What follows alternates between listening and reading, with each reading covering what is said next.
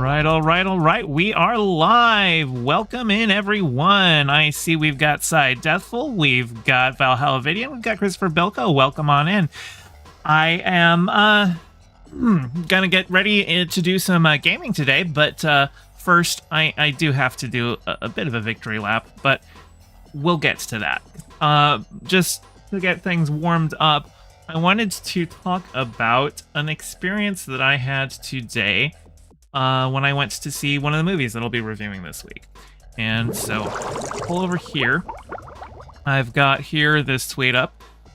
Just checked the seating chart for the movie I'm seeing. When I bought the highlighted seat, nobody else had bought a seat for the showing yet. That psychopath picked the seat next to me. I will not let them sit there if they show up. Fuck off. So you can see, I'm sitting right here, back middle. And somebody bought that seat right next to me. Now, fortunately, they didn't show up. If they did show up, they sat somewhere else. There was a guy who sat, like, right here. I'm wondering if he had picked that seat and then saw that I was here. As far as I can tell, I'm guessing what he did was, like, he bought the seat next to mine, hoping that I was a no-show so that he would get back middle. But I don't know what happened there. Didn't end up showing up. But, Valhalla, I am sorry to hear about your jeans. That really sucks. Yeah, I can sympathize with being in tough financial situations and needing things. Speaking of which, I've, my computer chair has taken a nasty fall down, a flight of stairs and out a window into the bottom of the ocean with some cinder blocks. So I will be needing another one of those, and I've got a tracker up top to show the progress to my new office chair. And if you're feeling so generous and you want to donate, there is a link down in the description below. But yeah, before I get into the video games, we have some stuff to talk about. I have a segment to do, so give me a second here.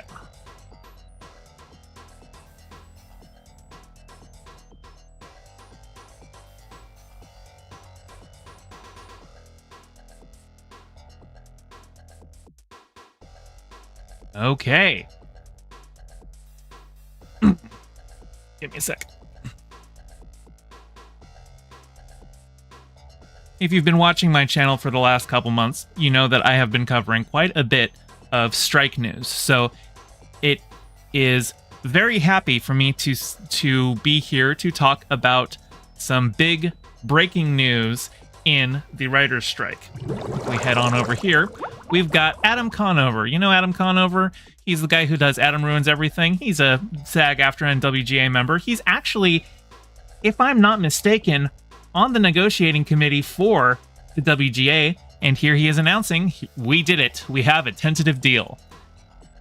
And here, I think this is the email that they sent out to members. So why don't I go ahead and hear what the WGA has to say? Usually when I do these segments, I tend to start with a newspaper article, and I do have my Variety article here, but I figured let's let the WGA members get the first victory lap here. So, WGA Contract 2023.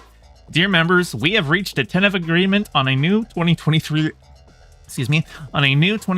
MBA, which is to say an agreement in principle on all deal points subject to drafting final contract language. What we have won in this contract, most particularly everything we have gained since May 2nd, is due to the willingness of this membership to exercise its power, to demonstrate its solidarity, to walk side by side, to endure the pain and uncertainty of the past 146 days.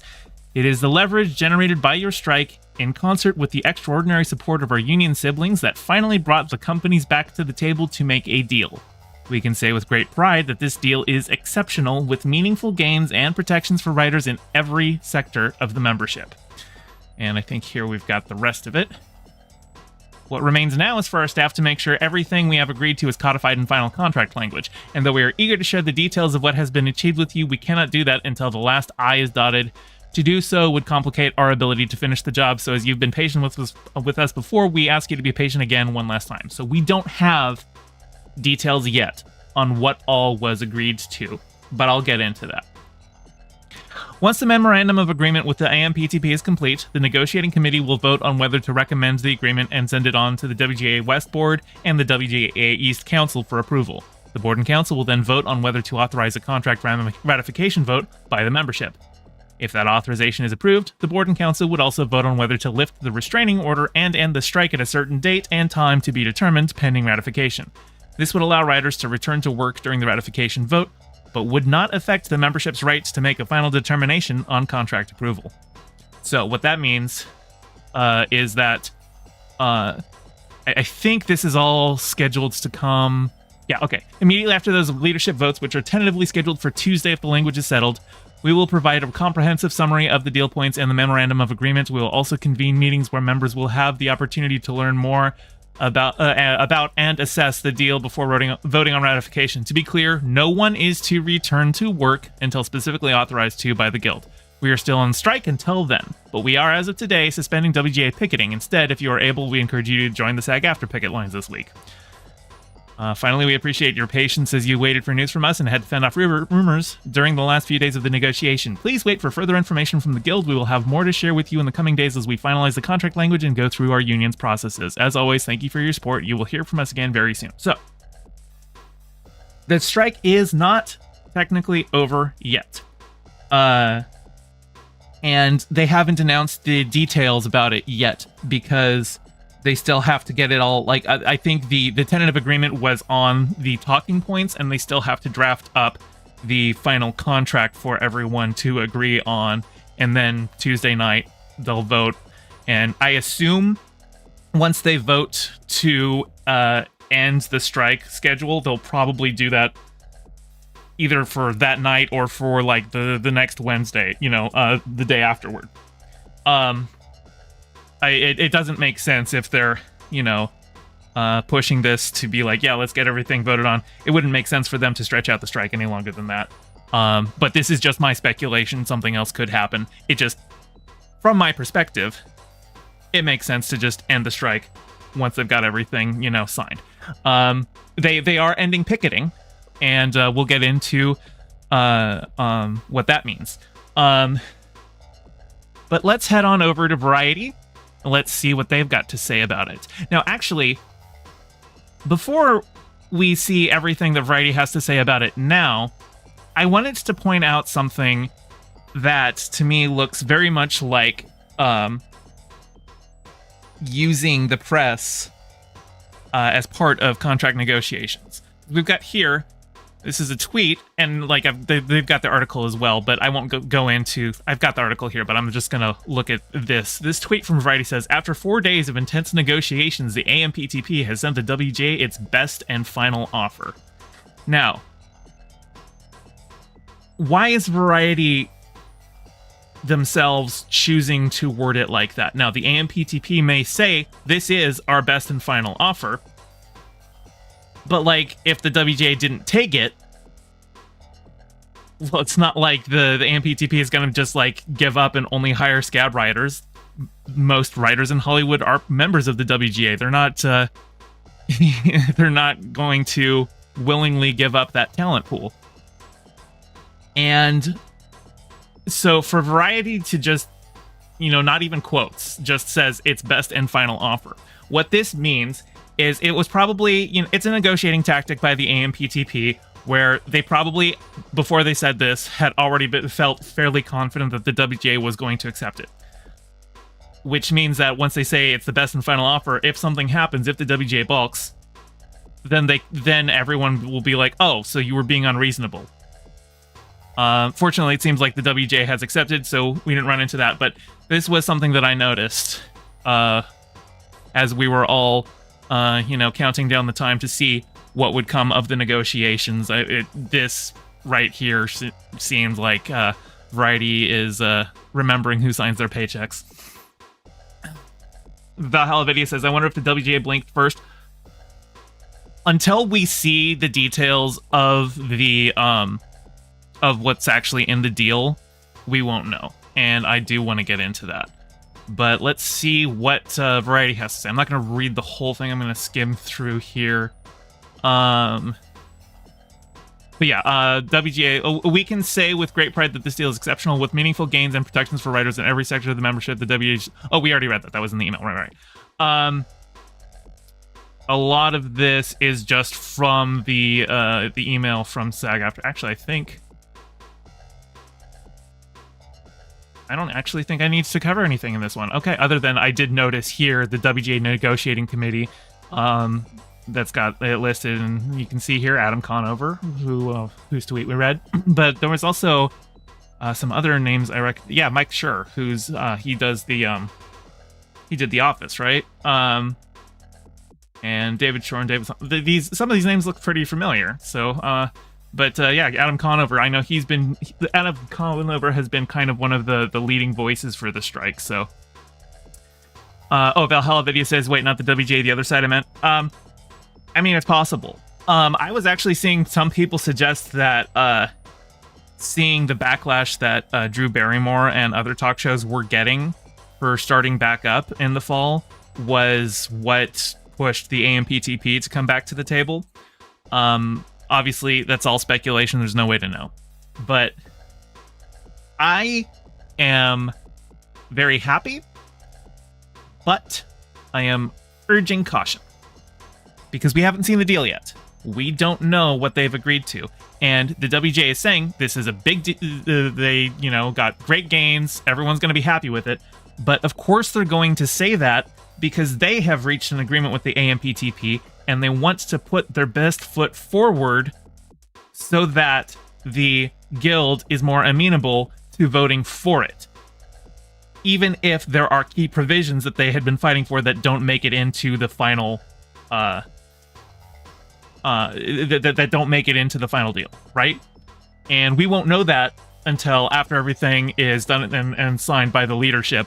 So Tuesday night we might start to see what the actual deal is, or if not Tuesday night, then like Wednesday is what it's looking like. So probably for next stream, hopefully there will be the actual deal that I'd like to go over in detail and try and compare that with some of the earlier asks that the WGA had. I'm sure that they're not getting 100% of what they're asking for. There might be some numbers ticked down here and there, like, they're asking for the established writer room size, and they might have to bring that down like by one or something, like, negotiating tactics, or where there's like, oh, we can bump this number down one or two or something like that.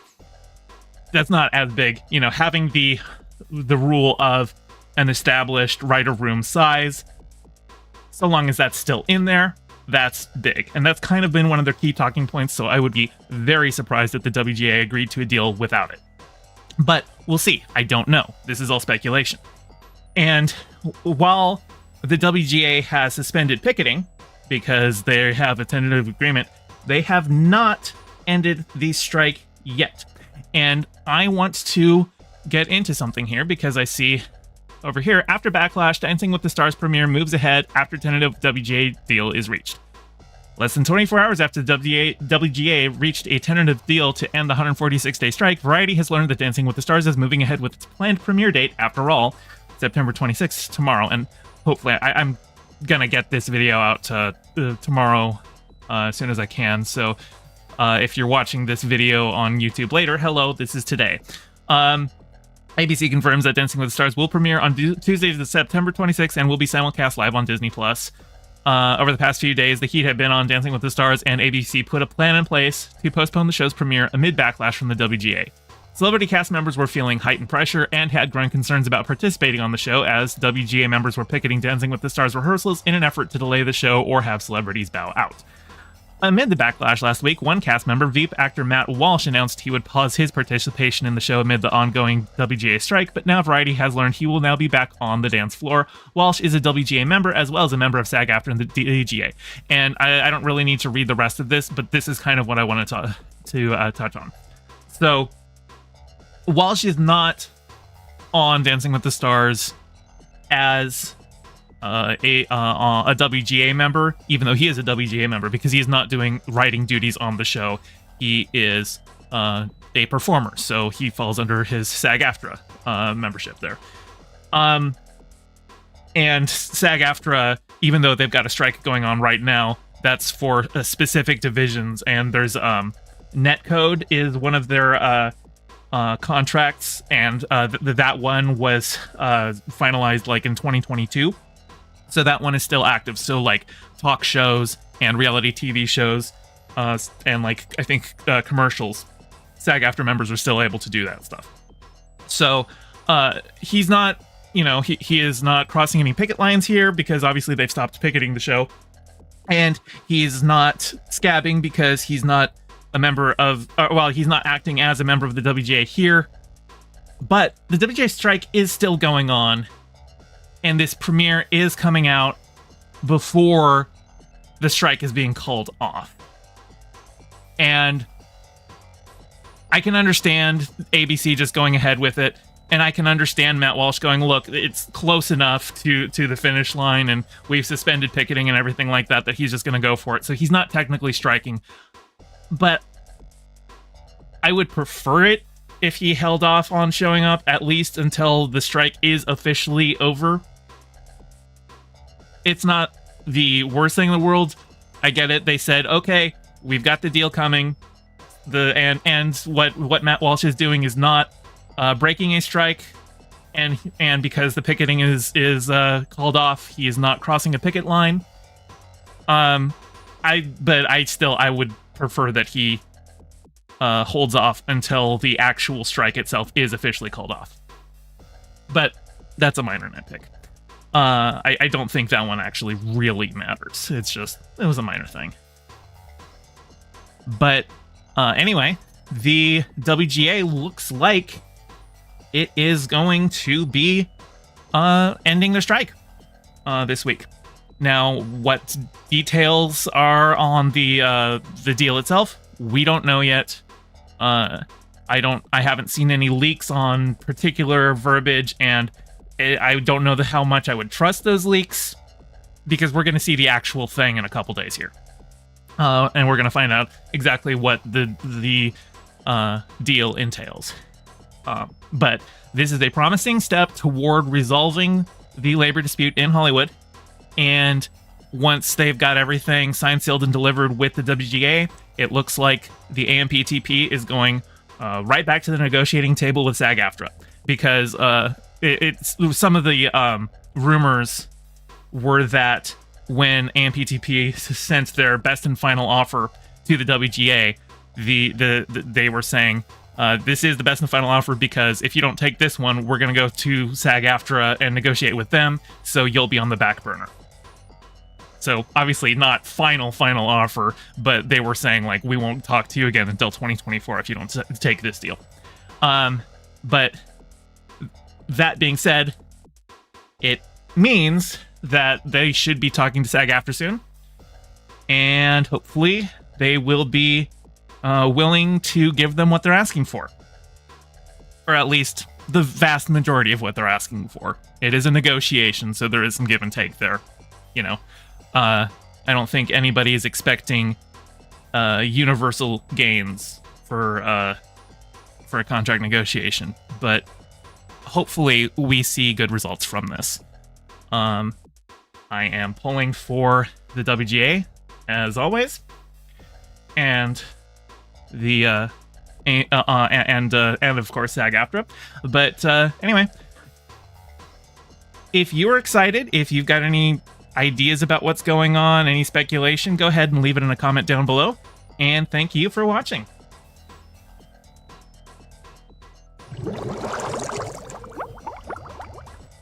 Okay. All right. Hey, Piftle Cakes. I saw you comment, but it wasn't about the segment, so I decided I'd leave it. But the thumbnail for this stream unlocked an old memory. Star Trek Control was the game your brother wouldn't let you play because it was his. Well, I can't let you play this one either because it's on my computer. You'd have to get your own copy. But why don't I go ahead? It's weird that didn't show up on the other screen. Do I have that? Okay, I had that one hidden there. Oh well. Anyway, yeah, that's it for the segments today. Let me get my video game up and running. I'm gonna play some Star Control.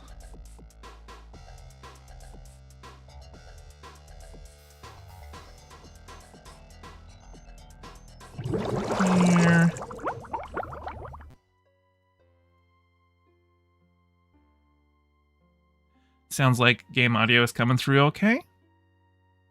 I just need to make sure that the, hang on.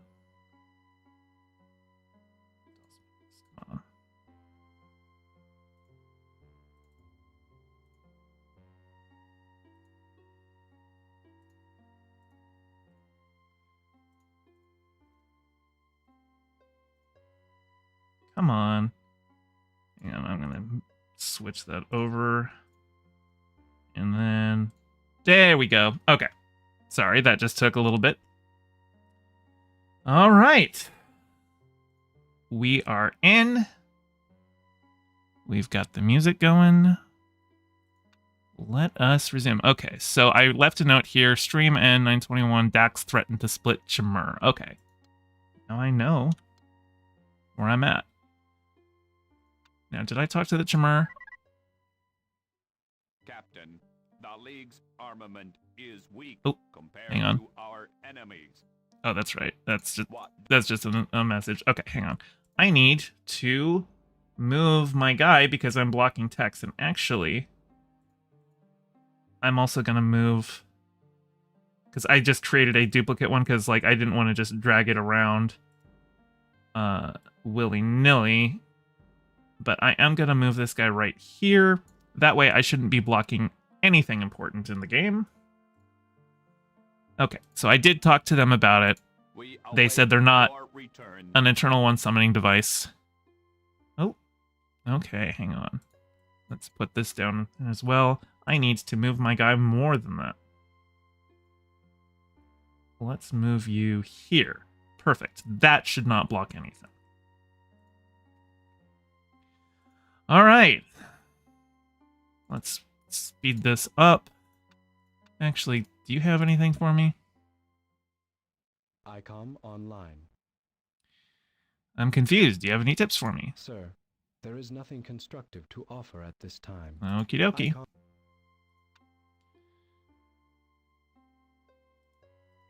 Then I'm going to wait over here.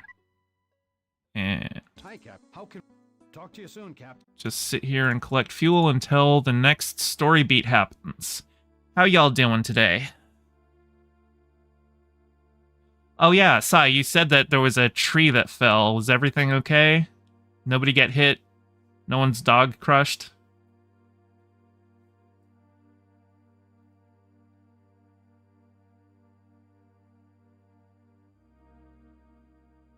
Come on, game. Pick up.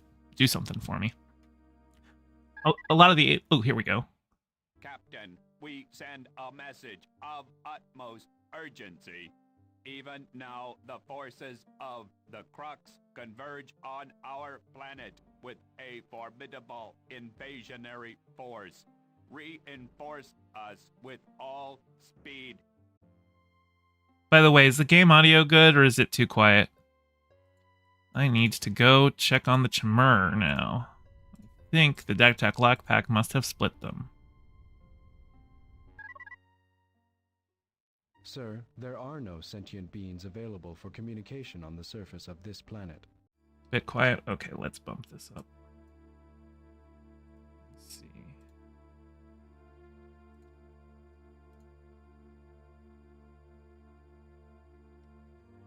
Also, yeah, I was just checking all of my sound settings. Maybe there was... Did I... Oh, you know what? I bet... That's what I did. Okay, give me a second. I had it lowered in...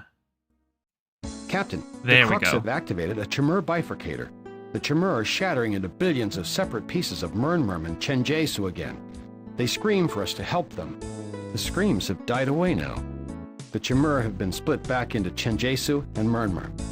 But the Chenjesu are in a coma, and the Murnmurm are in pieces. The Mother Ark control unit is missing from the shattered Murnmurm pieces. The Chimur are destroyed in every part of the Kasari Quadrant. They may even be destroyed from our home quadrant. Gather them up and repair them. It's not that easy. Back in our home quadrant, when you helped the Murnmurm and the Chenjesu joined to form the Chimur, all you had to do was speed up the process with a sun device.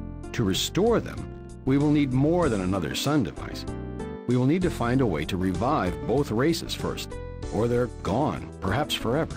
We must find the missing Mern Mother Arc Control Unit before we can repair the Mern and rehybridize the Chimera. The Chenjesu must be brought to consciousness, at least minimal consciousness. Keep up the good work. We're all counting on you. We're on it. Oh. We found a precursor data pack that describes large precursor sites in the Anshar, Zanaya, and Mahakala systems. Okay, excellent work. Yes, sir. All right. So, first things first, I've got some Chimera ships, but they are no longer useful, so I'm putting them here with the other stuff. Okay, I don't have anything to upgrade here. And yeah, the Chimera are basically useless now. They have destroyed them. But let's see. Let's go to the Cyrene, because they needed the Chimera to be woken up. Hello again, courageous Captain. We stand ready to assist you in any way we can. What can we provide? Can you revive the damaged and slumbering Chenjesu? We can try. There is extensive damage to their minds. Their minds are so alien, but we can reach them. Come back, Chenjesu. Come back to the land of light and color. They are revived. They are very weak and cannot speak, but they're conscious. Thank you. What can we do for you? That's it. Until next time, Captain. Okay. Now, there was a couple of... What was the name of those? There's a couple areas... Oh, I know. Hang on. I gotta be ready for this. Yeah. Okay. It said to go to Anshar, so we're going to Anshar. What is this? The division is too deep to endure. Contention roars and awakens great evil from beyond the thoughts of sentient beings. Stars tremble while minds implode. He's a monk and a monkey. He's a monkey. We are humans from Earth of the League of Sentient Races. We come in peace. How may we classify you, fellow sentient? The path of power cannot save the powerful. You have put your faith in useless utensils and contrivances. In the end, they will not save you. Save us from what? From that which you shall surely disturb should you continue to excavate planets in the Kasari quadrant. You must leave. What should I go? What do you think we will disturb? Should you continue to excavate, you will find relics. The relics will implant into your mind secrets that you cannot ever remove. Secrets that sentient beings must never learn.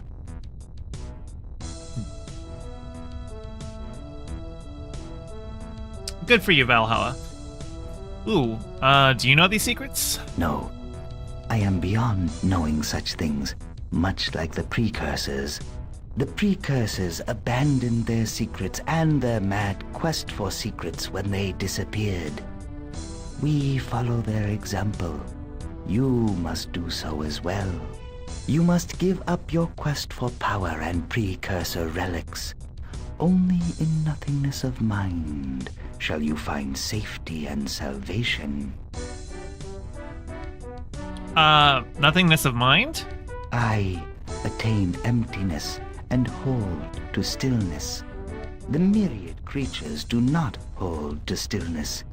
That is the root of their suffering and the beginning of the end of all life. Stupidity is bliss, huh?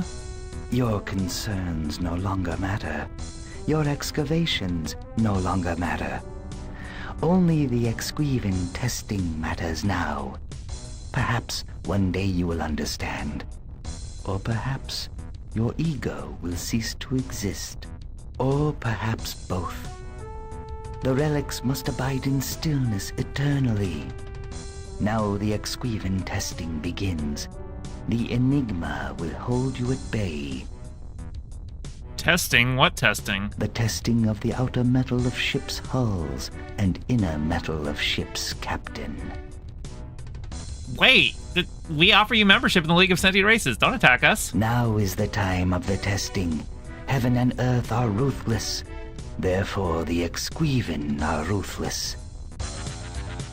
By the way, there actually is a way to skip that fight, but I didn't do it because I'm throwing for content. All right. Let's go with Cyrene. Oh, shit. There we go. I hate these guys.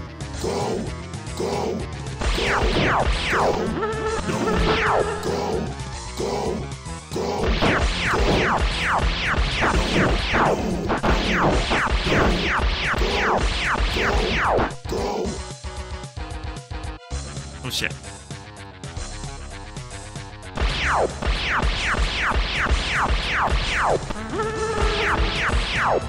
So their weapon basically just forms a shield, so I need to like wrap around them to get them.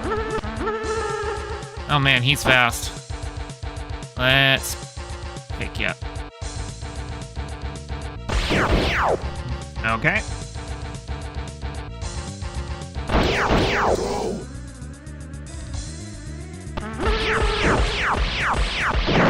Gotcha.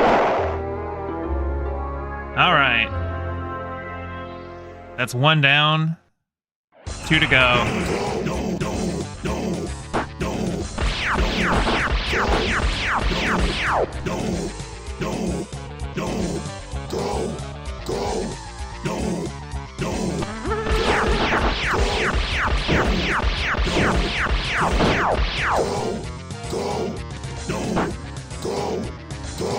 This guy's... Oops. Annoying. This guy's so annoying. Let's wrap back around.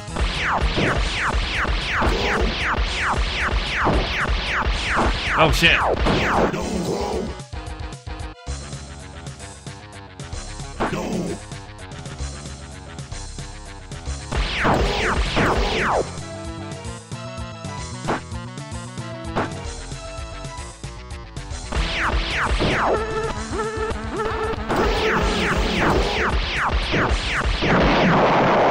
Gotcha, bitch.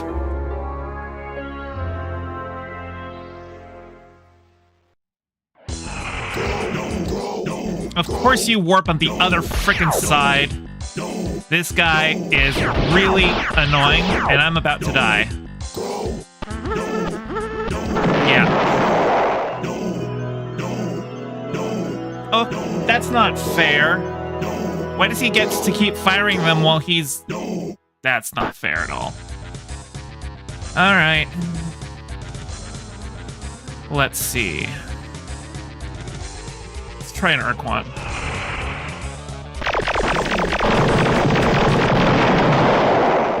That was easy. Was there one more ship? Nope, that was it. Okay. Alright. Why'd you attack me? The world of Exquivo is only for those sentient beings seeking nothingness of mind. Have you come seeking nothingness of mind? No, but we do seek peace with you. We reservedly welcome you to Exquivo. We will provide you with all due hospitality until such time as we must test you and scatter your particles across the boundless void of space. We've been tested, thanks. We passed, so we don't need to take any more tests. The outer metal of your ship has been tested and found strong.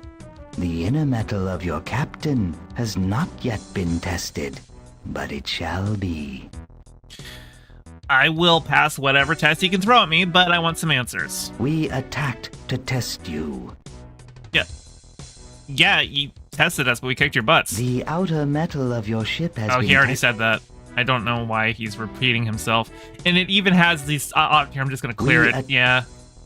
Clear it from the... Okay. Looks like we've got some... our captain is especially good. Okay, so let's see. We are humans from Earth of the League of Sentient Races. We come in peace. How may we classify you fellow sentients? We are the Exquiven, warriors of the path of the rainbow worlds. I am the sage of Exquivo. Rainbow worlds? What do you know about the rainbow worlds? They guide the way to wisdom and the 1,000 myriad virtues. No kidding. What's their purpose? They are the key to the salvation of the galaxy. How are they going to save the galaxy? We know not. That knowledge is now part of the nothingness of mind that we seek. I don't get it. Are you saying you knew and you just forgot? The sage, in his attempt to distract the mind of the Empire, seeks urgently to muddle it. Yeah, okay. I have a question on another subject. Seek nothingness of mind and find peace. Pursue your whirling thoughts and find ruin. Knowing this, what else do you wish to know? What do you know about the Eternal Ones? The Eternal Ones seeded the galaxy with a potential for life with a genetic matrix that they preferred, causing all species, including yours, to develop in a specific manner. The sage seeks to unlearn this information.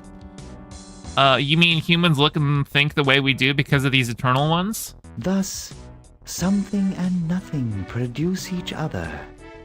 Why else would so many races from so many parts of the galaxy be so often bipedal and humanoid? This is actually a plot from an episode of Star Trek. They discover that there was the reason that there's so many humanoid species in the galaxy is because some ancient humanoids seeded the cosmos with their genetic material to encourage life to evolve toward a humanoid a blueprint. Of course, evolution doesn't actually work that way, but you know, it's sci-fi writers don't necessarily know science, and you know, they want to have an explanation for why all of the aliens look human that isn't just, well, we only have human actors. So let's say a tendency for amino acid chains to evolve into creatures with bilateral symmetry. Where there is folly, there is confusion. It is said that in some parts of the universe there are hundreds of races of bipedal humanoids whose only distinguishing features are a bewildering array of forehead appliques. Oh, that is a Star Trek reference if ever I heard one. That's definitely just poking at Star Trek. Hey, I'm not sure I like the idea that I exist just because some alien race seeded my planet with the potential for intelligence. The wise apple curses not the tree. Would you rather not exist at all?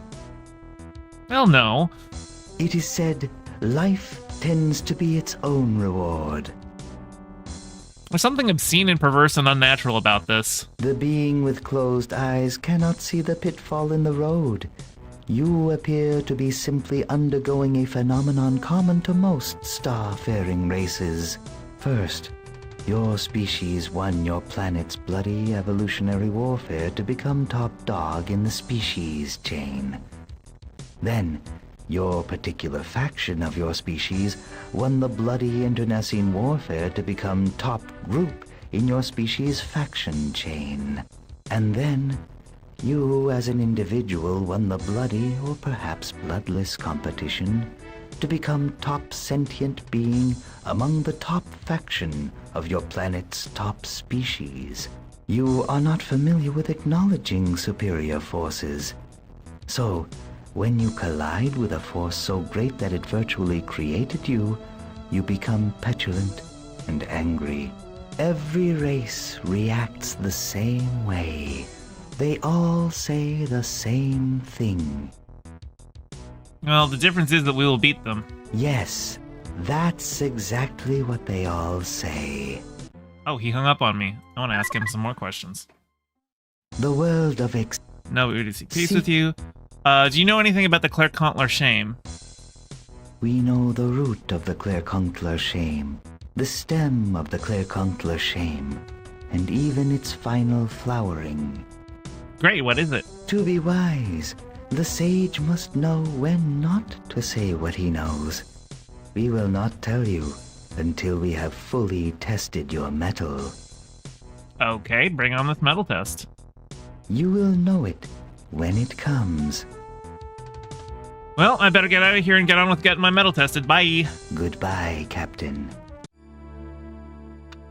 Those guys are frustratingly, cryptic. You have some fuel for me. And some ships. Let's go ahead and replenish my fleet of those ships that I lost. Make sure all of my Doogs are upgraded. And what am I doing now? ICOM, sir. No ICOM. hints. So, full speed ahead. Let's get that clock going so that some other event can happen.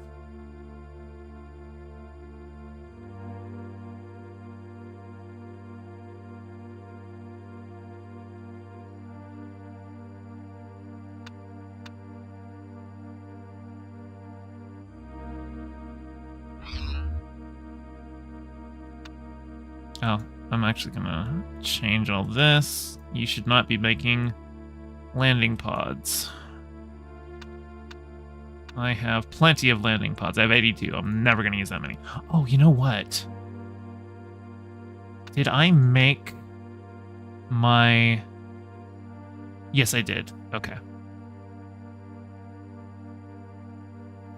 I was just thinking, there's a story event if you've got, Urquan colonies, so I just wanted to make sure. I made an Urquan colony in the Zosma system. What do we got going on? Sir, League news sources report that Urquan forces are dividing and establishing battle lines for a civil war. A civil war between who and who? There are evidently two powerful political factions consolidating their various control of ships and colonies. The identities of the combatants are not yet determined. Well, that didn't help clear things up, did it? ICOM offline. All right. I was just talking about it, and it happened. Look at that. Korra colony. Let's talk to these guys. We are the Urquan Korra. Your presence here is premature. We fight the Kazurza for supremacy of doctrine. When the battle is won, our task is simple. We cleanse. You are the filth. You will now die. Make whatever rituals are necessary for your species.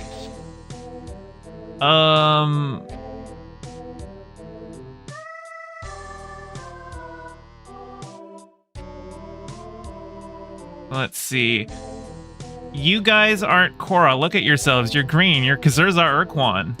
Such matters are not your concern. We are full Korra because we follow the eternal doctrine. That is all you need to know, and indeed all you shall know, because now you die.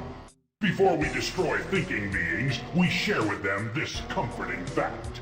This life of yours, which shall end immediately following this statement, is but one of many lives you will live. Perhaps in your next incarnation, you will be born an Urquan. Of course, he can't attack me because he doesn't have any ships, so, so much for that. I'm gonna get some fuel over at Xchag. Oh yeah, we absorbed the Lost Dynasties from the Harika. The Lost Dynasties are back. Celebration! Captain be the greatest of all captains! We now rebuild many ships for the captain! Xchag strong! We'll be enjoying telling answers to the League! Alright, we have to go. Okay, I need to talk to the Urquan, because what the hell?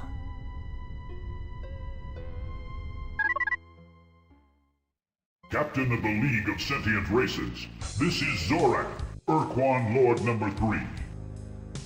Zorath, where did these Korra come from? We understand your consternation. The Urquan were surprised to see the terrifying outline of the Korra Marauder crest over the horizon.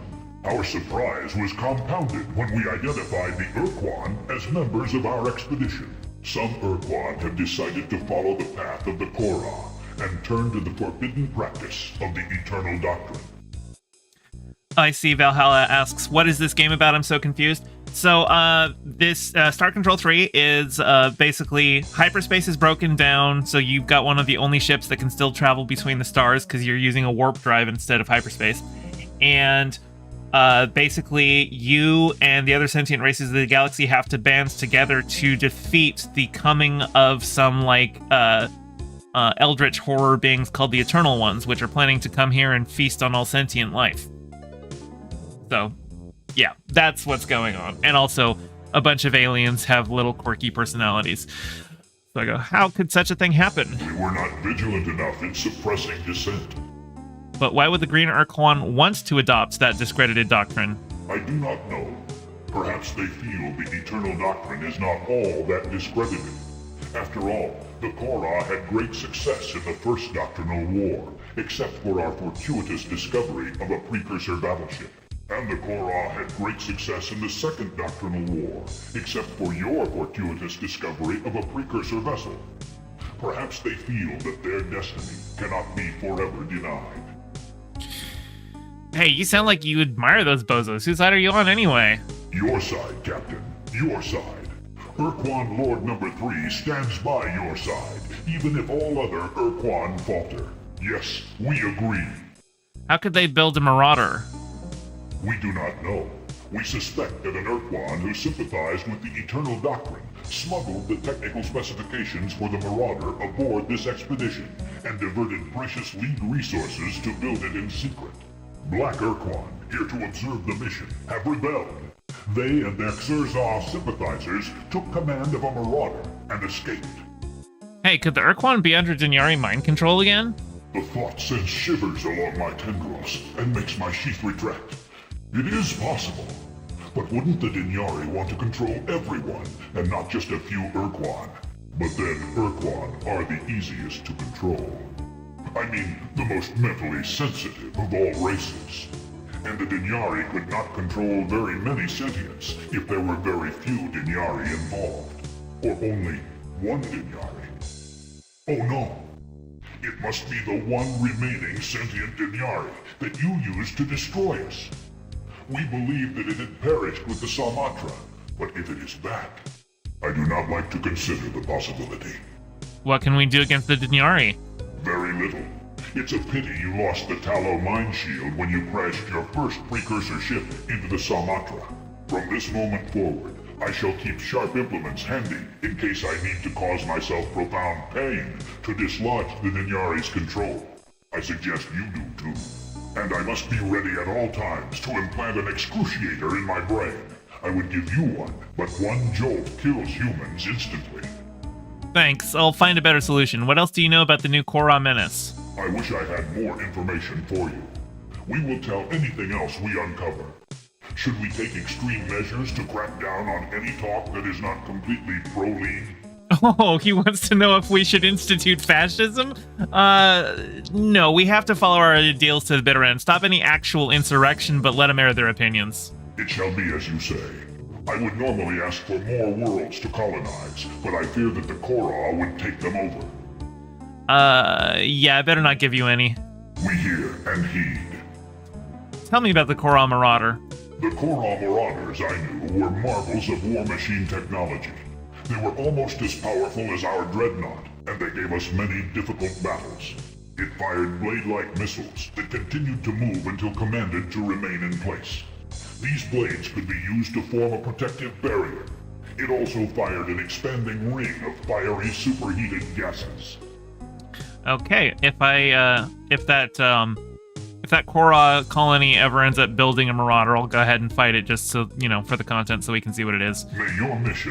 But that actually ends up being, like, that plotline doesn't go any further. Like, if you've got more Urquan colonies, they will slowly fall and become Korra colonies. Except for this one, the main one never turns, which is why you don't get the storyline unless you've built at least one colony. But, oh, let me turn time up. Now I gotta wait for the next story beats to happen. But let's go to the Punk because you've got fuel for me. Good. Actually, how much fuel do I got? I got a decent amount of fuel. I'm not gonna worry too much about about it.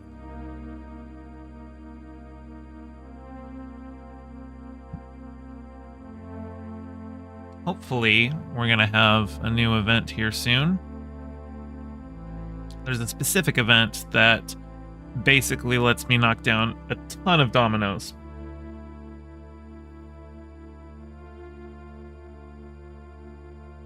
But I just gotta wait for it.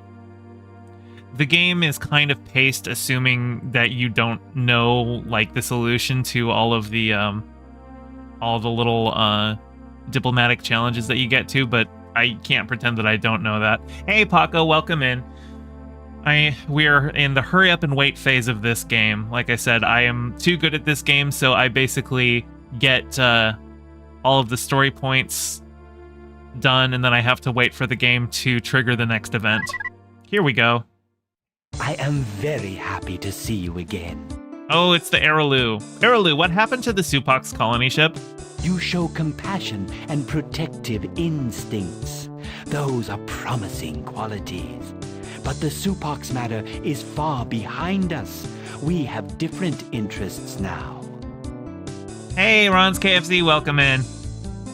Behind us? How can you say that with all the Supox dead? Only the Supox on the Supox colony vessel are dead. The remainder of the Supox live on back in your home quadrant, in blissful ignorance of the fate of their fellow colonists. I'm as ignorant of what happened to them, but I'm not blissful. All I will say is that you risk much by trusting the oars. I have other matters to impart. Okay, what matters? I am admiring your human abruptness and directness. I take great satisfaction in observing your development. Ah, now then. You have confronted the enigmatic Exquiven, have you not? Confronted is the word for it. Every time I get near to them, they attack. The Exquiven are a very advanced race. They hold fast to their own convictions about the precursor sites. Force is not the answer. You must reason with them. Reason with them? How can you reason with nonsense parables? How can I say this in a manner you will understand? Your instincts tell you to clash with them, but you must be subtle. Those raw instincts appeal to the Araloo, for we have no instinct. But sometimes pure instinct can betray you. Deny your instincts for a time. How do I do that? You stare at the core of truth, but ignore everything around it. Once the Exquiven have been set in motion, they cannot be stopped. Instead, you must change their direction. Oh dear. Sai, don't have chest pain. Tell it to stop.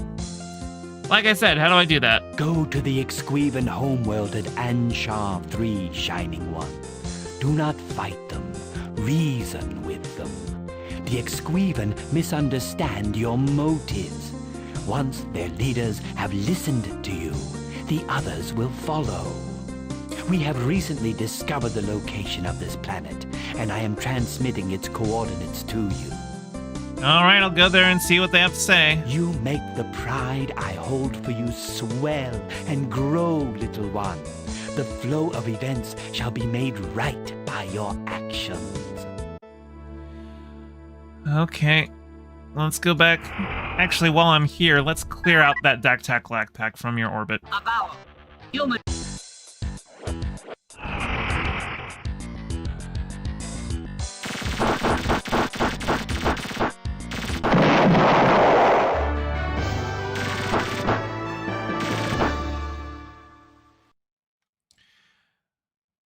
Okay, let's talk again. The world of Exquivo is only for those sentient beings seeking nothingness of mind. Have you come seeking nothingness of mind? No, but we do seek peace with you. Seek nothingness of mind and find... You've said this before. I offer you a chance to join with us in the League of Sentient Races. The path is broad, reaching both to the right and to the left, both up and down. The warriors of Exquivo are in the centermost still point. Maybe I am still afflicted with somethingness of mind, but I don't follow you. The sage, in his attempt to distract the mind of the Empire, seeks urgently to muddle it.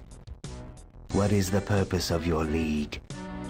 We seek to stabilize the fabric of space. I like how it gives the option for all three of those. We didn't come here even knowing the Crux existed, so we seek to stabilize the fabric of space. The Crux, too, seek to stabilize the fabric of space. After damaging the fabric of space with excessive hyperspace travel, both the League Empire and the Crux Empire now seek to repair it. But you and they only care to repair it because both empires would crumble without it. They do not seek to repair it for the sake of the repairs themselves. So how different is the League Empire from the Crux Empire? Oh no. Oh no. No, oh god, I'm talking to a Bernie or Buster. Jesus fucking Christ. No! The difference is that I admit the League contributed to the damage, I bet they don't, or not true, we want to stabilize the fabric of space because it's the right thing to do, or okay, so we want to repair space, let's go with not true, we want to stabilize the fabric of space because it is the right thing to do. Between good and evil, how much distance is there? Oh my god, he's an enlightened centrist. A whole bloody lot of distance, thank you very much. The whole galaxy recognizes the good as the good, and yet, who can find the bad? I can find plenty of bad. I see it every time I survey Crux space. Governing a large galactic empire is like boiling a small fish. What? Governing a large galactic empire is like boiling a small fish. Oh, that's what I thought you said. So, can you help us or not? A frenzy of action produces nothing. Do that which consists of taking no action. Pursue that which is not meddlesome, and you shall produce that which is most important. If we all had that attitude, the whole time-space continuum would go to hell in a handbasket. Fortunately, I know better. One who knows does not speak. One who speaks does not know. Oh, that's nonsense. What chance does that give me? None of us have a chance when all thought is extinguished in the galaxy. What kind of galactic apocalypse are you enigmatically referring to? Such is not for the minds of those that would build empires in the stars, not yet. That is why we keep both League and Crux empires away from the sites of the precursors. You can't lump the League and the Crux together like that. The Crux will definitely do great harm with precursor artifacts, but the League is different. The sandals of the kind-hearted tread upon as many insects as do the sandals of the wicked. Crux and League both do not understand. Crux and League both will wreak havoc with precursor artifacts. More damage than they know. Damage to the cosmos and damage to all of sentient life. But you cannot understand such things. So tell us how to understand. The only way is found in nothingness of mind. I attain emptiness and hold to stillness. The myriad creatures do not hold to stillness, and in that is the root of their suffering. I respect your way, but you have to respect mine. Stop attacking us. It shall be so. You may search on all uninhabited planets for precursor relics. The warriors of the path of the Rainbow Worlds shall not continue to test the metal of your ships. You'll know, let's say, why the change of heart? We test your metal even now, and you have not failed yet. But the tests shall now become more difficult. I'm gratified about whatever it is I did to pass the test. Is there anything else? That's it for now. Goodbye, Captain. Well, sounds like I made some progress there. He's not going to attack me again. Let's go get some fuel from the Outwig. You have a never hello. I guess. Oh, well, that's right. I already did the repairs on the Ultron, except it's not fully repaired. Yeah, I'm checking the Ultron. The modifications have increased the Ultron's energy output, but the Ultron itself still... Yeah. Okay.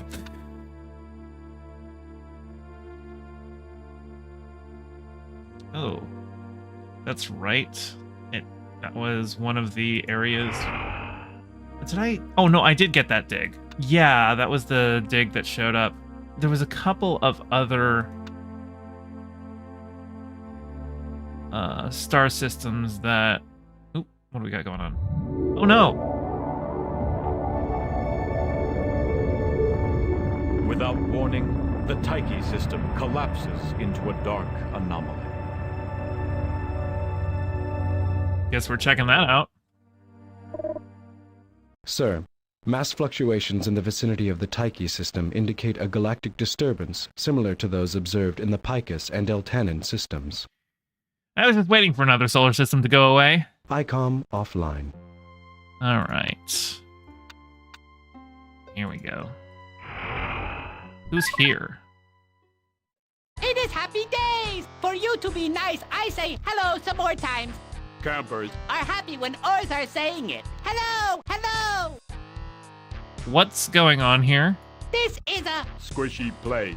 Big Sky is falling and asking for... treat. Are you a... Treat. It is happiest days when... Campers come to a... party. at the... Squishy place. but too much bad when... Silly cows dissolve. Oh yeah, for people who have missed previous streams of this game, these are the ores. They are an extra-dimensional species where they describe it as what we're seeing is only like a finger-like projection of themselves extending into our dimension. And because they are so alien, the translator actually can't decipher their language fully. So a lot of the words that we're hearing are like linguistic best guesses. And those are denoted by asterisk pairs, and he changes his voice when he says the silly words. But you can kind of, if you pay attention long enough, figure out what some of those silly words mean. Why are you here? Isn't this place dangerous? Ours is visiting... Squishy places. lots.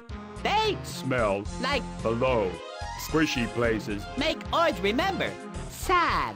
But happy. You shouldn't... Play. in a... Squishy place. No! No! I'll play in a squishy place. Lose Fuck you. their- Juice. Not soon, but later. It is not... Snappy fun. I some of the best times of my life I've been playing in squishy places. Thank you very much. Did you cause this meltdown? Ours did not break. Big Sky. Extra squishy fun. Is happening. Too spicy, but more than several. Too many Squishy places. is not enough. Many Silly cows. did not, Play. The- Game. so they Dissolve.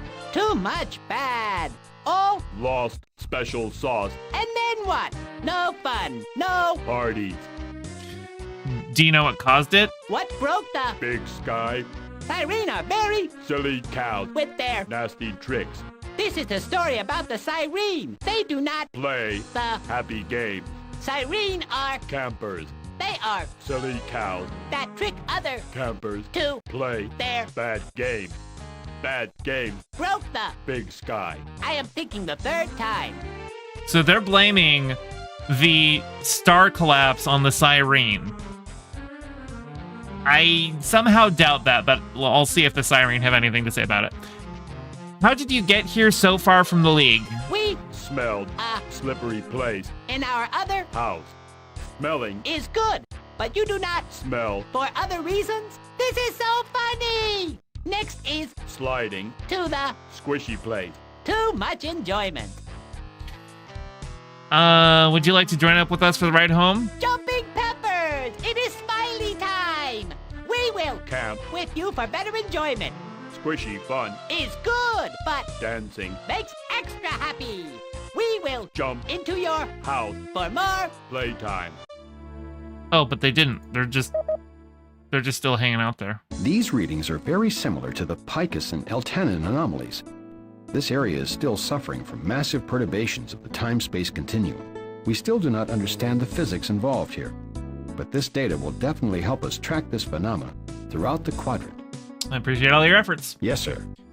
Yeah, for some reason, they don't actually join your battle group, even though you can ask them to. But I'm going to go ahead and ask the Cyrene. Hello again, courageous Captain. We stand ready to assist you in any way we can. What can we provide? Oh, I guess it doesn't open up a new dialogue option. All right. Until... I guess I don't get to confront them on the oars, saying that they're the ones doing the stellar genocide.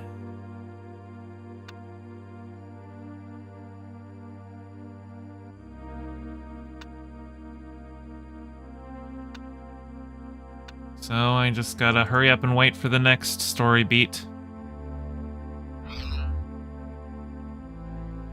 Which I think I'm in the right system for, actually. I think I should be getting a distress call from the Cyrene, which will kick off the next series of events.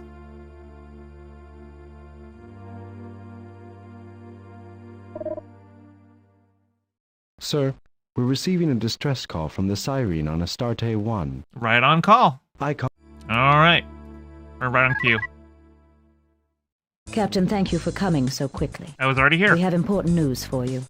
Our most sensitive psychics have become increasingly aware of powerful mental emanations coming from Anshar 3. You These Exqueven? emanations are hurting the Pekunk. Please help the Pekunk, but be careful. In our mind's eyes, we see unending pain and madness, as if we are perched on the brink of an eternally dark void. Thanks for the tip. What else can we do for you?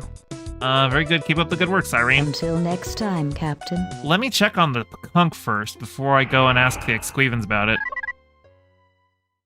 89, 79. 85. Oh, it's you. What's the matter? Somebody unplug your lava lamp, or is the moon no longer in the 7th house? We are 82. 069. Oh, it's you. 84. We are not. 72. Alas. 069. Could you come back sometime in the next millennium or so? 70. What's the matter? I like this one. What's the matter, Pekunko? Alas. 82. A wave of lethargy has washed over me, and 85. Alas. 78. Are you still here? Come on, we have a galaxy to save. I thought I was tuning into the music of the spheres, but it's not music at all. 71. More like a mad, screaming collection of scrambled numbers and 089. Oh, what was I saying? You were about to tell me the secret of your funk? Oh, yes, I remember. I actually... 67. Oh, no. Lost it again. Sorry. Hey, at this point, even a hazy impression of the problem would be a help. Alas. 72. It was monks. Or was that monkey? It's the Exquevens. Did you mean the Exqueven? It's all pointless. Alas. 65. Quit creeping me out. You sound like some sort of machine. Alas. 77. All darkness and void. 80. Our beaks open for truth, but only void enters. You are more psychically sensitive than the rest of us. Are the Eternal Ones eating your soul or something? Alas, we have no answers. Only the pain. Ooh, 078. How do I know this isn't the play to get out of having to face that fate that you foresaw as inevitable? Alas. 73. You cannot know. You must search your soul for that which is 79. Oh, what's the use? Bye-bye, Pekunk. Alright. Exqueven, what the fuck have you done to my birds? We found a DACTAC LACPAC data pack. It reveals that the Vux worked for the Crux to help sabotage the Ultron Well, there's a shocker. and raid League bases. It says that the Vux were eager to betray those hideous League snubs and betrayed us for a very small reward. Keep up the good work. We're all counting on you. Yes, sir. Well, I'm gonna have to talk to the Vux right after I deal with this. The world of Exquivo is only for those sentient... Blah, blah, blah, blah, blah, blah. And Exquivan Sage, we have an urgent message about the Pekunk. Yes? Stop broadcasting dangerous mind-controlling waves. We seek to attain total nothingness of mind. So you see, we emit fewer mental emanations than anyone else. Can you check and see what you're doing? It's hurting the Pekunk. The Exquivan do not seek to hurt the myriad creatures that are still imprisoned by their own rational minds. We believe that you are not seeking to hurt anyone, but can you prove that you're not hurting the Pekunk accidentally? The Sage has nothing to prove to the Empire. Afraid you can't prove it, huh? Afraid it's true? Those who attain nothingness of mind fear nothing, as they are delivered from the final destruction of all sentient life.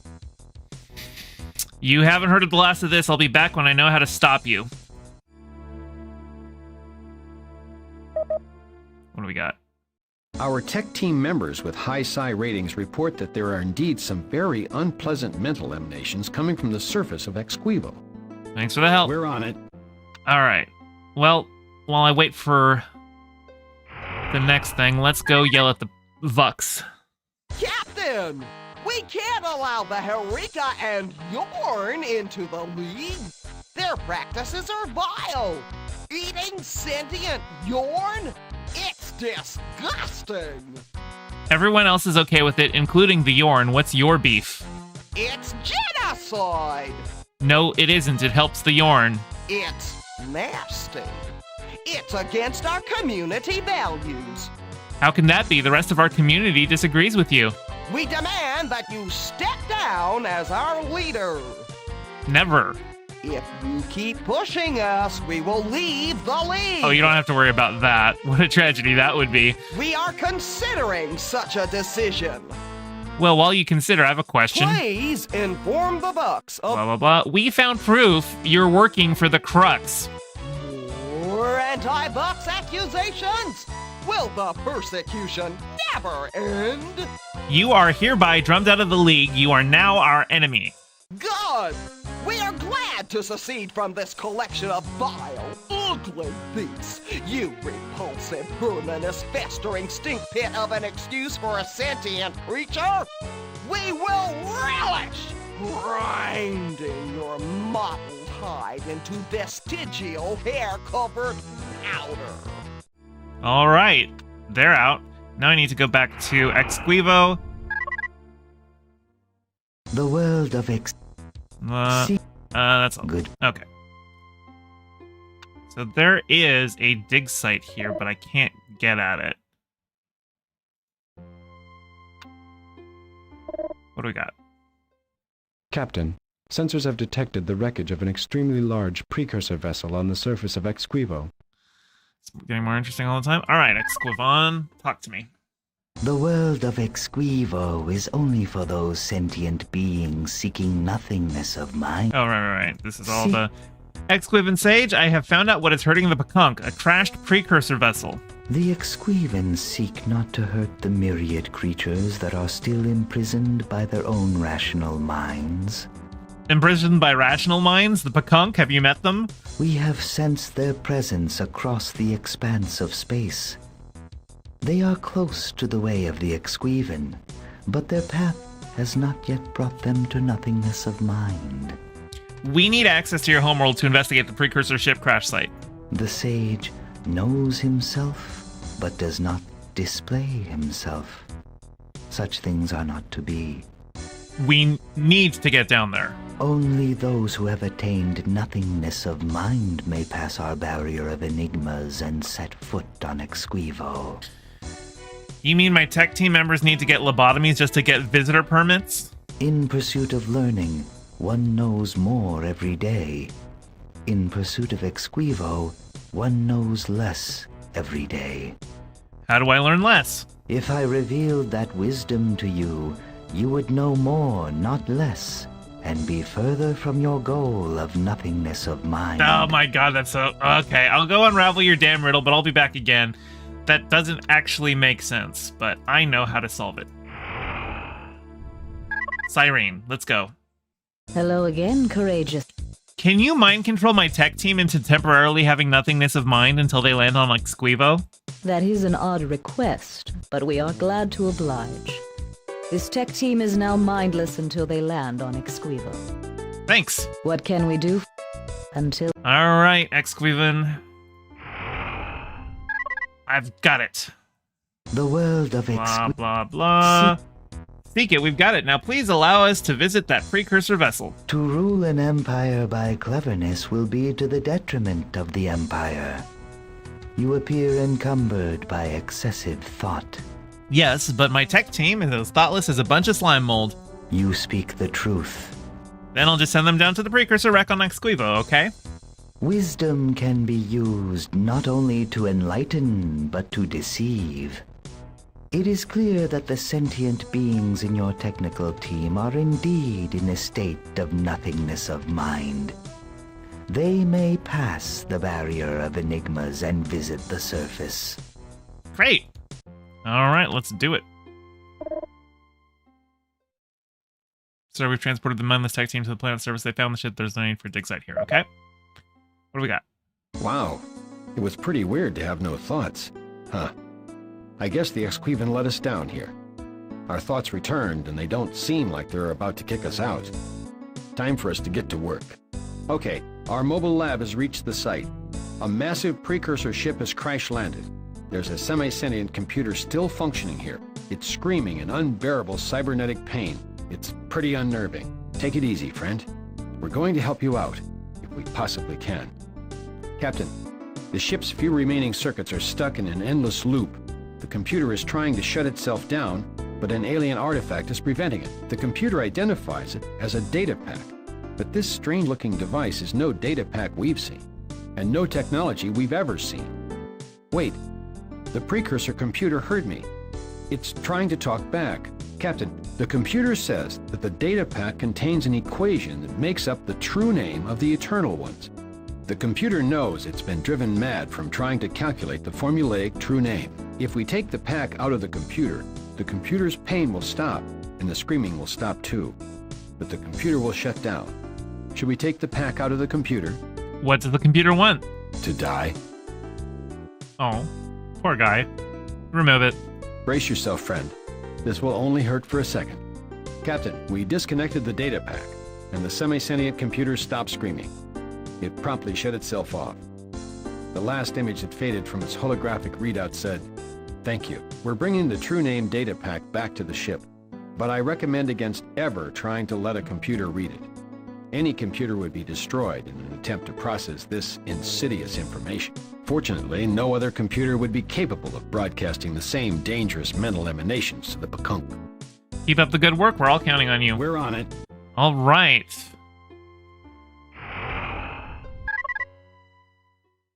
Whoop-dee-dee and Tribazoo! What a good day I'm having! First, I awaken from a horrible dream to find I'm not really trapped in the mind of an insane computer. Then my nestmate surprises me with extra fat and spicy grubs for early meal. And then I am complimented on my fine brazier of 1,000 delights. To top it off, I now encounter the human friend loved by old Bakunk, who has saved us as we once saved him. Can things get any better? This is the best it gets. No, it always gets better. And sometimes settles back a bit. And then gets even better. Explain what happened. We were all engaged in our mass meditation, our minds drifting free into the cosmos, peering into nooks and crannies of every curbstone and hedgerow of reality. But we did not look in all directions before crossing a nexus of interstices, and nitty blango, we were run over by a bus. A bus? Well, not really a bus. More like a sentient computer that had been driven insane by the formulaic true name of the Eternal Ones. Its mental powers were so strong that when we crossed its path, we could not extract ourselves. We remained in its grasp, seeing visions of a vast energy silo that stores sentience energy at the center of the galaxy. We also saw the precursors long ago, tinkering with the proto-Pukunk to save us from the Eternal Ones. Oh, cool. And we remained trapped in those visions until you saved us. You are our hero. And there are many invisible Peaky Fairies that were freed by you as well. They surround you now in a cozy, hazy halo of snuggling protection from nastiness. You are so blessed. I want a Peaky Fairy. In the vision, what did the precursor look like? Huge. Big snout, sad eyes, shaggy, scaly, worried. Lots of legs. On a desperate search for some vital lore. Starship like a circle. That's all I remember. So you're okay now? Better than ever. Just as this Smeagol bird rakes its talons over the razor beetle's back to hone its claws, so too must the Pukunk dash our tender psyches against the rocks of ultimate evil every now and again. I'm glad you're well again. Gotta go. Bye. Goodbye, Captain. When the crystal spheres once more rotate into harmonic union, we shall meet again. All right. Now back to the monkeys. How fare the Pukunk? Yes, the Pukunk are fine. Thank you for your help. The sage is pleased that the Pukunk are well. Although, like all sentient creatures, they are fated to be rendered unto nothingness. Why are all sentient creatures fated to be rendered into nothingness? All those races in a state of somethingness of mind are doomed to become extinct. Only those who reach nothingness of mind will survive the coming eternal twilight. You must give up all that you are to survive. What eternal twilight? One who knows does not speak. One who speaks does not know. Oh, come on. You speak all the damn time. Answer the question. One who knows does not speak. One who speaks does not know. Okay, I get the point. So what was that thing we pulled out of the precursor site? It is a fragment of the eternal twilight. Within your own league of sentient races are those who seek the eternal twilight. Fear them, find them, or they will rain down eternal twilight upon us. How do I find these league traders and stop them? I mean, we already kicked out the Vux. One who knows does not speak. One who speaks does not know. Come on, if they destroy the universe, you'll go too, or don't you care? We seek nothingness of mind. Okay, I get the point. Do you have any other cryptic weirdness for me? We want you to know that your metal has been tested and found strong. Really? Great, that means you'll tell us about the Claircontler shame, right? Many years ago, the Claircontler did destroy a Ploxis station called Pluser Palavar. Somehow I had expected something a bit worse. The Ploxis say that doing so eradicated most of the Ploxis race. Oh, that would be bad. Why don't the Claircontler know about it? One who knows does not speak. One who speaks does not know. Yeah, well, now that we passed your test, will you join the League of Sentient Races? We do not build empires in the stars. But we worked so well together on the Pukunk case. One who excels in traveling leaves no vapor trail. Therefore, the sage excels in saving people, and so abandons no one. You're abandoning the whole quadrant. He who considers himself right is not illustrious. Isn't there anything we can do to get you to join up? One who knows Blah, blah. Okay, that's enough of that. I'm out of here. Now that you have been to the heart of the precursor crash site, beware. The more rational thought you possess, the greater your peril. Seek nothingness of mind, or be rendered unto nothingness. Sure, anything you say. One who knows. Blah, later. Oh my god. These guys. Okay, well, with that, I actually Should probably go get some fuel.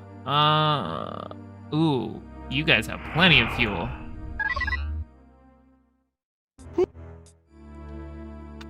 And also, let's upgrade some of these ships. There we go. What do we got? This relic leads us to believe that before the precursors left, they deposited a large cache of records in quasi-space, accessed by quasi-space portal G. We're transmitting the coordinates now. Keep up the good work. We're all counting on you. We're on it. Okay, let's do that then. Actually, I don't know why I'm setting that down. Quasi-space portal G. Oh, what do we got now? Sir, coordinates for quasi... Yeah, icon. it's just telling me what I already know, where to go. We warned you, Crux savages. We warned you to stay away from the haven Look at this guy. of the Ulk. We thought your masters understood this when last we crushed Crux thralls and surrogates. Now that you have He's like a lichen cobra. We must teach your Crux masters this torturous lesson all over again. Hold on there. We aren't Crux savages. We're at war with the Crux. Such a pathetic ruse. Not only is that a foolish lie, but it is a foolish lie that you have used before, when you tried to pretend the Katang were not a member of the Crux. Time for you to die.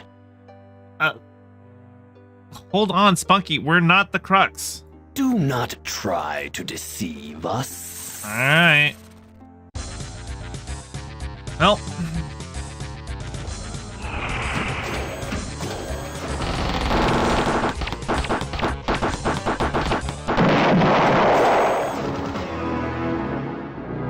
Let's do some battle. Hey, look at me. I'm floating in space, too.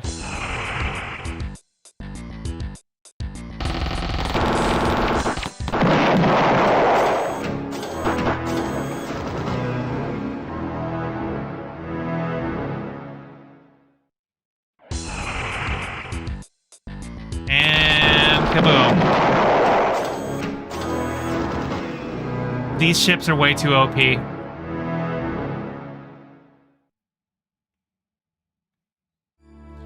Okay, let's talk to these guys. Why are you attacking me and calling me Crux? You may have destroyed an entire Ulk battle group, but you cannot stop the combined might of the Ulk.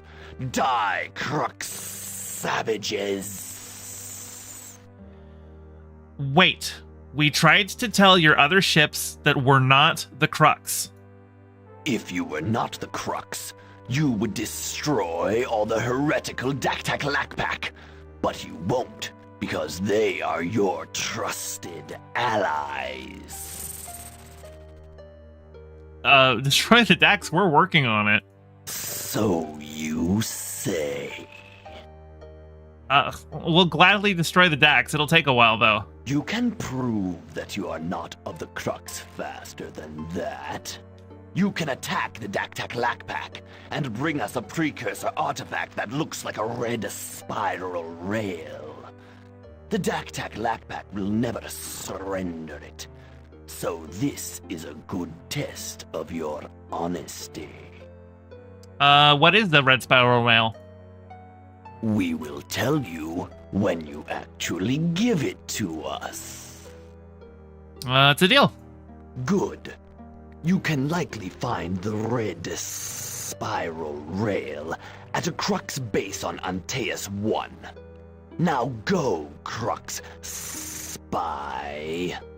But we have many questions for you. And we have many answers. But they are only for those sentients that are not members of the Crux. Okay. Let's go to Antaeus. Here it is. That's a lot of Daktak Lakpak, but fortunately, they're easy to deal with. A vowel.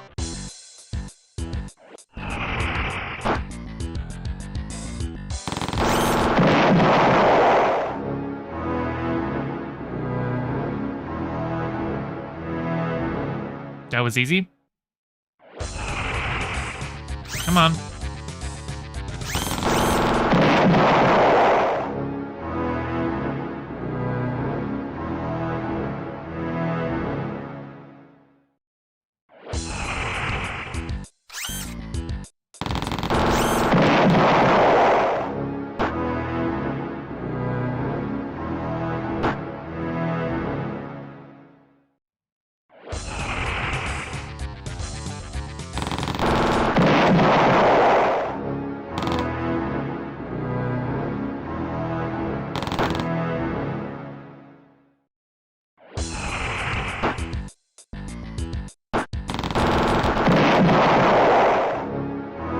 I'm actually going to do it in the 2.5D view, just so y'all can see how that looks. Oh dear, I am getting sucked into a planet.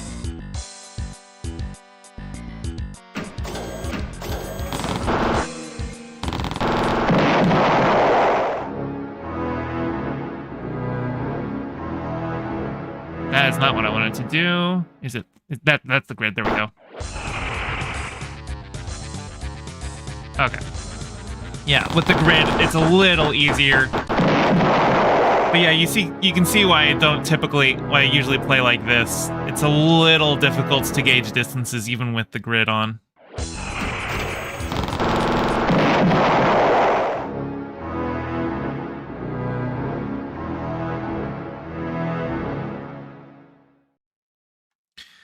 Okay. That's destroyed. Dukes, go dig this up for me. That was quick. Let's return. Hey guys, got your thing. What is it now? Violent Human? I don't know why there's no audio playing. Here's your red spiral rail. You may proceed to Haven, the home of the Elk. Give the rail to the Master Inheritor. Okay. Greetings, fellow sentient. I am the Master Inheritor. Do you have the red spiral rail? Or are you prepared to admit that you are a craven Crux spy? Here's your red spiral rail. Oh, the rail. Symbol of precursor heritage. Now none can deny the Ulk as full inheritors of the precursors.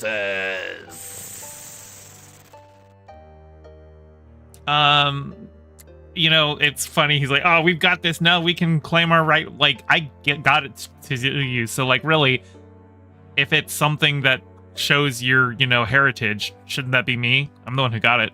But now that we have proven who we are, I hope we can establish relations based on trust. Trust? That is going too far. We know you are not a Crux spy, but then we knew that long before we met you. Yes, we know all about you. The Crux told us that you are their sworn enemy. What? You knew? Then why did you lie to us? Why did you attack us? We attacked you so we could discover the secrets of your ship. We lied to manipulate you into attacking the Daktaklakpak, so you could bring us the red spiral rail. Do you think that such dishonorable conduct is a sound basis for relations between sentient creatures? Bah! Issues of simple morality are far below the inheritors of the precursors. I've met a lot of sentients who thought they had advanced beyond the need for honest conduct, and you know what? They all paid the price for their arrogance. You irritate us, human. You stir us to doubts. We do not wish to discuss this any further. No sentient creature is beyond honest dealings with other sentients. That's the basis of everything the League stands for. Enough.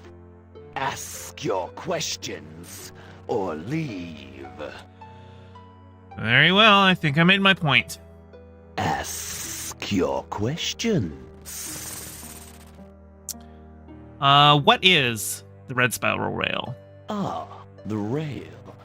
The Red Spiral Rail. Built eons ago by the Precursors to seek out the true inheritors of their ages-old dynasty. When the Precursors mysteriously vanished millennia ago, they left the rail to find those races that have manifested their Precursor potential. Then how come the rail didn't find you on its own? Is it not obvious? The rail must be broken. Those thrice accursed Dak-Tak-Lak-Pack must have tampered with it. Why would they do that? The Dak-Tak-Lak-Pack are notorious for defiling the most sacred of Precursor artifacts. They seek to force the Precursor artifacts to prove their deluded narcissistic theories. The Dak-Tak-Lak-Pack may well be a Precursor creation, but they cannot be the inheritors of the Precursors. Their thinking is utterly alien from the other artifacts, and far less elegant. Though we will assist the Crux when it helps us, we will not work with the Dak-Tak-Lak-Pack. You're allied with the Crux? We do not ally with the Crux, but we help them when it suits our purposes.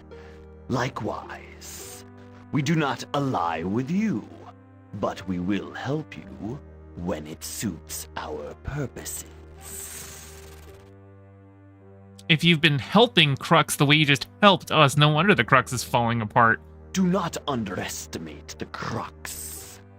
Though the Dak-Tak-Lak-Pack are deluded and the Katang are drooling half-wits, the Ploxis are ruthlessly clever and wickedly devious. Overconfidence can kill. Then aren't you afraid they might betray you? Of course. It is a matter of when they betray us, not if they betray us. But we are prepared for them. How are you prepared for the Crux to betray you? That I will not tell you. But I will tell you that we fully expect you to betray us as well. All creatures can be expected to betray others when it meets their needs. What a bleak outlook. If you joined the League of Sentient Races, you'd see that we take care of our allies. We shall see, human. We shall see. Let's go with... Who are you? We are the Ulk. We are a great race of brilliant scholars who study the great mysteries of the Precursors. We are the true inheritors of the Precursor legacy. How do you know you are the true inheritors of the Precursor legacy? We are all that remains of the Precursors, for we evolved from saprophyte spores in the greatest Precursor base in all of known space. Saprophytes? You evolved growing on the bodies of dead Precursors? That's pretty gross. We neither expect you to understand or appreciate the beauty of such a relationship.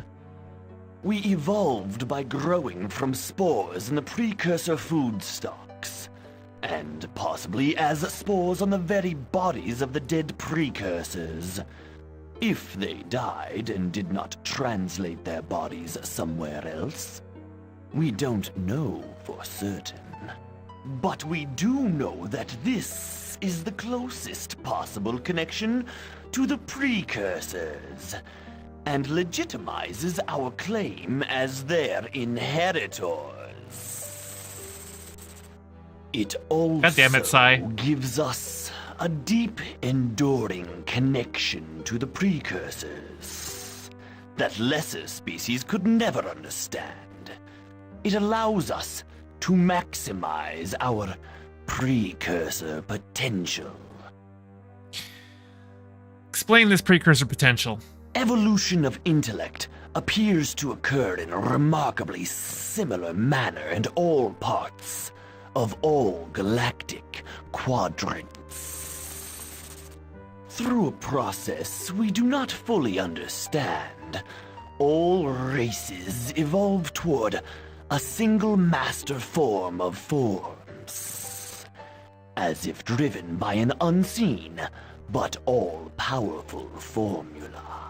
The precursors Ex-Cleveland were said the same pinnacle thing. of this form of forms. Save for the Ulk, all races are but a whisper of the precursors' towering intellect. But you are the least whispery because your ancestors happened to absorb some atoms that once might have been in a precursor body? You must understand that the Ulk evolved in the greatest precursor cache known to exist. Races which evolve near a precursor site take a great leap in intellect when they reach the advanced stage of development, when they can decipher the precursor technology.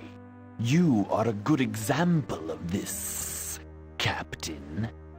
You see, all your accomplishments in defeating a powerful slaving empire in your home quadrant and ending their doctrinal wars can be traced to one source: the fortuitous accident of your having been born upon a precursor planet. So imagine how far our species could advance, evolving here, in the midst of the greatest precursor cache known to exist. My accomplishments are due to a lot more than being born on one measly precursor planet. That is true. To begin, your species had developed far enough to be capable of the most rudimentary understanding of precursor technology.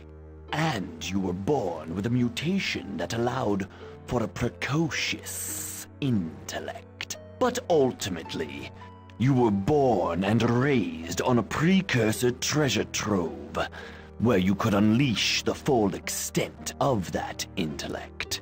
You maximized your precursor potential. This allowed you to create an actual precursor vessel. Though you did not actually create anything, did you?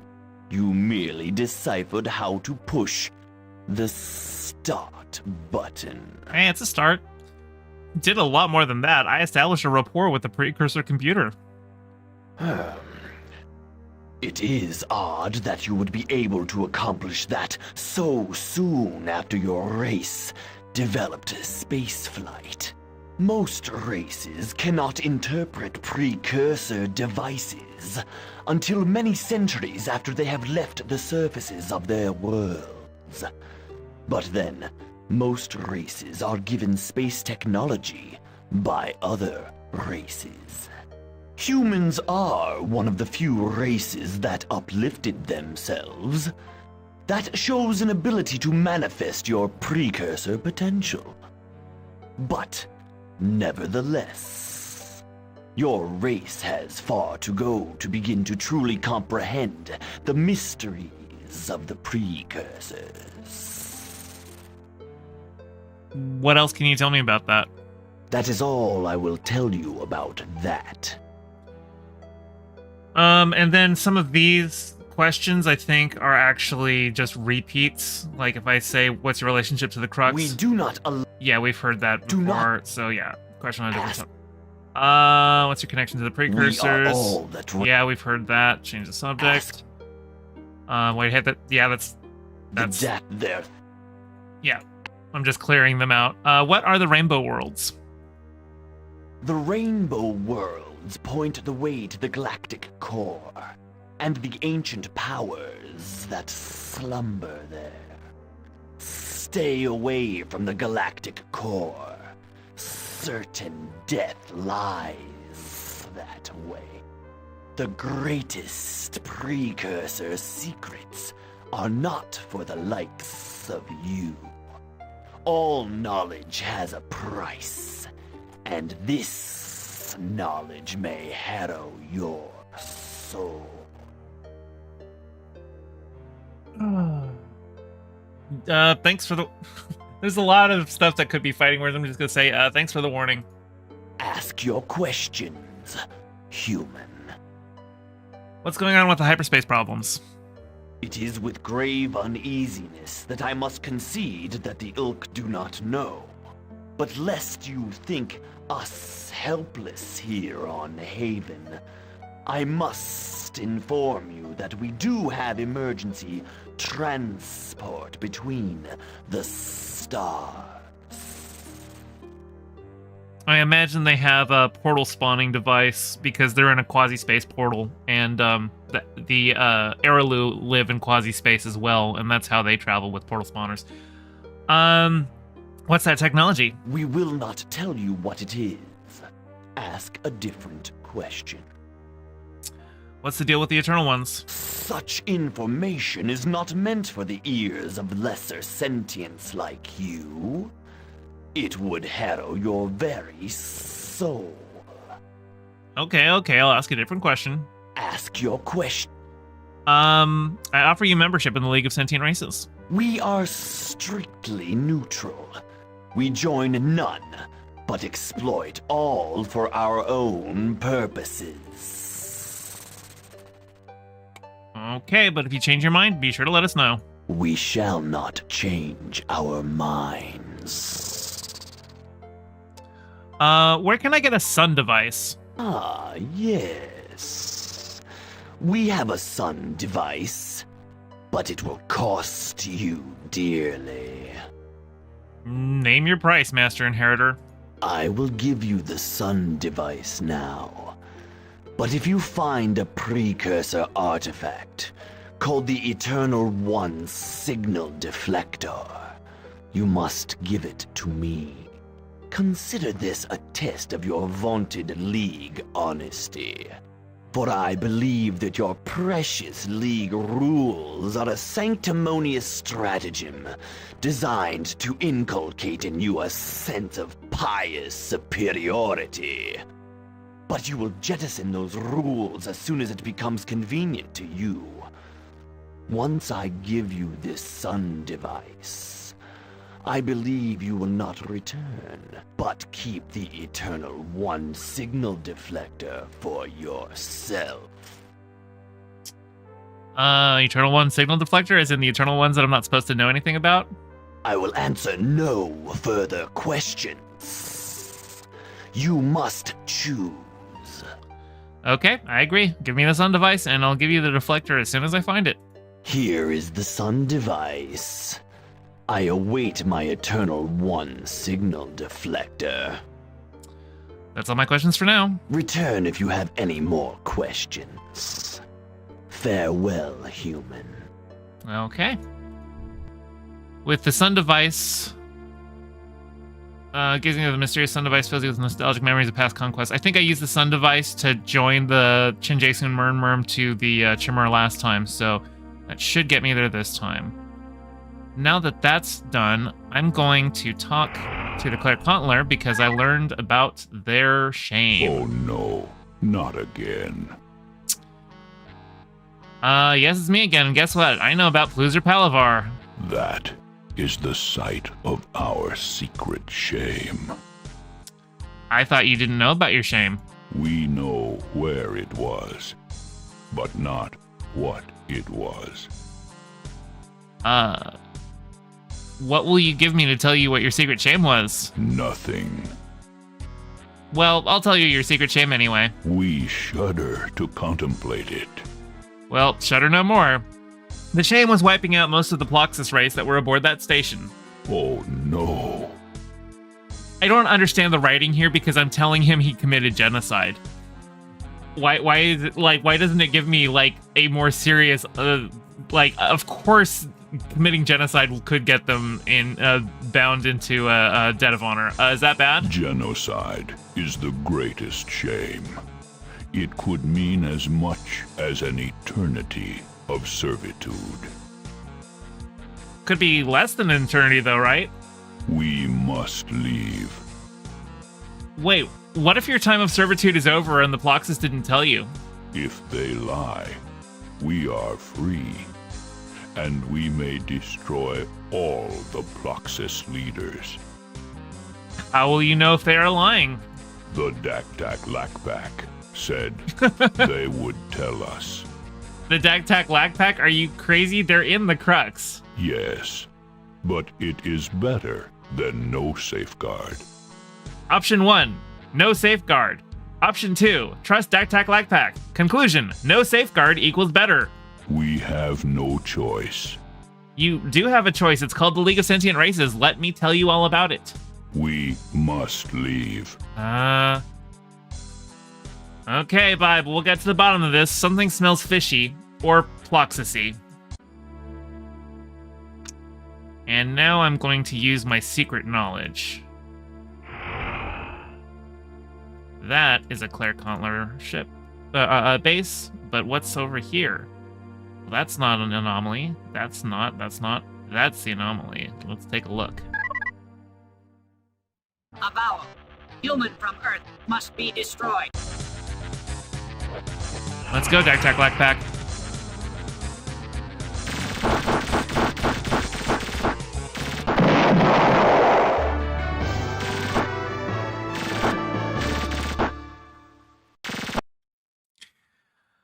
Okay, what's down here? I'll have the Urquan dig this one up. Captain, we have found this, well, it's a small blue-gray mountain. Sensors detect the same kind of energy readings we get from the Claire Conclave, but to the nth degree. It's talking, or rather, it's transmitting a powerful signal that our translators can decipher. It's calling out for its children, the Claire Conclave. I think this mountain is the Claire Conclave Queen. It's calling for her children to rescue her from this cold and lonely place. That's about all we can make out. We can't begin to budge this mountain. The only thing we can move is a strange light blue rock we found near the Queen, about the size of a baseball. Some kind of oval rock we've never seen. It sheds small blue flakes. Our scanners read it as having a physical structure slightly similar to the Claire Conclave, but it doesn't register as being a living creature like the mountain. I appreciate all your efforts. We're on it.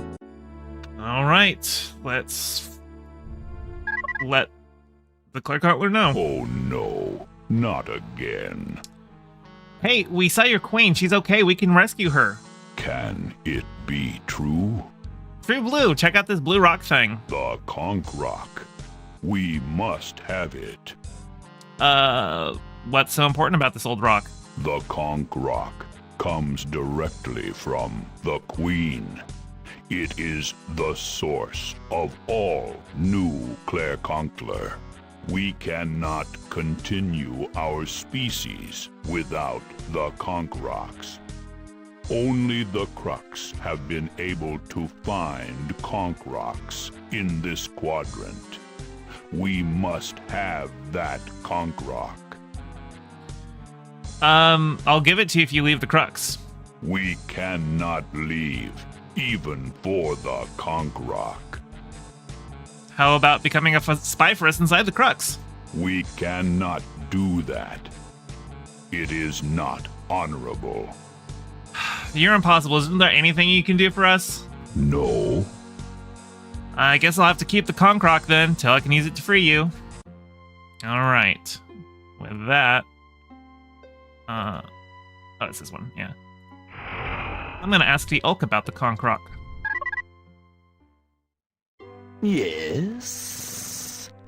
Have you more questions for the wise Master Inheritor? What's this Conch Rock? Ah, yes. A conch rock. Many Claire-Conchler are born from that living stone. Flakes from the mother rock. It is of such overwhelming value to the Claire-Conchler that if you broke the rock, the Claire-Conchler would reject all other orders and follow you to the ends of the universe to try to destroy you.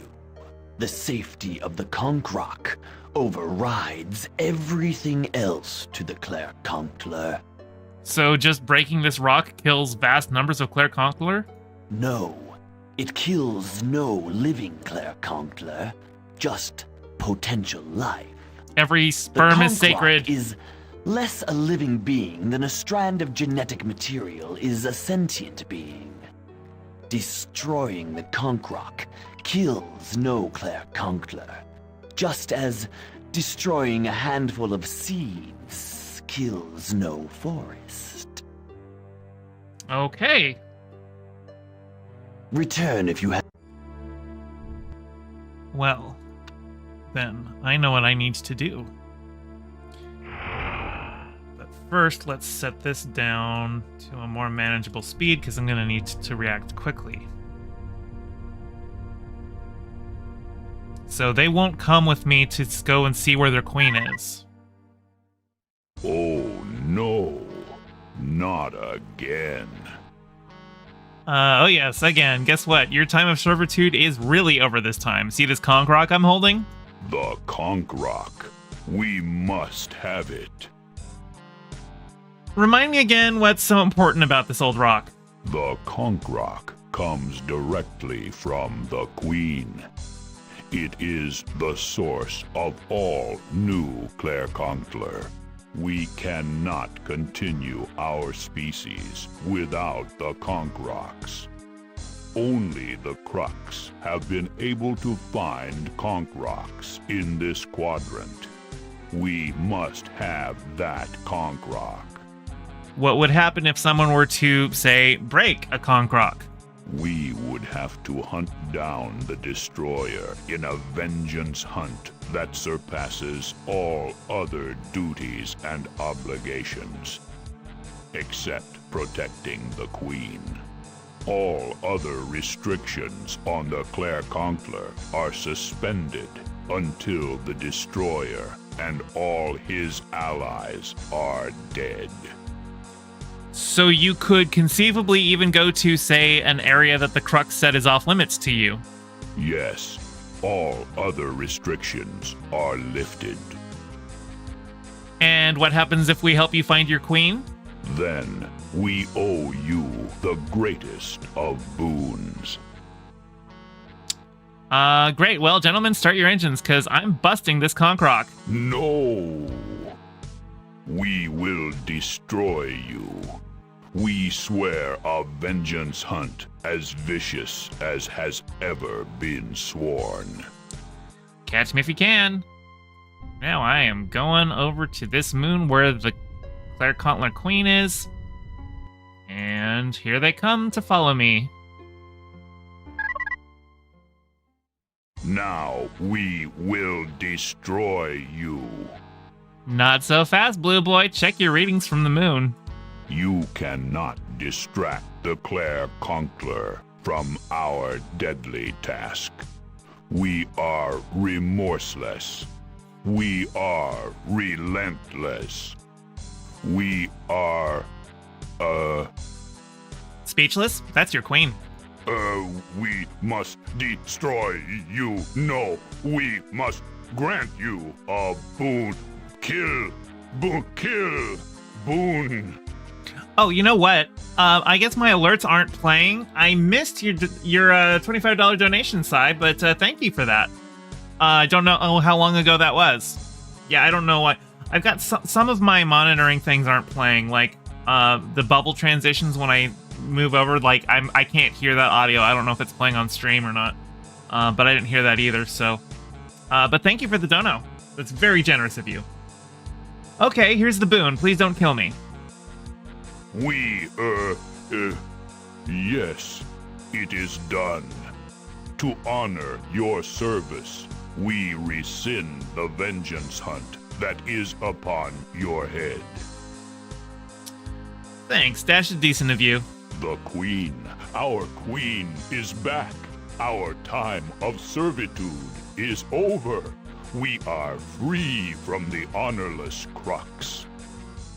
We swear the most relentless vengeance hunt in history against the Katang, the Dak-Tak Lak-Pak, and the vile Bloxus. We will not rest until their leaders have paid in full for their crimes against sentience. Oh yeah, testify. Tell it how it is, friend Contler.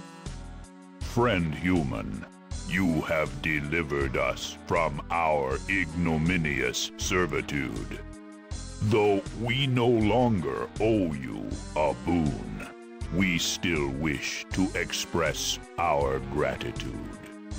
Well, there's this League of Sentient Races that would like to make a home for you.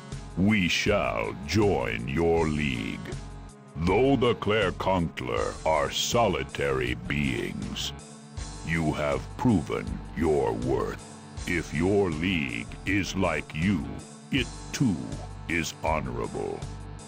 But remember that we can only remain so long as the league is honorable. Fine with me. We shall send ships. Goodbye for now. Bye. All right. Now I go talk to them over here. Greetings, noble leader of the League of Sentient Races. Tell me the secrets of the Crux. The Crux told us few secrets. But we know the Dak-Tak Lak-Pak lied to you about the Chenjesu being related to the Eternal One. Well, there's a shock. The Murnmurm are not an Eternal One summoning device. No kidding. The Dak-Tak Lak-Pak wanted to get rid of the Chimur because the Chimur ships are so powerful and so effective against them. The Dak-Tak Lak-Pak wanted to make the Murnmurm into slaves, but the Murnmurm were inoperative after the bifurcation. So the Dak-Tak Lak-Pak dumped them somewhere. We do not know where, but they said they dumped them somewhere. You could never reach them. Thanks. Anything else? That's all we know. Bye. Well, if they don't know where the Dak-Tak Lak-Pak dumped things, maybe my good old spies, the Spaffy, would tell me. Mean, and Skip. Got any hot clues for us? What do you wish to know? Where are the Murnmurm parts? We don't know. We do know that the Dak-Tak Lak-Pak do all their waste dumping in those massive rainbow worlds. Something about great stasis fields. We better stop talking now. The rainbow worlds. The rainbow worlds that I haven't been able to explore because of the antimatter wastes on them. Oh, I need some fuel before I go and do that. Oh, you got plenty of fuel for me.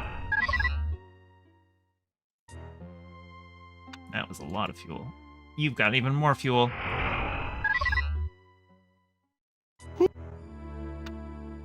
Yeah. Okay. Now let's go to talk to the Yoa.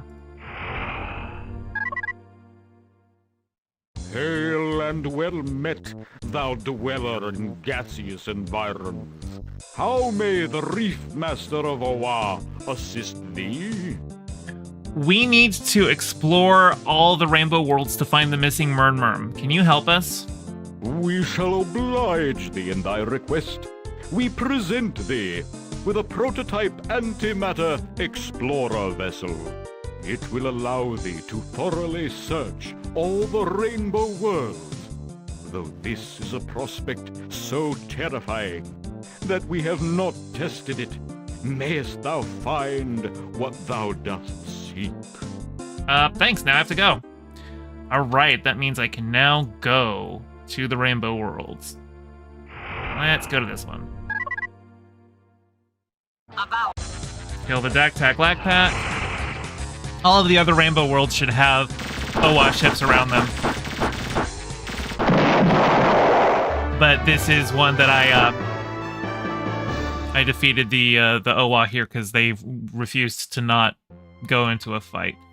But now I can grab some stuff and I can fill up my antimatter pod with that stuff. What do we got over here? Base villain! Thou hast laid thy wicked trap with a cunning hand. Thy fell sorcery has perchance nullified our ship's hyperspace drives, but thou shalt not find us easy prey. We shall fight for our sacred honor, even unto death. Reef Master of Flubum hath commanded thee to grant safe passage unto me. Thou mayst proceed. All right. Oh, what do we got? We found an amazing data pack on that Rainbow world.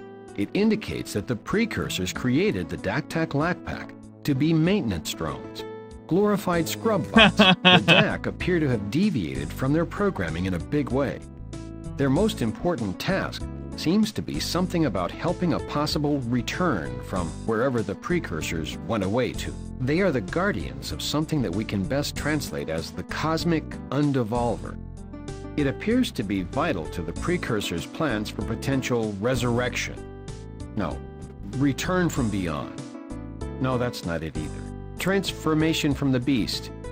No, better but not right. Re-evolution from the herd beast. That's about as clear as we can translate. We think this cosmic undevolver can somehow change the course of evolution, but only temporarily and on a small scale. Whatever it is, the DAC-LAC have it, but no longer know what to do with it. Keep up the good work. We're all counting on you. Whatever you say, sir. Okay, let's pick this thing up. What is this? On close inspection, we see that the Mern Mother Arc Control Unit suffered some damage to its microscopic nanotech filaments. It won't function until we perform microsurgery on it, but that sort of work is beyond our capacities. Our tools are not fine enough to do that sort of high granularity work. Keep up the good work. We're counting on you. Whatever you say, sir. Well, I know a certain race that excels at microscopic repair. Hail, kindly complexified captain! X-Taggers be relieved to be in league! We be thanking you for all your kindnesses! We need to do microsurgery on the Mother Arc Control Unit. Can you do it? We be do it!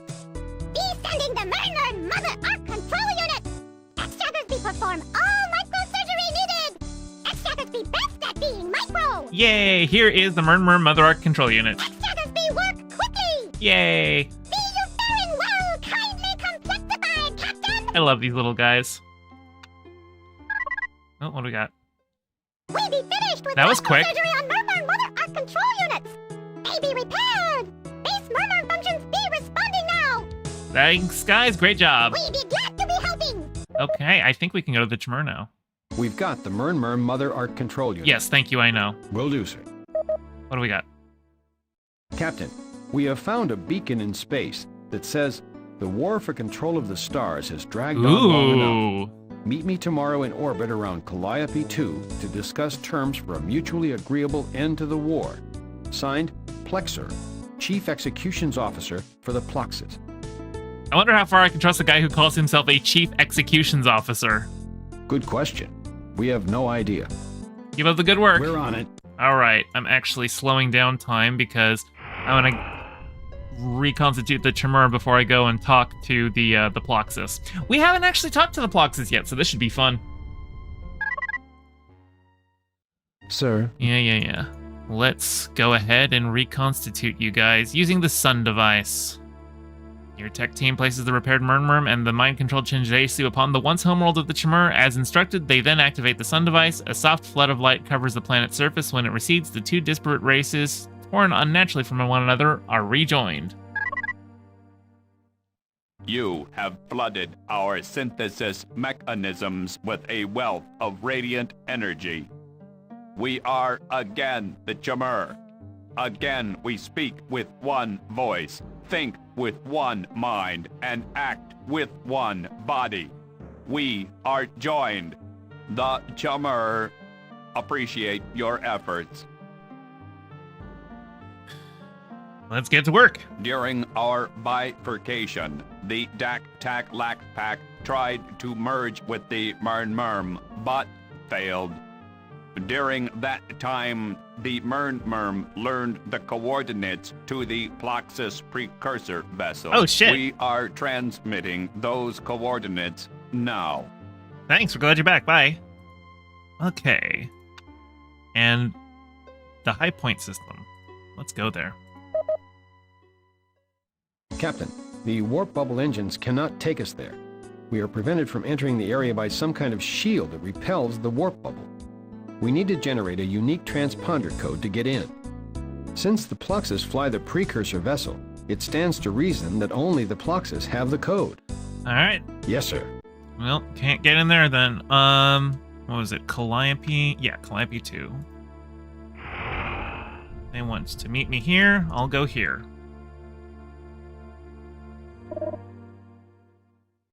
Sir, the coordinates of the High Point stellar system have been received by this vessel and incorporated into our navigational systems. I know, I already tried to go there. Here we go. Greetings, little Earthling. I am Plexor, Chief Executions Officer for the Great Crux Empire. My ship is the Plaxos Prime, a precursor vessel like your own, only bigger and better. Well, it looks like the war is going badly for the Little League. He looks like a plucked owl. This war ain't over until it's over. I still got a few surprises. Oh, yes, we know that. We know everything about you. We've had our eye on you for some time now, human. We admire the way you control your empire. It's not an empire, it's a league of sentient races, a league of free sentient races. Sure, free. Sure, it's free, huh? Free? How is it free? You the dictator of the free sentience. The sentient races in the league are free, and no one rules them. You expect me to believe that? They are not free as long as you have the big guns, no? The league has elected me to make the final judgments about things, yes. Just like the dictator, no? No. Oh, and if the League no like your judgments, are they gonna throw you out, eh? Attack you precursor vessel? We like your style, boy, but we wonder about your smarts. If they wanted me out, they would just say so and I would go. You really believe that? Ah, boy, you naive. The League does not try to challenge you because they know you can pulverize them. So the League just give you lots of the grief. Why you listen to them little whiners, them pathetic little peacock, the manipulative siren, them bizarre little oars, them grunting Urquan brutes. All those races screaming to you for more planets. Why you listen to that filth? You could put them all in their place so quick. That's not how we do things in the free sector of space, bub. Look, you a nice boy, but you naive. Look, you and me. We the two most powerful beings in the quadrant, eh?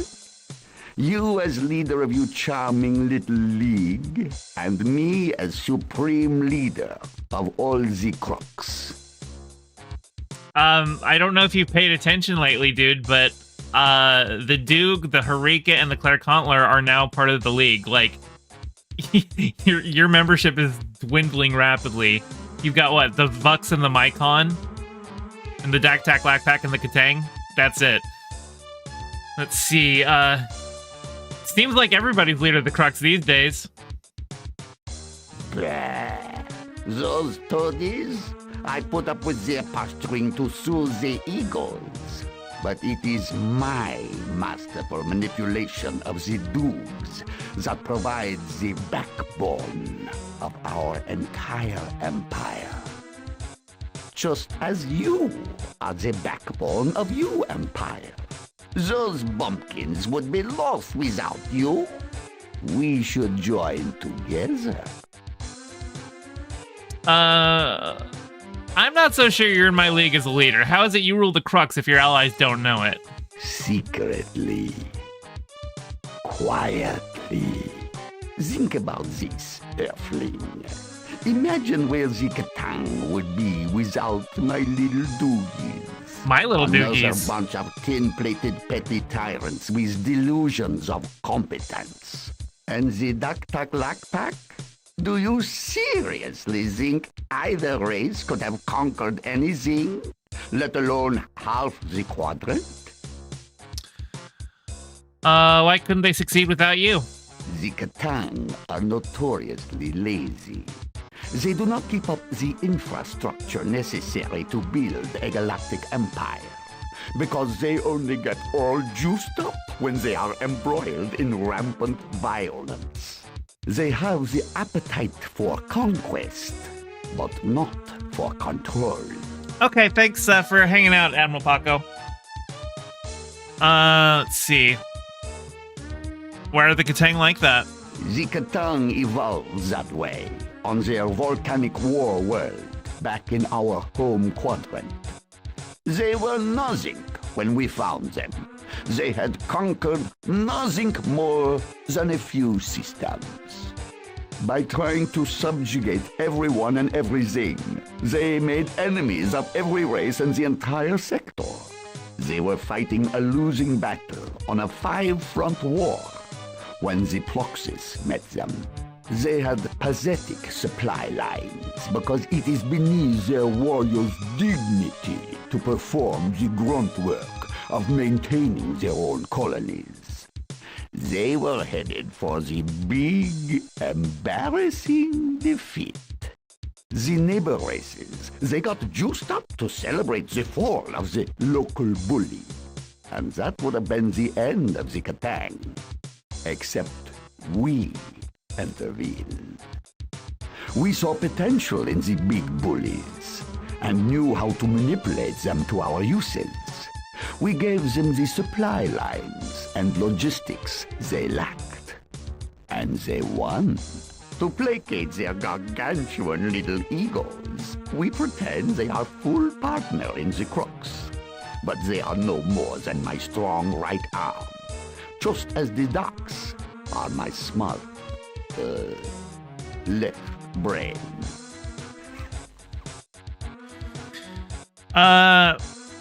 Okay, how do you manipulate the Dak-Tak-Lak-Pak? The Dak-Tak-Lak-Pak are utterly predictable. All I have to do is tell them that I am seeking precursor treasure in the most efficient manner possible. And they stay loyal forever. They can easily calculate how many more artifacts they can extract with Katang firepower and Doog slave labor than they can on their own, or allied with you. I mean, I've got the Doog. For my cooperation, I get their research expertise. The more ruthless I am, the more they appreciate my methods. They don't understand how subservient they are to me, or how I enjoy their suffering when I withhold resources from them to keep them subservient.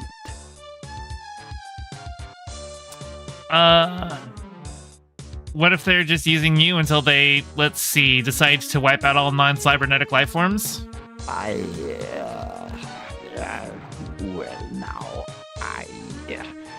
Well, that's not possible. They would never. Do you know something? Let's see. He says nothing. I say nothing. Where is your proof?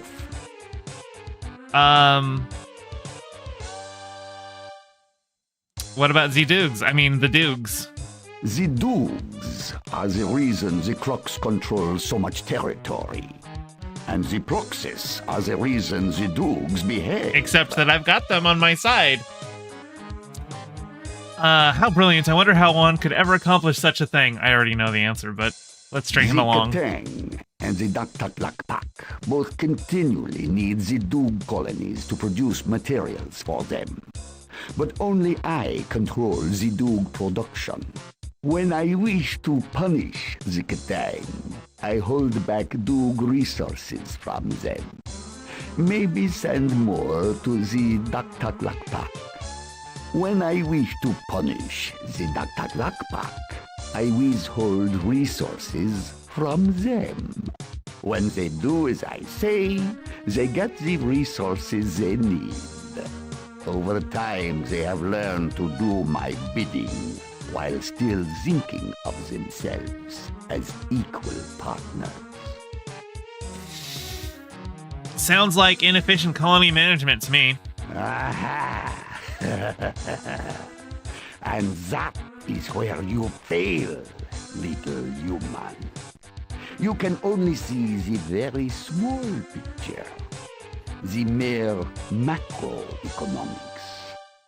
But I see the mega economics. You can only think of how you little league, you plucky band of free sentience would react to such tactics.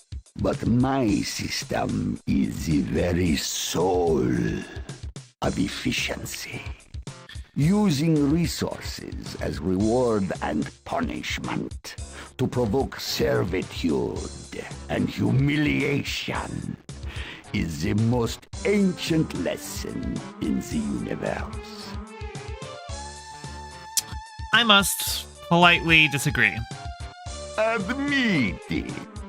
You get juiced knowing that others are beneath you. You get the big thrill when they are forced to admit they are beneath you.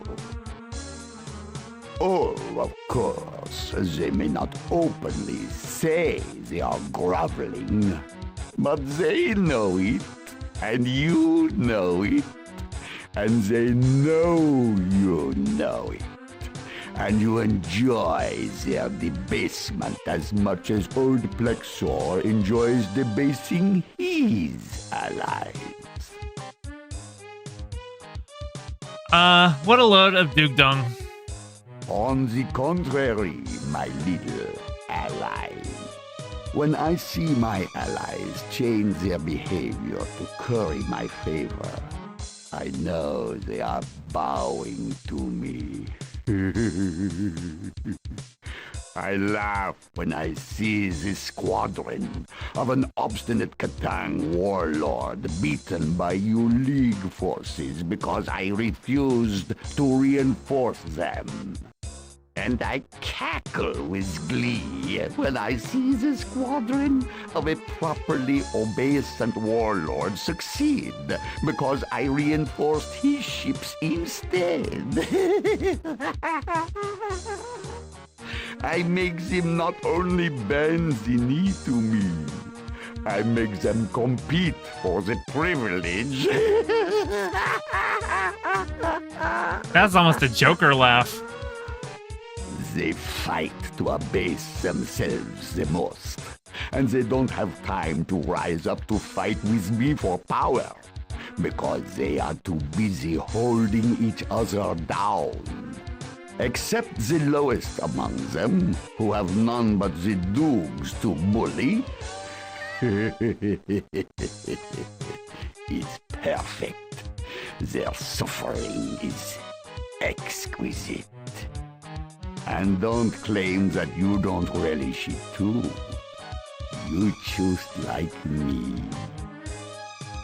I am should I call him ratty, or I'm just gonna say that's pretty thoroughly sick. Whatever you say, my little compatriot. I'm serious about treating all sentients as equal. Oh, you are not. I don't play games with lives and resources. But the truth is that you do this too. Can you honestly tell me that you have parceled out all resources evenly? Or worse, by need? Well, the only colonies that I built were one for the Urquan, so that I could get that story beat, and the X-Chagger colony. Oh, and the Green Mycon colony, because the regular Mycon left. So, yes, I would say they're all even. Liar! I am completely honest. Honest? Honest? Why be honest? You know damn well that the pathetic bottom feeder Spazi are not your equal. You know that you are more evolved than the idiotic, saprophytic Mycon. Those are both in the crux. You know that the rest of the races are nowhere near you, or they would be in your seat now. But you were able to build and fly the precursor vessel, and not them. They're losers. Admit it. We all may develop differently, but sentients are sentients. Very noble. I may vomit. Those are very pretty little words. But the reality is very different. You know that you better than your allies. That is why you look so hard for your precursor potential. You know that you are better. Yeah, he's such a dick. You secretly enjoy keeping your equals beneath your boot, and they fight twice as hard to find someone else to keep beneath their boot.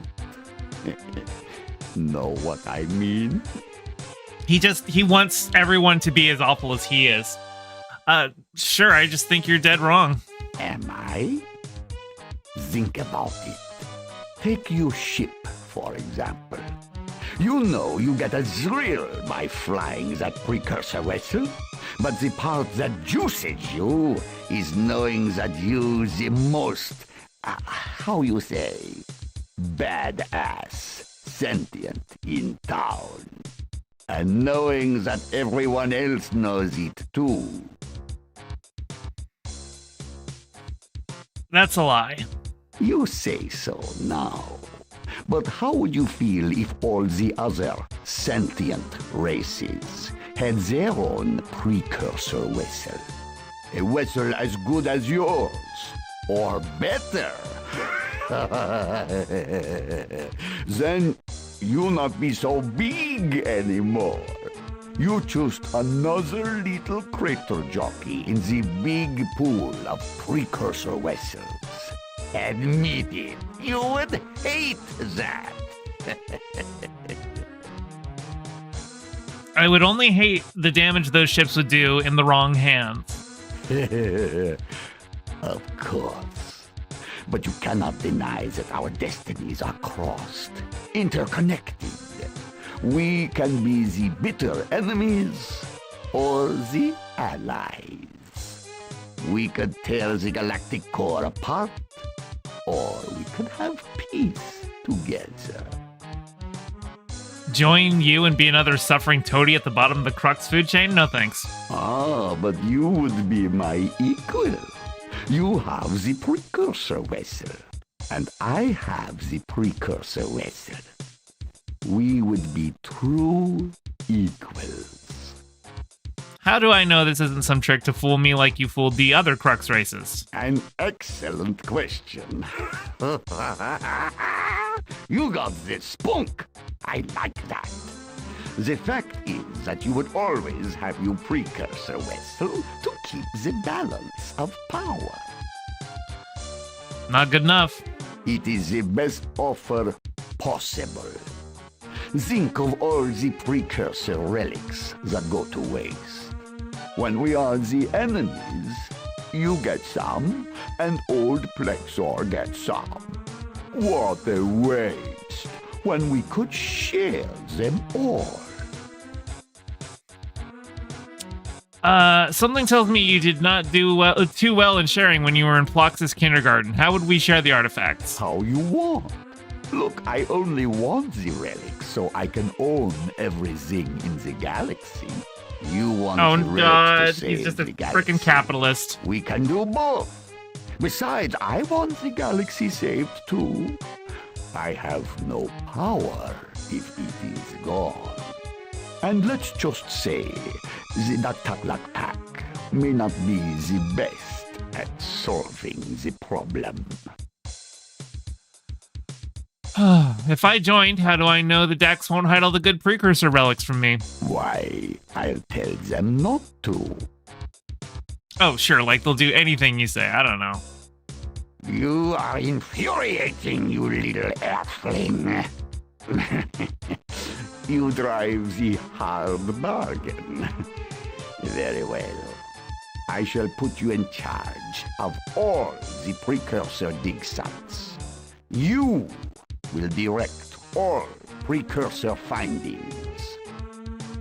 If the Dax complain, I shall threaten to give them no more, and let them leave the Crux when they inevitably threaten to go. Not a bad acquisition. A whole league for a few idiotic DACTAC pack. There. How about that? You know, that sounds good, but I just can't shake the feeling that I'm being flim-flammed. I make you the greatest merger offer in the history of the galaxy, and you compare me to some flim-flam human? How dare you? 'Cause on account of how you just told me that you con all the people who trust you? Let us join forces and enjoy the service of enemies and allies alike. We can live on the greatest planets with fleets of servants to do our bidding. No race will dare cross us. Of course I'm not going to accept this deal, but I'm stringing him along. For allies. And we could enjoy the precursor treasures even more, knowing nobody else can have them, and everybody else suffers so.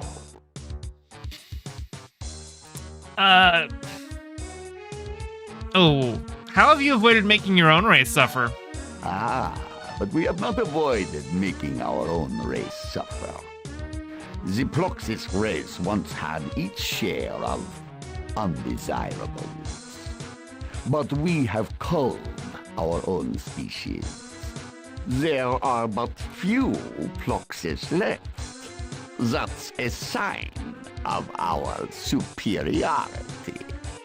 Oh god, he's like the billionaires who are building their own bunkers to survive global warming while the rest of humanity dies. He's like, what happens if they did it? I see, you make up your own laws of natural selection. Species collapse is now a sign of superiority. Sure, right. It is true natural selection. Like all the species, our race had the superior members, called the Ploxis plutocrats. We had the covert war against the inferior members, which was so successful that we were able to completely obliterate them. All the unsightly poor, the undesirable artists, the lazy dreamers, the rebellious malcontents, the ignorant workers, all gone. With the genius of the Ploxis, we used up all the resources of our homeworld to fuel our desire to conquer. When it was all gone, we blanketed our homeworld with industrial wastes. And poof, All the Ploxes who were not superior enough to be in the plutocrats' protected biohabitats all died out. Oh my god, he literally killed them with global warming. The once clear skies, the gutted wilderness, the barren fields, the entire planet bathed in toxic fumes. The most beautiful sight. Our Is this politics in my video game? Insurrection by the final surviving rebels. And that was that. Only the plutocrats are left. That is true natural selection. Balderdash, all you did was gut your own genetic diversity and strength. Not at all. The Ploxes have no underclass to drag around. Imagine the freedom. All Ploxes are overclass. That only works as long as you have Duke slaves. Lose them in a race of nothing but bosses is in serious trouble. Goddamn right! You're nothing without the workers. That can never happen. What do you mean? I already have the Duke. I already have the Duke. He's like acting like I haven't taken the Duke from him. You never told me about how you handle the Claire-Contler and the Harika. I will only tell you about the Claire-Contler and the Harika after you join. Not that it matters, I already have them. Oh well, forget it then. Then do it for you allies. You will regain your friends the Spazi and the Chimera. We can put them back together. I just put the Chimera back together, bro. You've got nothing for me. What, you mean the Chimera are not an Eternal One summoning device? The Chimera never were an Eternal One summoning device. We invented that tale for your benefit. We made sure we could take advantage of any little thing that could look suspicious and blow it up into huge doubt. We can restore the Chimera to life if you join with us. I'll just have to restore the Chimera on my own, like I did like 5 minutes ago. If you can. I think that he's being set up because he's talking about like he's giving me information that I already know. I suspect this is written as like if you get to the late game and you're having problems with certain storylines, he shows up and gives you all that information if you are politic enough with him. So basically it's like an alternate source for information on everyone. So did you destroy the Supox also? No. We have no idea what happened to the Supox. Frankly, that disturbed us to not know. We just assumed that you were careless and misplaced a race. Now that we have been honest with you, you can join us. No? Sorry, no way. This means I can show you no mercy. You will become just another race to crush under the boot of the Crux. Boy, you don't handle rejection well, do you? I warn you, Earthling. I cannot lose. I am invincible. That's what all the penny anti-dictators say before they take a... actually, should I... Let's say, I'm shaking in my boots. You don't scare me. No. You do not understand.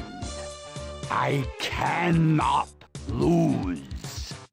I have the bomb. What bomb? So, the Earthling is not so high and mighty now. I speak of the Eternal One bomb.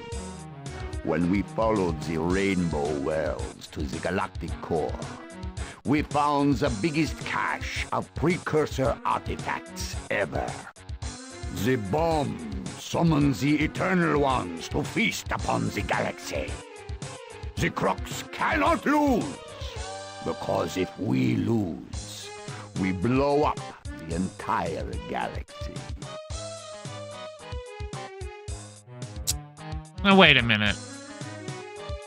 No, you had your chance. You had to be the noble sentient. Well, goodbye, noble guy. You have your precious nobility, and I have my bomb. We'll see which more powerful. Goodbye. Let's see. Why go through all that effort? Let's just settle this now. I'll destroy you this minute. You violent little idiot. I see that the human did not fall too far from the tree when he gained sentience. You are still a vicious little monkey. Dude, you're threatening to destroy everything. With your barbaric belligerence, you have just guaranteed a long and bloody war for you and your little league. You have just signed the death warrant for countless innocents. And you will always have to go to your grave, knowing you could have prevented it if you just had not been such the hostile little crime. I'm hostile, sure, okay. We will not give you the satisfaction of the fight. We are going to warp to the safe home again. Goodbye. When next we meet, I shall be gloating over you helpless little monkey carcass. Well, that went well. Okay, where was I? I was visiting the Rainbow Worlds, that's right. Okay, I've been to Calypso, so Euterpe. Also, hi Dragon Knight, Dragonborn, welcome in. Get through all that. Get more antimatter. Ooh. Observation. Human from Earth has been detected. Query. Does the human from Earth have new precursor or Eternal One information to transmit? Tell me about the Celestial Undevolver. Answer. Information on artifact called Celestial Undevolver, not equal to access by lesser beings. Explanation 1. Celestial Undevolver purpose equals too important for even Dak-Tak-Lak-Pak knowledge. Explanation 2. Precursors bequeath one Celestial Undevolver to Dak-Tak-Lak-Pak. Look, I know you said you won't trade, but is there anything we could give you for it? Answer. To gain the Celestial Undevolver, human must provide Dak-Tak-Lak-Pak with nothing less than true name of the Eternal Ones. Oh, I've got that. Explanation. True name of Eternal Ones equals data artifact created by precursors to comprehend incomprehensible Eternal Ones. Okay, I'll get it for you. Explanation 1. Location of Eternal One true name currently assigned to unknown. I have it. Explanation 2. Greatest probability equals true name of Eternal Ones in close proximity to ruined precursor vessel. Conclusion. Bring true name of Eternal Ones to receive Celestial Undevolver. Okay, I'm off to find the Eternal One true name for you. Bye. I already have it, though, but I'm... And I can't just talk to him again. I have to wait for him to come to me. Let's grab some of this. And now he'll come back to me. Observation. Human from Earth has been detected. Query. Does the human from Earth have new precursor or Eternal One information to transmit? I've got the true name of the Eternal Ones to swap for the Celestial Undevolver. Ejaculation. Dak-Tak-Lak-Pak must have true name of Eternal Ones. Command. Deliver it now. Not so fast. Where's my Celestial Undevolver? Answer. Location of Celestial Undevolver equals orbit around Begregrin 2. Explanation. Celestial Undevolver appears as moon until activated by variance key. So send me the key. Directive. System unit sending variance key in simultaneous transmission with human from Earth sending true name. Emphatic explanation. True name of Eternal Ones. Emphatic directive. Receiving transmission. Emphatic observation. True name of Eternal Ones floods my cerebral clusters. You sure you want Assertion. Bubbling. Declaration. Scalding. Conclusion. Truth. Allegation. Coefficients of efficient fissionable bubble. Exhortation. Scald my ball bearings. Castigation. Service my servos. Oh, duh. Lamentation. Upgrade my gradations and graduate my cylinders. Ejaculation. Ejaculation. Now I see. Now I know.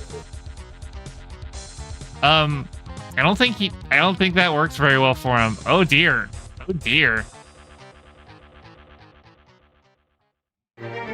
The Dak-Tak-Lak-Pak vivisector self-destructs in an orgy of mechanical rapture.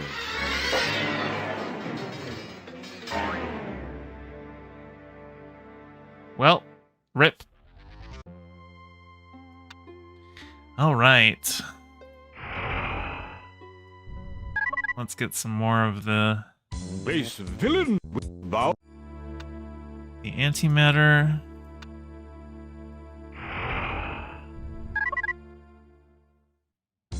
We bow. All right. Observation. Human from Earth has been detected. Query.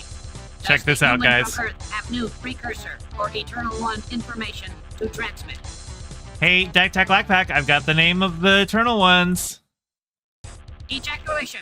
Dak-Tak-Lak-Pak must have true name of Eternal Ones. Command. Deliver it now. Not so fast. I want something. Assertion. Human from Earth commanded to state desired terms of exchange. I have a lot of options here. I can say quit the Crux and join us, become our spy within the Crux. Are the Chimera really an Eternal One summoning device? Which I already know they aren't. How do I stop the Katang? How do I stop the Pluxus? Tell us whatever you haven't told us about the precursors, what you haven't told us about the Eternal Ones, about interdimensional fatigue. Tell us your greatest weakness, and what's the Red Spiral Rail do? But I think I'm going to go with, how do I stop the Katang? Assertion. Katang species invulnerability, congruent to Katang body armor invulnerability. Explanation 1. Katang body armor, vulnerable to Overlord-seeking larvicide missile. Explanation 2. Katang species, vulnerable to loss of Katang Overlord. Conclusion. Katang species can only be stopped with Overlord-seeking larvicide missile. Who makes this missile? Response. Only Dak-Tak-Lak-Pak make Overlord-seeking larvicide missile. Wow, you made a missile designed to cripple your allies? That's cold. Why? Answer. Overlord-seeking larvicide missile ensures proper disposal of Katang following their full duration of usefulness. Wow, remind me to never ally with you. How about you trade us that missile for the true name? Analysis 1. Human from Earth seeks to change terms of exchange from information to missile. Analysis 2. Gain still calculated as greater than potential loss. Conclusion. Dak-Tak-Lak-Pak agree. Amendment. Overlord-seeking larvicide missile must be fired from orbit around planet containing Katang King. Current Katang King location equals unknown. Requisition. Oh, I know where that is. Send true name of Eternal Ones in simultaneous transmission with Overlord-seeking larvicide missile. Here it comes. Brace yourself. Emphatic exclamation. True name. And we saw this already, so let's skip ahead. Let him blow himself up.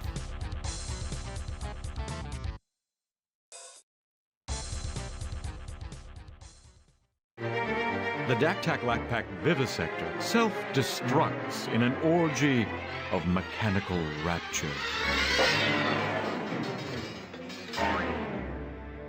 Rip, bozo. Now, did I get...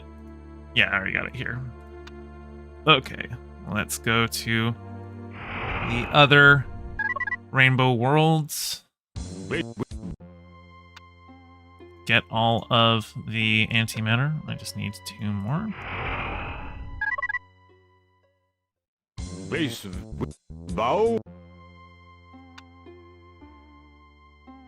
Oh, it's this one. I got distracted by looking at some other stuff. Base bow. All right. I now have 100% capacity antimatter thing. And now, let's turn that time down. Let's go to Argus to pay the Katang King a little visit with my missile. Puny League of Sentiment races! The mighty Thude Katang will obliterify you from the universe! Wait, we have something to talk about with you. More of your human tricks and deceptification? No, this is for real. We want to talk about some serious stuff. Your concerns are not significant to the Katang. Goodbye. And now let's go ahead and launch this missile. Your tech team launches the missile at the planet. It weaves its way through the Katang defenses, acquires its target, and hones in. It strikes its target and bores through the seemingly impenetrable protective armor, tearing it to bits. Help! Help! Guards! I'm being molestified! You Katang are really teeny tiny little pathetic little mealworms. Surrenderifications, please!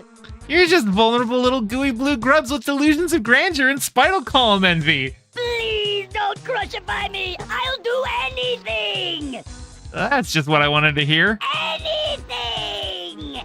First, tell your troops to stand down and not attack any more League ships. I will informificate them. Please don't kill! Tell your troops that the Katang are joining the League. We are taking control of your ships now. We will joinify you!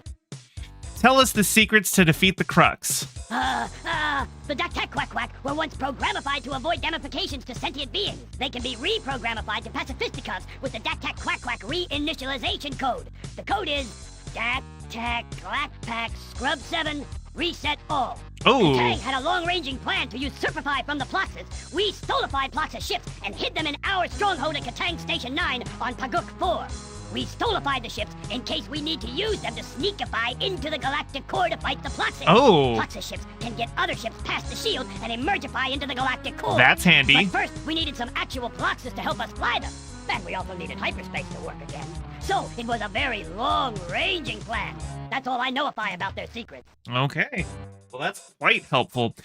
How did you little grubs ever become a galactic power? We hated being so vulnerabilified. So we stole technography built by races with full spinal columns. We encasified ourselves in power armor, which let us kill every other race on our planet. We began to crushify the other races on nearby stars before they could crushify us. But they crushified us first. The Ploxes saved us, so we worked for them. Well, that's all for now, Katang King. Paguk 4, you say?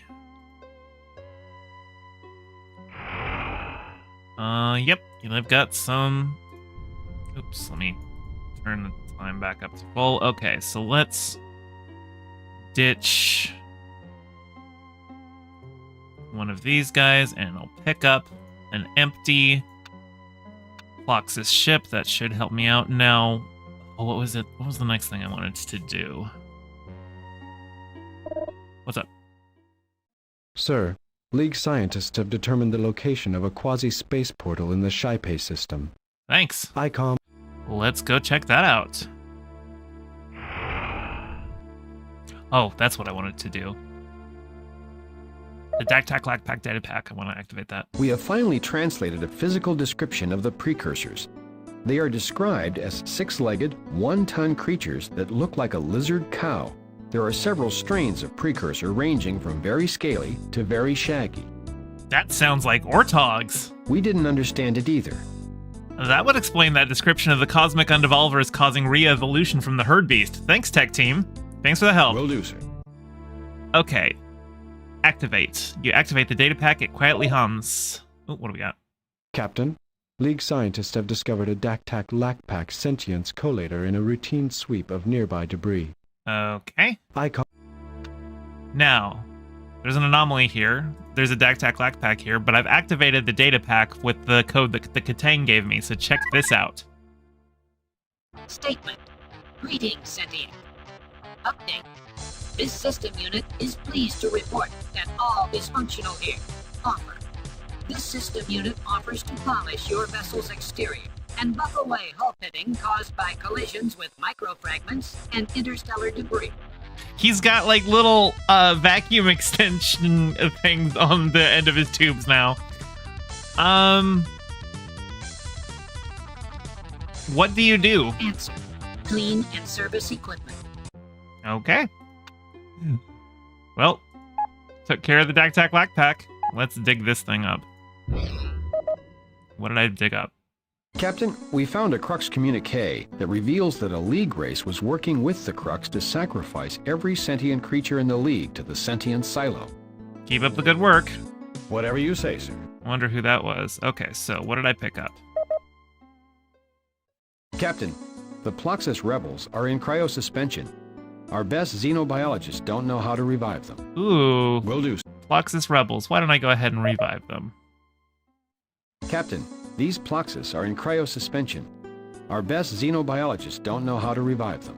But the empty Ploxus ship has a built-in life support system that is designed to maintain the Ploxus physiology in a condition of optimal functioning. We theorize that we can utilize the ship's intelligent life support system to bring the frozen bodies into a state of physiological homeostasis.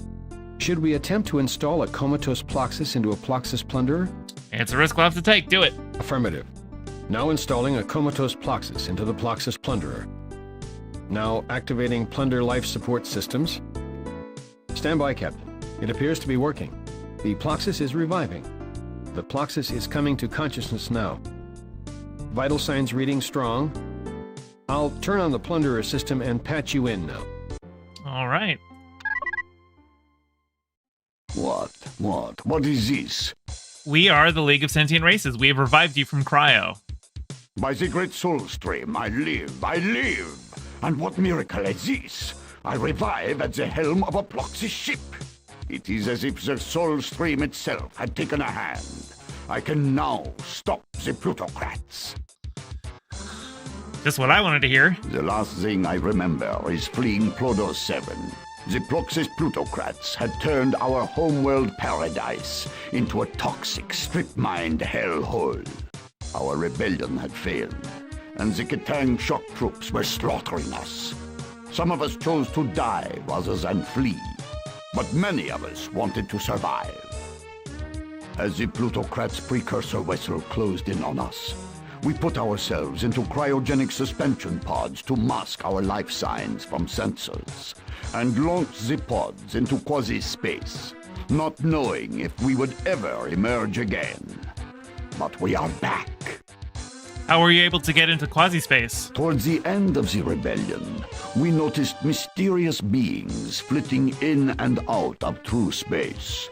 Our scientists quickly learned to follow these beings into the alternate dimensions.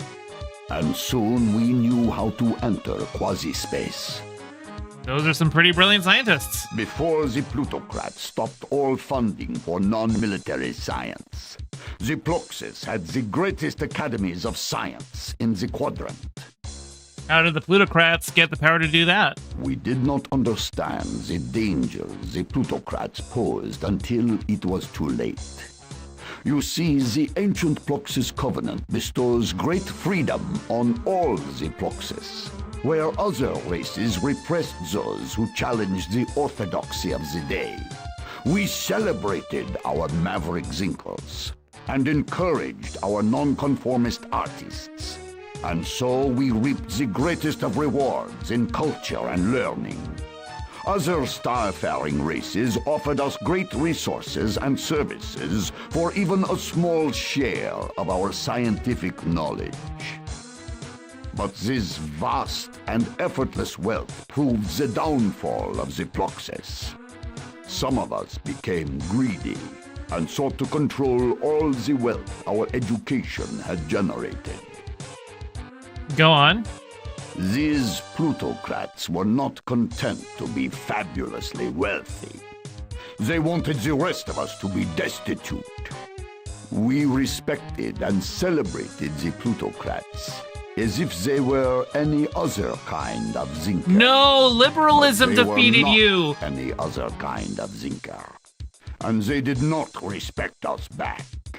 Instead, the plutocrats tried to force the rigid hierarchy of status upon our civilization, making some of us winners and all the rest losers. Even in the midst of the greatest abundance in the galactic quadrant, we did not see the danger they represented.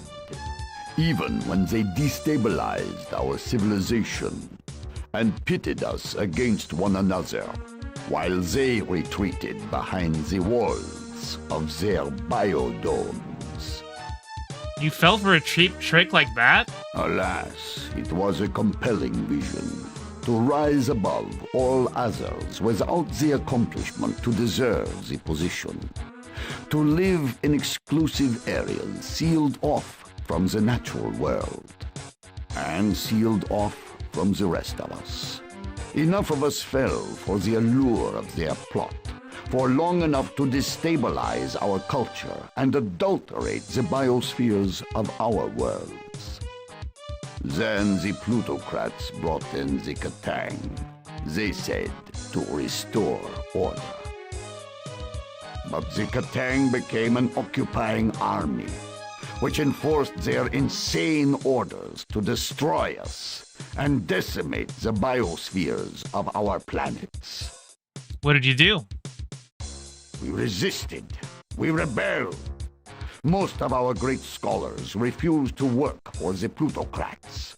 The great scientists instead created devices to stop the Katang. And the great Zinkers created masterful strategies that stopped the bumbling Katang cold. Sounds great. So how did you lose? We had almost won our worlds back when the plutocrats made a devil's pact with the Daktak-Lakpak. Those insane machines gave the plutocrats a precursor vessel in return for the collected lore of the Ploxis Zinkers. Under that onslaught, we had no choice but to flee into quasi-space and pray that one precious day a compassionate race would find us and know how to restore us. And so you have. Great, ready to kick some plutocrat butt? Yes. We will do anything to help you defeat the plutocrats. Then one day, perhaps we can comb quasi-space for the rest of the lost colonies of Ploxis. Sweet, sounds great. Battle Stations, Ploxis Rebels. We are, in fact, close to endgame. There's a couple more plot elements that I want to get, and there might be a little bit of waiting to activate some of the final stuff. X-Checkers, we need an Ortog. Can we have one? We'd be excited to be helping the great captain! Hooty! Here be an Ortog! Thanks, guys. Great job. We'd be glad to be helping! Now that I've got the Ortog, I can go to Begregrin 2, the Cosmic Undevolver, and use it. All the readings show this planet to be completely ordinary.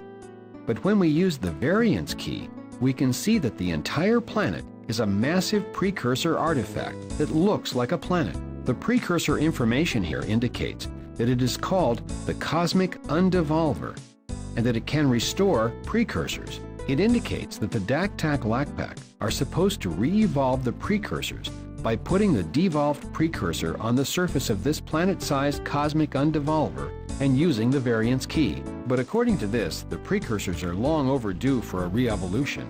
Looks like the Dax are goofing off and not following instructions. The precursors are behind schedule. They've missed several undevolves already. By the way, from what we can determine from this technology, it kills the precursors to re-evolve them.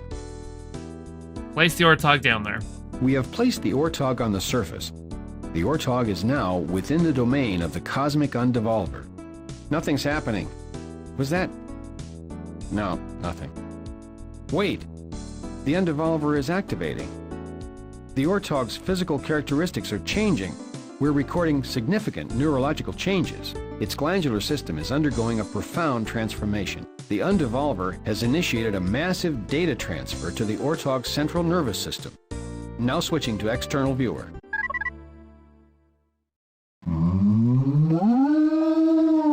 Are you? We are from the League of Sentient Races. Are you really a precursor? Yes. I suppose I am. I am surprised to be undevolved by you. We have a million questions for you. I do not believe that my interval of sentience is sufficient to accommodate a million questions. My time is limited, and my responsibilities are legion. But we brought you back to life, or sentience. Once I have attended to my myriad responsibilities, I shall expend such time as I have remaining in my limited span to reply to your queries. Okay, I'll just wait. I shall now begin my myriad tasks. I like how it gives you options to be like really mean or just like hostile here, but I'm just gonna hit the ... and let him talk. Now scanning races that have recently developed. I was afraid of that. Little new QV keep ignoring me. I'm not gonna say that. Just ... Now scanning your databases. Oh no. That is sorrowful indeed. ... My tasks are now complete. I have assessed the current state of the galaxy, from new sentient races to the integrity of reality itself. I have succeeded before my neurological pathways begin to shatter under the ravages of the cosmic undevolver. Can you please answer a few questions? In my remaining moments, I shall not sink gently into oblivion, but shall rather struggle to fan the dying flames of my own sentience, that I may slake your thirst for knowledge. Great, I have a zillion questions. First, you and your crew must promise not to reveal that we Ortogs are precursors. Then you must promise not to harm devolved precursors. Finally, you must promise that you will not use your knowledge of us against us. If you promise these things, I shall entrust these secrets to you, and you alone. It doesn't let me just agree right now, so just say why. We have chosen to hide in plain sight, and we would no longer be safe in our hidden devolution if you revealed our presence. All races would seek us out, to be blessed by the precursors, or to demand our secrets. I agree. Consider it done. Good. You may now ask your questions. Great. I have a zillion questions. Ask your questions. How do we reverse the galactic collapse of hyperspace? The Kasari Quadrant rainbow worlds must be cleaned. All antimatter wastes must be removed from the surfaces of the local rainbow worlds. This will allow them to perform their natural function, stabilizing minor perturbations in the space-time continuum. We predict that galactic hyperspace will return in anywhere from 1 to 10 years after they are cleaned. Well, I cleaned them up. I got all the antimatter off of them. So that's good. How do we stabilize the space-time continuum? You cannot. We have discovered no way to stop the inexorable destruction of the space-time continuum due to the Eternal One's depraved and heedless abuse of unnatural interstellar fatigue. The only way to stop the degradation and eventual collapse of the galaxy is to stop the Eternal Ones.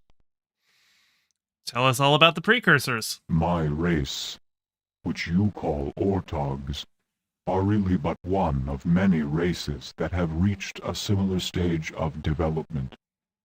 Like so many other races, we have aspired to fulfill the seemingly limitless potential that nature provides through the great riddle of evolution. There were legends and hints of earlier precursors when my race was first evolving, many, many galactic cycles ago. Like us, these races rose from the slime, strode the stars like giants, and then faded again into oblivion with the advent of the Eternal Ones. Unlike us, they are gone forever. Tell me how you avoided their fate. We were on the brink of forming sentience at the time of an Eternal One feeding. This not only meant that we were spared from destruction, but that we could develop sentience very early in the new galactic cycle. We measure galactic cycles in Eternal One feedings. We maximized our potential quickly and reached the stars. We found evidence of older races that were destroyed in the cataclysm and found very complete records. We then focused all our energy into finding a way to survive.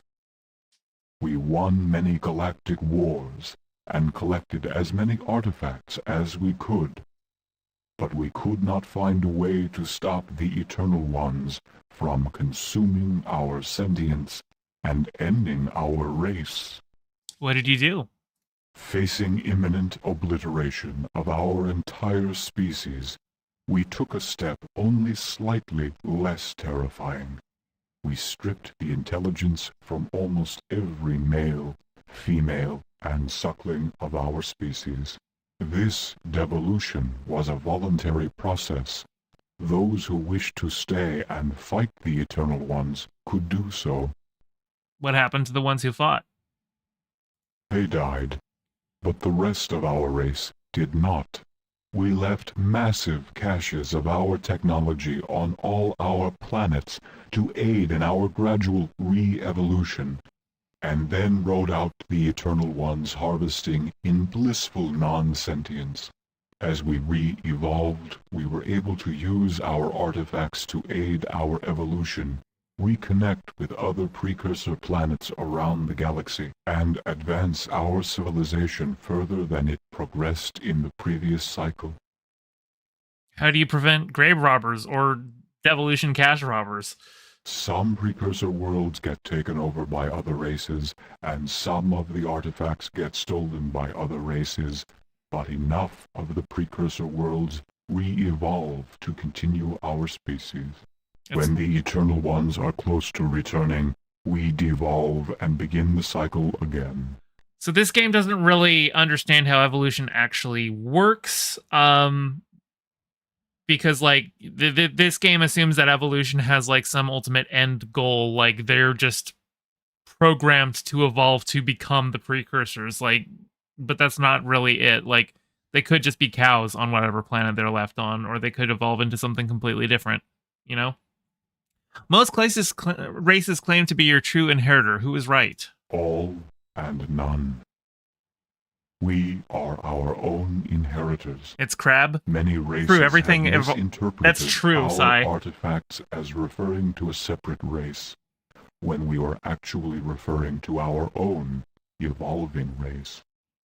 Why don't you share your devolution process with every other race? So far, we only know how to make it work on ourselves.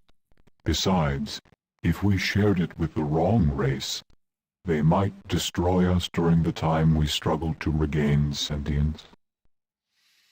That makes sense. We want to help other races understand these mysteries, but our first duty is to ourselves and to keep our race safe during our sleep of reason. So you use the Cosmic Undevolver to resurrect a few precursors? Yes. We must monitor the process. But the DAC-TAC-LAC-PAC programming apparently went awry during the ravages of time, and they did not undevolve us recently. We are glad that you did. Why? The Eternal Ones are close at hand. We must make sure that we do not start to undevolve until their time has passed. Well, it sounds as selfish as the Eternal Ones is not sharing their devolution technology. Perhaps, but we must do it. Okay, so that's just a little minor thing. I have a question on another topic. Ask your questions. Tell us the full scoop on the Eternal Ones. The Eternal Ones are a horrific gathering of entities whose very form of being is so alien to all other sentient creatures that we can barely begin to fathom their ways. When a galaxy produces many sentient races, some mysterious force signals the Eternal Ones, who interdimensionally translate themselves into the galactic core. They subdue all opposition with their powerful ships, rip open countless hyperspace portals, and consume all sentience in the galaxy. In their wake, they leave many planets badly damaged, all members of all sentient races dead, the fabric of the space-time continuum in tatters. Sometimes reality recovers, sometimes it does not, and the entire galaxy is destroyed. But most times the damage continues to reverberate throughout the galaxy, occasionally imploding a star or twisting planets off their axes.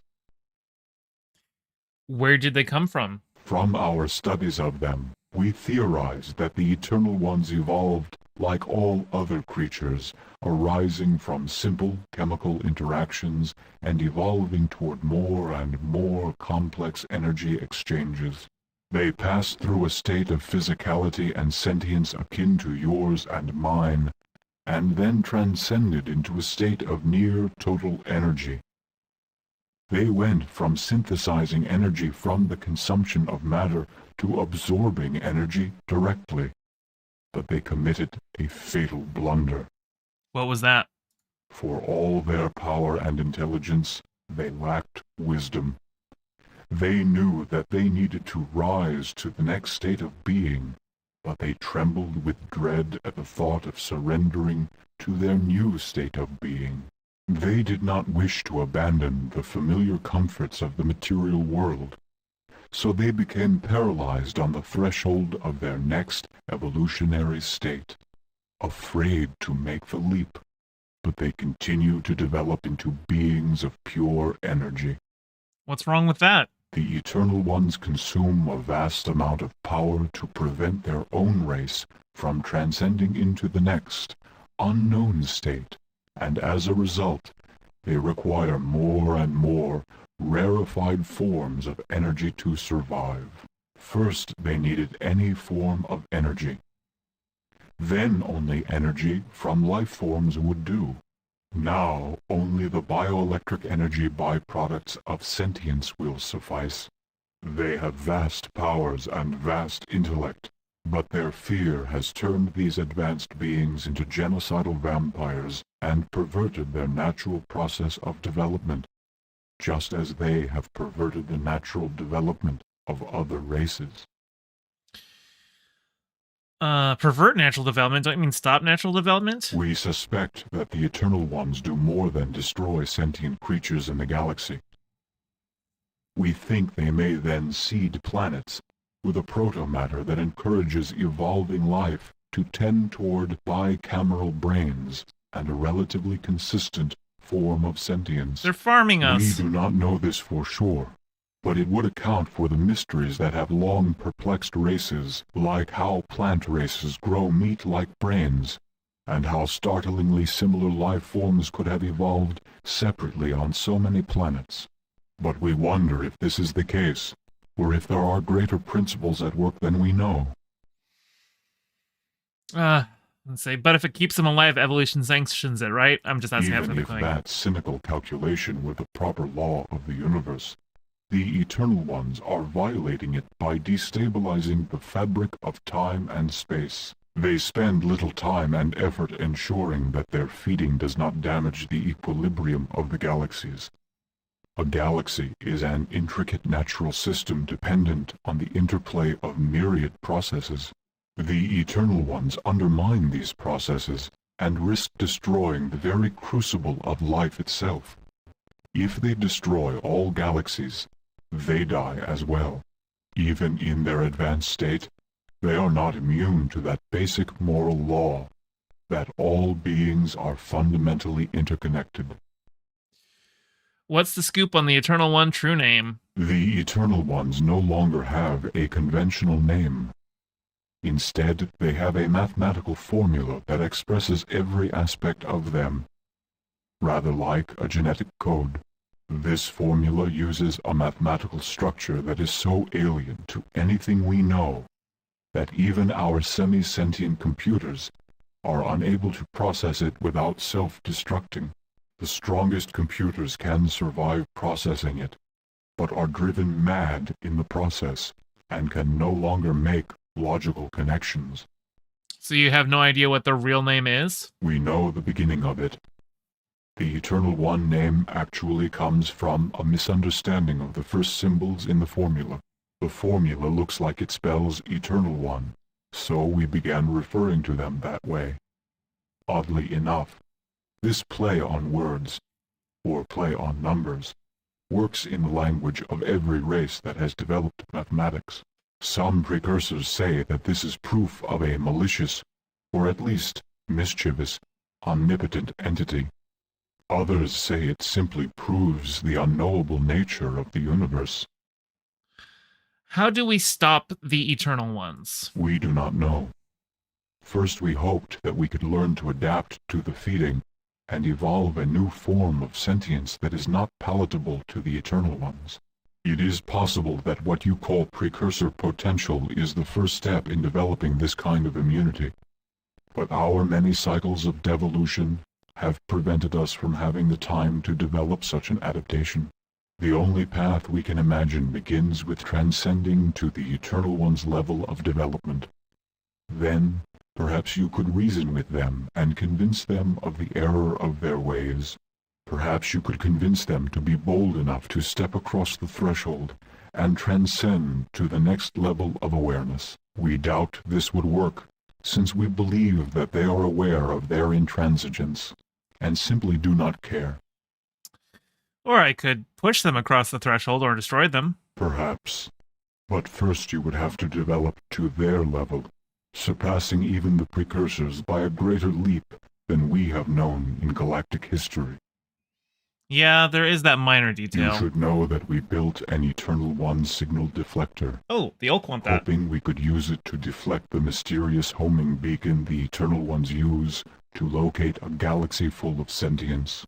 We wanted to make them overshoot the Milky Way by a few galaxies, but we could never get the deflector to work properly.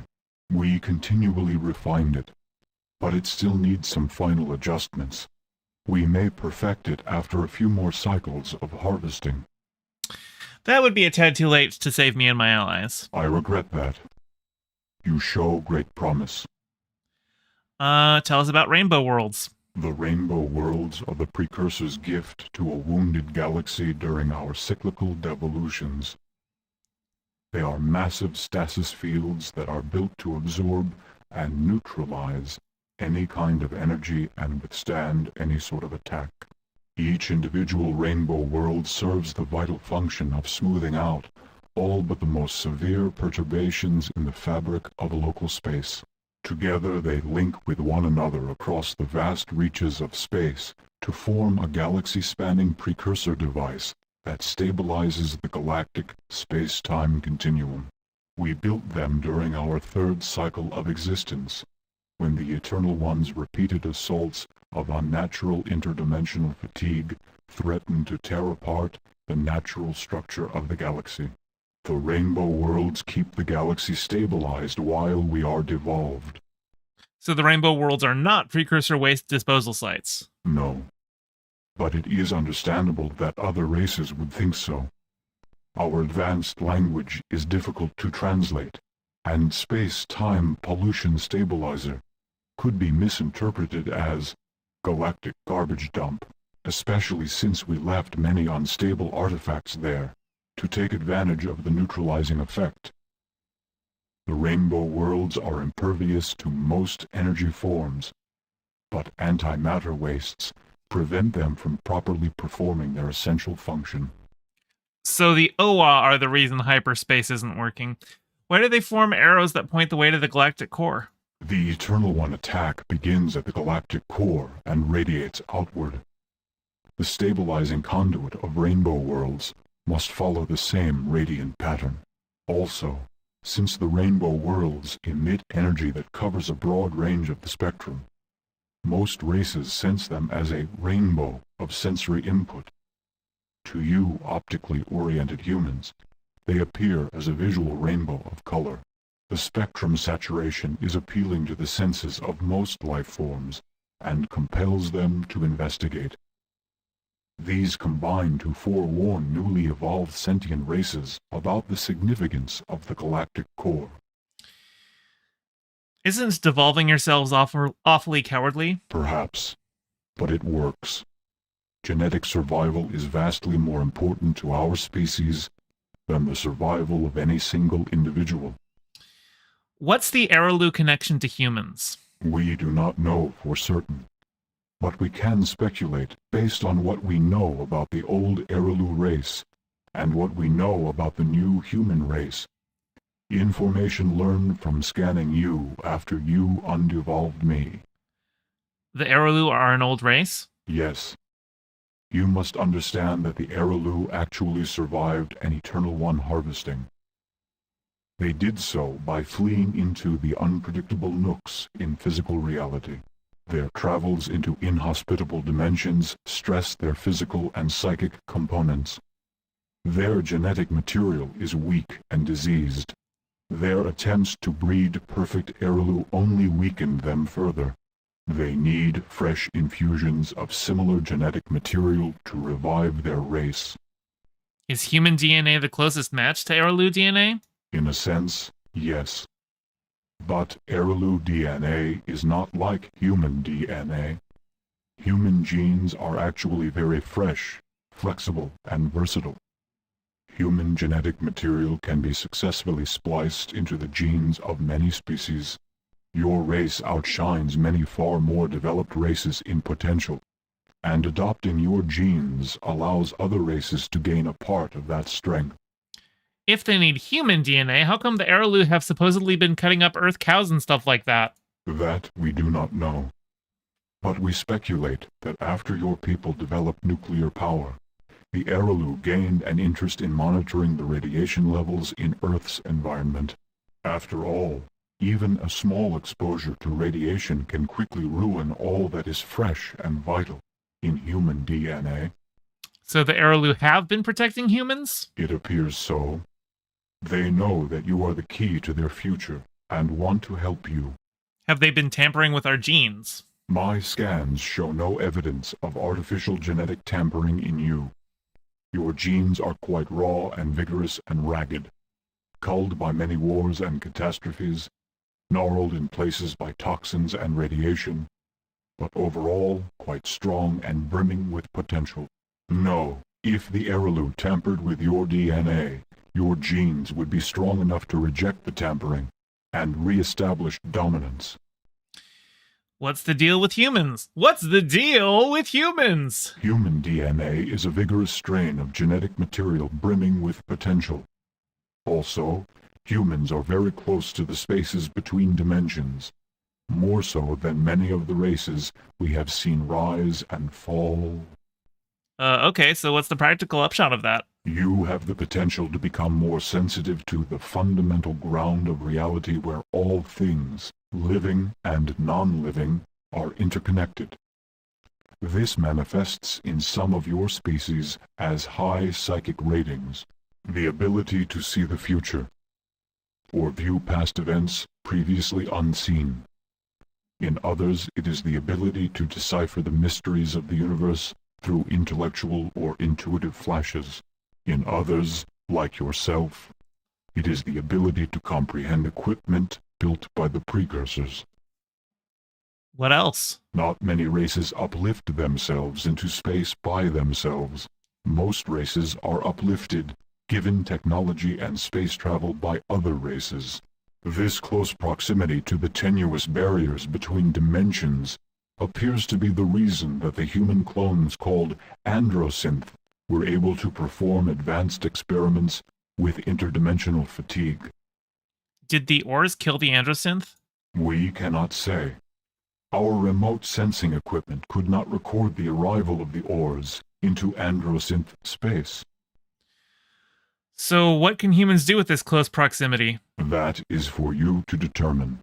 But it most likely involves slipping free from the bonds of space and time, and beginning to experience the fourth dimension as more than one single point. Heavy, how does that work? Time is not as you experience it, any more than space is as a sightless worm experiences it. We precursors have a different view. We see not only your body in this split second of time, but the long body of you through time. I see you extending forward in time to your old age, and I see you extending backwards in time to your origins from a genetic seed. And behind that I see your genetic seed fall from your progenitors, and their progenitors before them, in an endless chain back to the organic soup from which they spawned. Soup! And I see your generations ahead, in a vast chain that coils the stars like a great dragon. We precursors do not see all, but we improve our sight every cycle. dragon. That's pretty superstitious for an advanced being. When one lives with such powerful truths, metaphor and myth are often the only way to communicate. The Pakunk understand this more than most. Well, all that insight hasn't saved you from the Eternal Ones, now has it? In a way, it has. Why were the Urquan so keen to nuke the pyramids when they reached Earth? Humans have apparently been manifesting their precursor potential for a long time, before your recorded history. Ancient human lore was stored in the areas that the Urquan destroyed. Lore so powerful that it manifested to the Urquan as an anomalous energy reading. Ask your questions. What are the Ors up to? I do not know. They are new to this quadrant. Our remote sensing apparatus reveals that they are interdimensional projections of a greater creature, but I cannot see what this creature is. I have a question on another subject. Ask your questions. Because I already asked about the understuff. What's with the Daktak Lakpak? The Daktak Lakpak are mere maintenance automatons. They were built to be semi-sentient scrub bots, networked into a central system. Their job is to monitor our equipment over the millennia and make sure that one of us is routinely undevolved. The Daktak Lakpak seem to have suffered severe bit decay lately. They tried to reprogram themselves, but only made themselves more machine-like. There's no way to make them more reliable? They are prone to breakdown because we had to build the Daktak Lakpak to be far less sophisticated than our other sentient computers. We had to ensure that they could not be driven mad by the true name of the Eternal Ones. The true name only destroys them when they try to read it. It does not drive them mad. How do I fix them so the Daktak Lakpak go back to being scrub bots? That is a question I cannot answer. They are self-programming and have created new lockouts. If you can find their specific reinitialization code, you can reprogram them. Which I've already done. Tell me about the Crux races. Except for the Clairconkler and the Daktak Lakpak, they all seem to be races struggling with their own potential. Tell me about the Clairconkler. The Clairconkler are mysterious to me. They appear to be similar to the ancient Ta'alo race, but we do not know how. Tell me about the Kasari races. They are all races struggling with their own potential. The Exquivan are coming close to manifesting their precursor potential. The Viro-Ingo are the result of one of our genetic experiments. The Ulk appear to have been aided in their development by evolving from spores in our largest artifact cache. We did not intend for sentient life to form there, and we are baffled about how it happened. The Harika and Yorn baffle us, since we are unsure of how their unlikely symbiosis occurred. This gap in our knowledge is unsettling. They mentioned the Viro-Ingo, which I think I talked to briefly, but the main story with the Viro-Ingo doesn't show up until a time-gated thing, so we'll talk to them more in a bit. Tell me about the races from my home quadrant. They are all races struggling with their own potential. The Pakunk and the Utwig have developed their precursor potential to a high degree. The Utwig seem to have reached the limits of their potential, but they are still very advanced. The Chimur are a remarkable race that we do not completely understand. We do not know the origins of the mysterious Chenjesu, but the Murnmurn were one of our living machines, the mother ark that birthed the Daktak Lakpak. The Murnmurn were supposed to lie dormant until we activated them. They came alive 1,000 years ago, during the time the Daktak Lakpak were not attending to their duties. The race called the Slylandro were clever enough to find a way to hide from the Eternal Ones by drastically changing their sentience, and by hiding in a gas giant that is inherently immune from planetary disruptions. What's with the Mycon? Mycon were our planetary transformer biots. We built them to terraform, and also to stabilize our planets. We needed them to protect us from the planet-shaking, crust-displacing Eternal One attack. The Mycon were programmed to be just under the sentience threshold. This way, they would not be destroyed by the Eternal Ones, but could continue stabilizing worlds filled with devolved precursors. Elder Mycon were supposed to write their standard programming onto the organic memory banks of all newborn deep children. This would ensure that they never became sentient enough to fall victim to an Eternal One attack. But it appears that during the last galactic cycle, Mycon programming began to suffer from bit decay. They began to speak in incoherent fragments. Sometimes they would directly echo the voices of their precursor masters, giving them instructions. They even began to destroy the wrong planets. As the signal-to-noise ratio in their programming became worse and worse, their organic nature reasserted itself. The Mycon actually began to evolve and develop sentience during your colonization of the Kasari Quadrant. The Mycon were so weakened in Vux raids on their planets that they were unable to continue suppressing the Deep Children. What is your position on the Mycon Deep Children? The Mycon Deep Children deserve to be free. Then we will tell you that you have the means to help them. We built an artifact to neutralize Mycon programming. Before the emergence of Deep Child consciousness, the regroover turned standard Mycon into inert lumps. Now it should release the Deep Child. I see that you have already found this artifact. It's called a plasma regroover. What's the deal with precursor genetic tampering? In order to understand our own potential, we needed to find a way to isolate it in non-sentient creatures. We tried removing essential genetic material from races, producing two flawed, partial versions of the original species. We never succeeded in isolating the source of our own great potential. I am surprised to see that some of our experiments, like the Vux and the Viro-Ingo, survived and gained sentience, despite the damage to their beings caused by their missing genes. You can restore these two races by joining their twin encrustation matrices. Ask your questions. So the Vux and the Viro-Ingo are two halves of a complete species, is what he's saying. What's with the red spiral rail? Is it not clear? The red spiral rail is but the outer housing that encloses the artifact we built to locate sentience with great potential.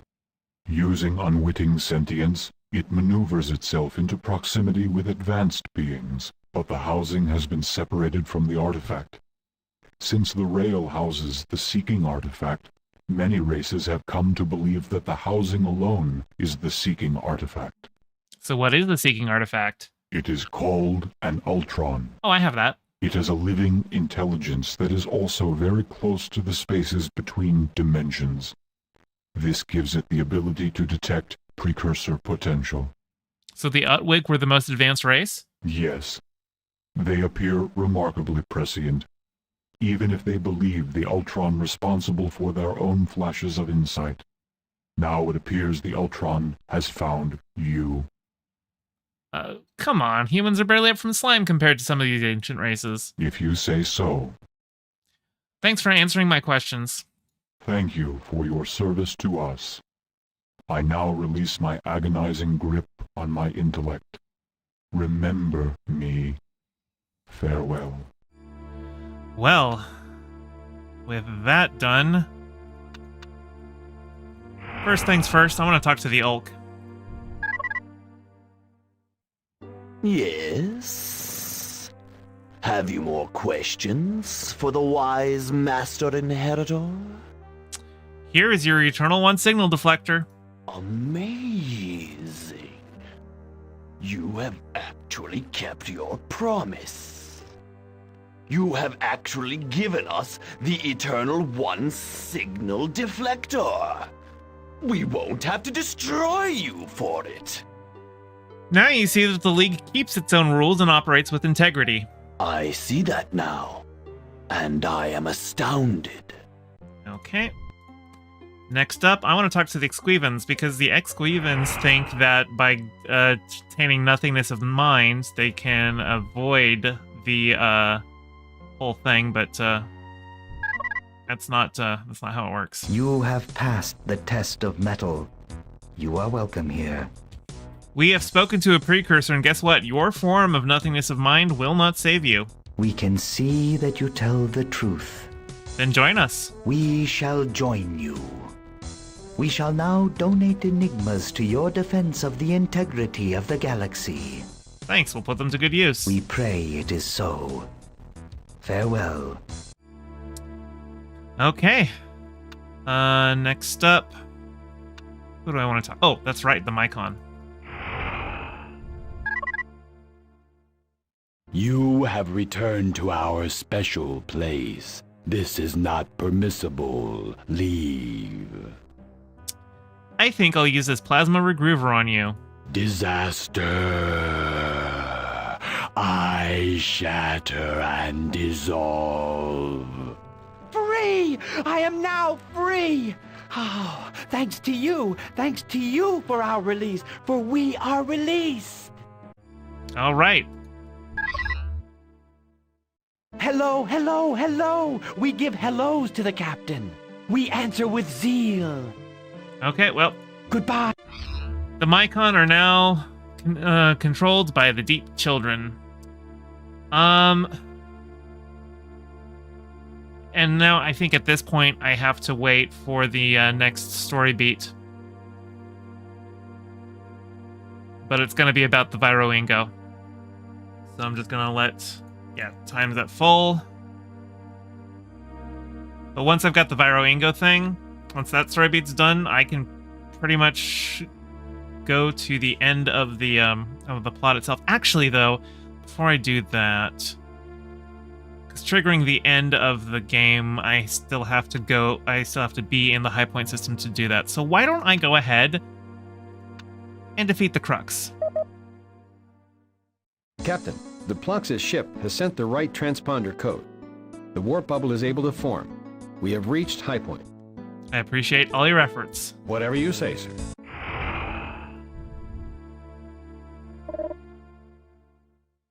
Sir, a massive shield around the Ploxis precursor vessel appears to make it unassailable. Communications with the ship is also impossible. Okay. That's okay. I've got this. Jettison. You little earthling monster. I give you a chance and you throw it back in my face. I will destroy you even if I must destroy the universe. Calm down. Just because I've wiped out your entire empire is no reason to speak in uncivil tones. I have the greatest device, the Eternal One bomb. It can destroy the galaxy. Go away, or I'll activate the device. I mean it! I got nothing to lose. Come on, lose with a little dignity. Turn over you precursor vessel to my crew and leave it forever, or I will blow up the galaxy. Nope, I don't make deals with terrorists. You better trust me. Trust me, or I summon the Eternal Ones. No, surrender or die. Okay, I'm gonna use the Ploxis ship first since, you know, he probably wants a shot, but he's only got 4 hit points, so he's probably not gonna make it to the end.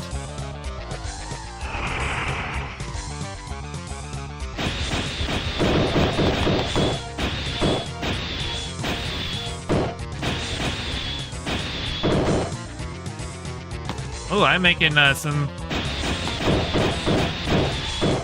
some good work of this guy. All right, I got a Ploxis victory against the Ploxis. That's poetic.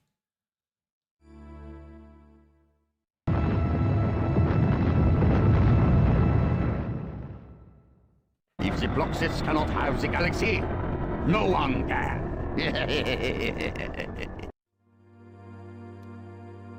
Okay, let's get out of here.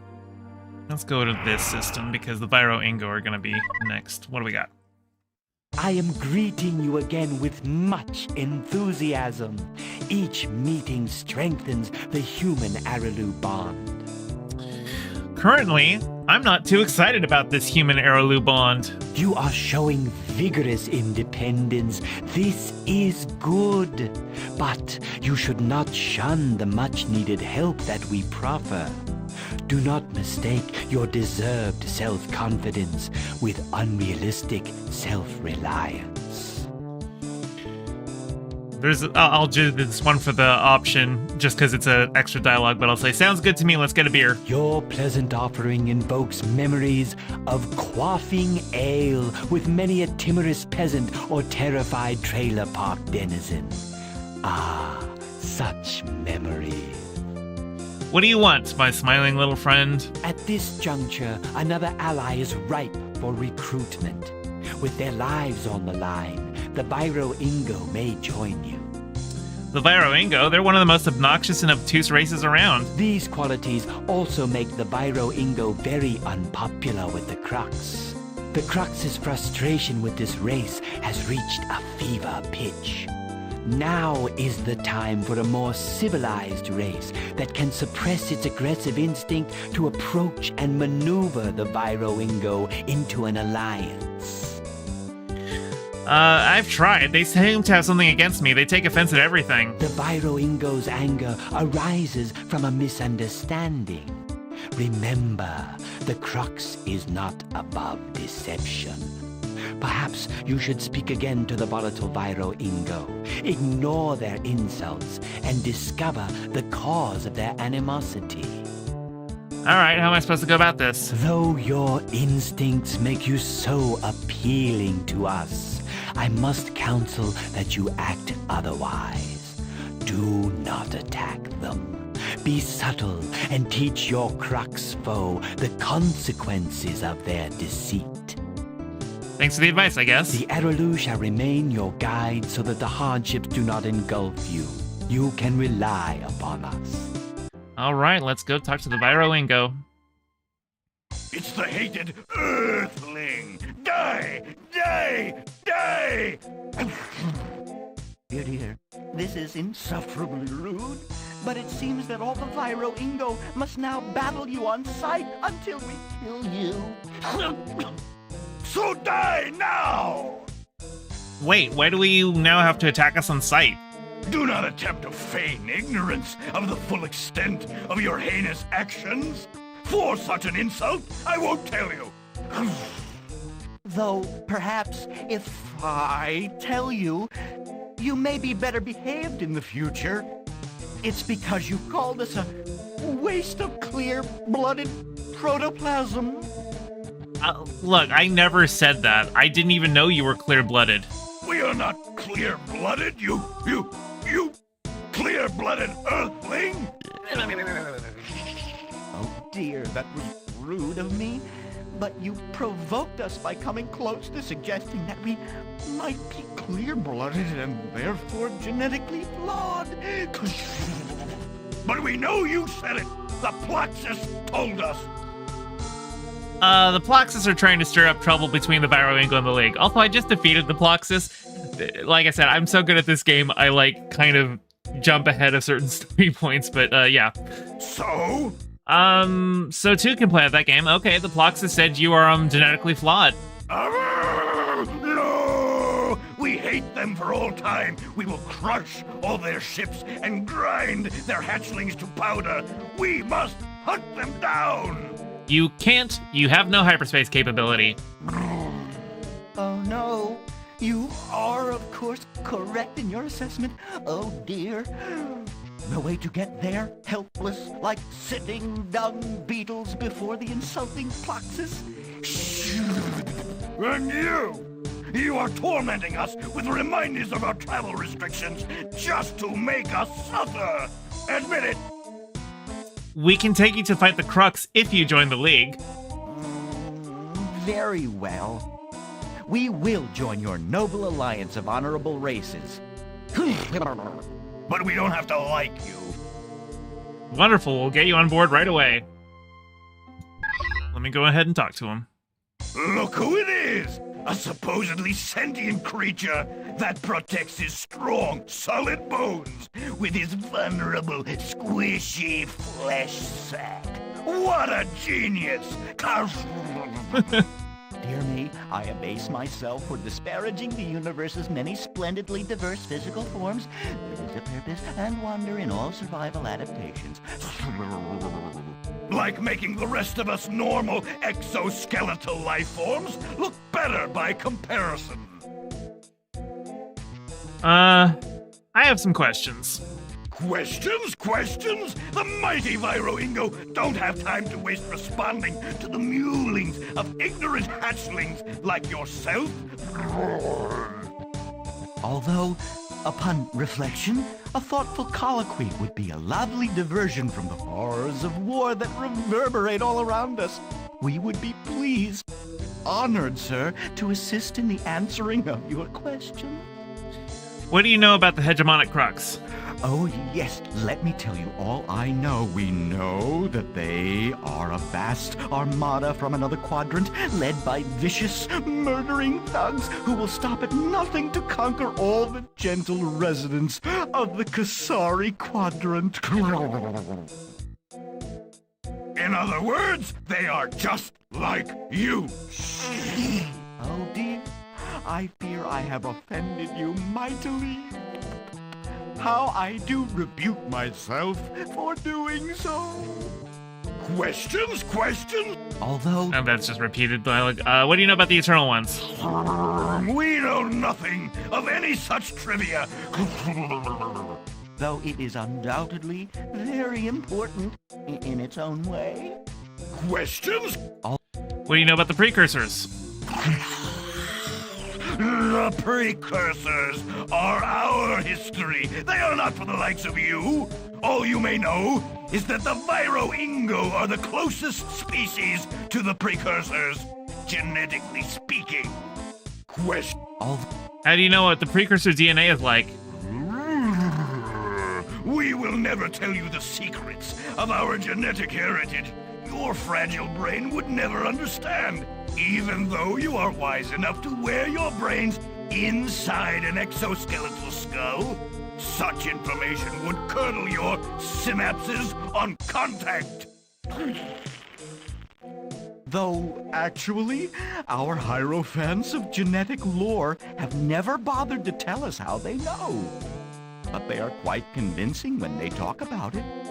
Questions? Well, the Precursor told us that you guys were split in two from the Vux. If they have some sample Precursor DNA, we'd love to get our hands on it. Never! The Hierophants of genetic lore must never reveal the ancient secrets of the Precursors. In case they have no secrets of the Precursors. You know, I've always worried about that. It would be very embarrassing. Never! I have complete faith in our genetic superiority. I have no doubts. You are trying to shatter my faith, foul tempter. But I will never succumb to your seductive lies. Though I feel compelled to point out that you did nothing more than ask a simple question that we have no answer for. Questions? What do you know about the Rainbow Worlds? We know nothing of any such trivia. Though it is undoubtedly very important in its own way. Question? What do you know about the galactic laws of hyperspace?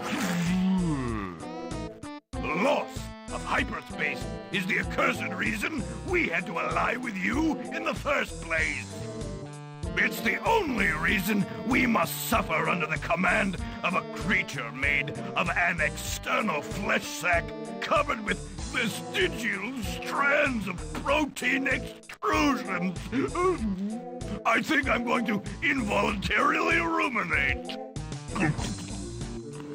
That sounds a lot like the Vux. I feel much better. But that is all we know. One day, hyperspace worked. The next day, it did not. And all our fleets were stranded. Questions? I have no more questions. But we have a question for you, flesh sack.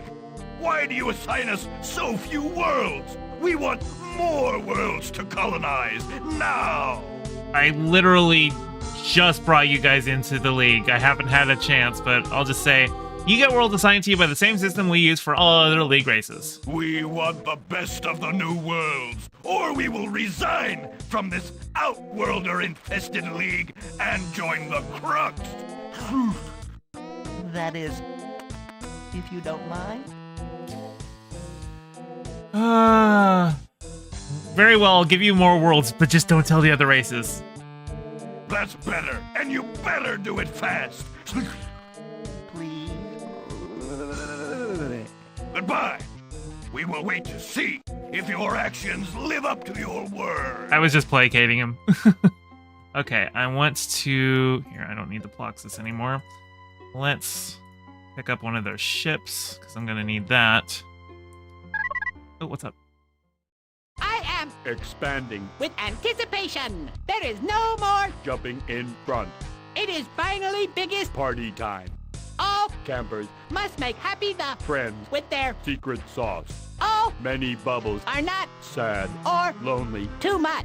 It is the Now time. make ready for. The change. There are never enough. Campers. Oars tried to make Many bubbles. from the Anderson and Supacs, but it was not enough Special sauce. to be happy. All Campers. have too many Special sauce. and more easy to. Party. It is Happy time. every day. Happy Camper. captain is Successful. the least. The Sirens Nasty tricks. is managing the. Alliance. I am realizing. Oars is Squeezing. the Juice. so much. All Campers. will not Play. at our. Party. But then what? Siren Nasty tricks. are. Crumple. You are not even. Campers. Alliance. Is too many. Silly cows. More and more. Juice. You are. Sick. For the last time. If there is no. Special sauce. Silly cows. Art. Dissolve. It is. Dancing. Well, I guess we're fighting the, oars. Let's pull out some ships I haven't used. Let's do the Harika ship.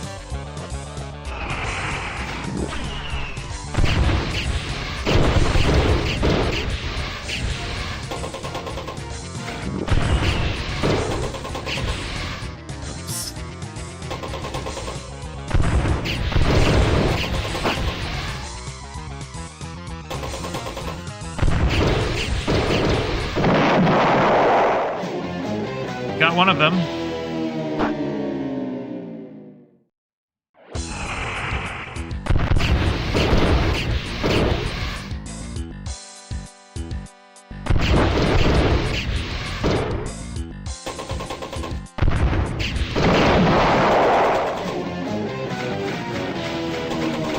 Oh, I see. The alt is increasing my speed at the cost of my crew, but I also regenerate.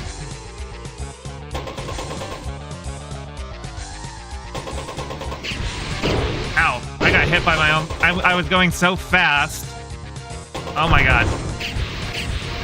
That afterburner is actually dangerous. I was going so fast that I like ran into my own missiles.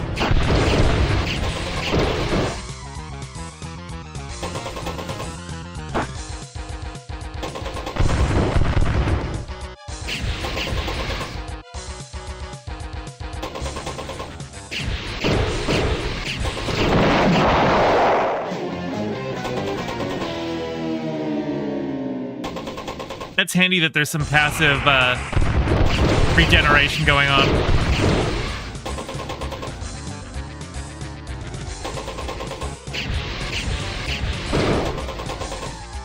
Get out of this orbit if I can. There we go.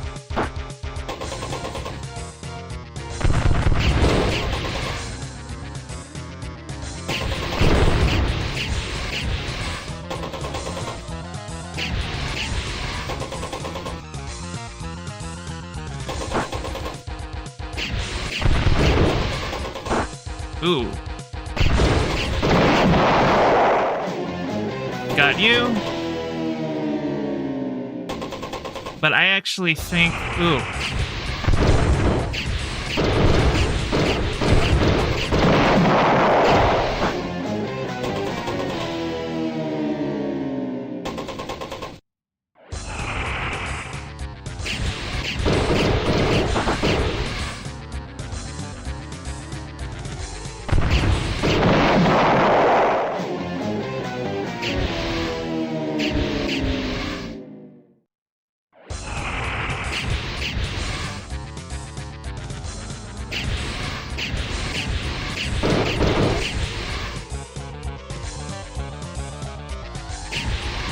Ow.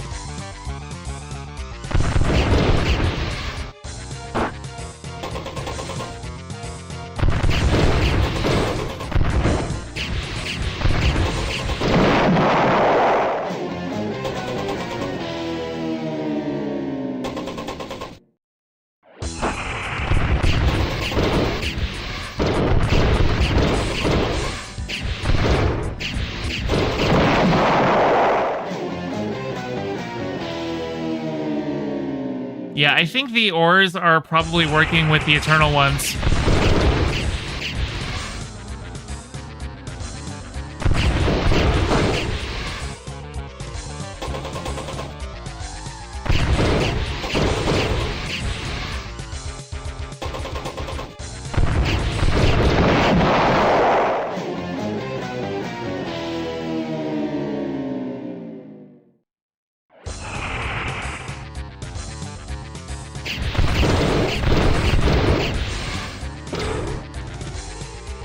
Come on, come at me.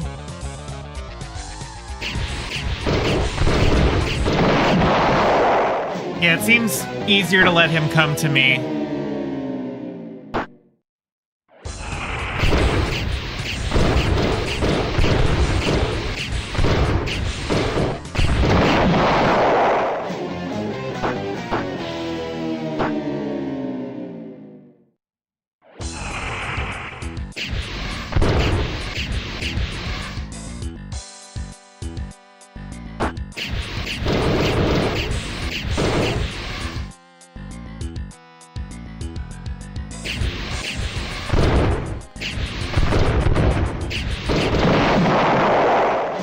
I think I defeated the entire fleet with the Harika. Yep. Okay. What's up? Alliance Captain is dancing. well with the oars. Dancing but is the fighting. Oars is never Dissolve you cut our fingers. That is the case. Ours will leaving our House and staying, below. but is best. This Heavy space. is now House of friends. we Summoning the friends. with captains. Old toy. That is a good plan. For Sad campers. it is too much. Yeah, time. summoning the It friends. is not ours. Party time. Is Friend party time. I am thinking. That's the By Eternal me Ones. Nasty tricks. Cannot manage Alliance from. friends. It is enough. Spitting. The words oars are leaving. And true to their word, the ores system has no ores in it. Now, I should start getting a message saying that there's a disturbance in the high point system, but going there is what triggers the end stuff, so I'm gonna wait for the Viro Ingo story to conclude before I do that, but I am very close to the ending. What do we got? I extend warmest greetings, Shining One. We stand together on the brink of darkness. Such darkness calls for illumination. You mean you're ready to actually explain some of the stuff that's been happening? Our knowledge transcends reality perimeters, but this we can share with you. There are extra-dimensional beings that live beyond, outside of true space, outside of quasi-space. They lurk out of sight. You know them as the Eternal One. They silently watch and wait for galaxies to develop sentient races in profusion. They then feast on the sentience in that galaxy. The manner of their feasting wounds time. The natural stresses and strains of the time-space continuum produces natural interdimensional fatigue, which sometimes results in quasi-space portals. But living beings can create unnatural interdimensional fatigue, which is the enemy of all living things, for it can collapse an entire star system in the twinkling of an eye. Living beings like the Eternal Ones? Living beings like you. For millennia, the many sentient races made extensive use of hyperspace travel. But hyperspace travel causes perturbations in the fabric of space and can eventually destabilize time. The Portal Spawner does much the same thing as the Eternal One's attack. It rips unnatural holes in space. You once needed the spawner to ensure the survival of the human race, but now it is best that you do not have it any longer. Your new warp bubble transport is far safer. But you, Araloo, also traveled through unnatural interdimensional fatigue. Are you contributing to the damage now? Well, you would not understand. That's not a no. Do what is best for you. Always remember that. No, wait, the portal spawner is a modified version of your form of travel, right? Are you causing damage now? I do not have much time. Yeah, you are. Please listen. To feed the Eternal Ones tear holes throughout time. They have done this often, and now the bindings that hold reality together begin to fail. The loss of hyperspace travel is the first result. The loss of stars is the next result. The quadrant itself might collapse. And the galaxy. Oh, that kind of ended abruptly, but all right. Oh, that sound was the Viro Ingo launching a ship. Sensors indicate a spatial distortion in the high point system. Yeah, I'm going to ignore that because I need the next story beat to happen.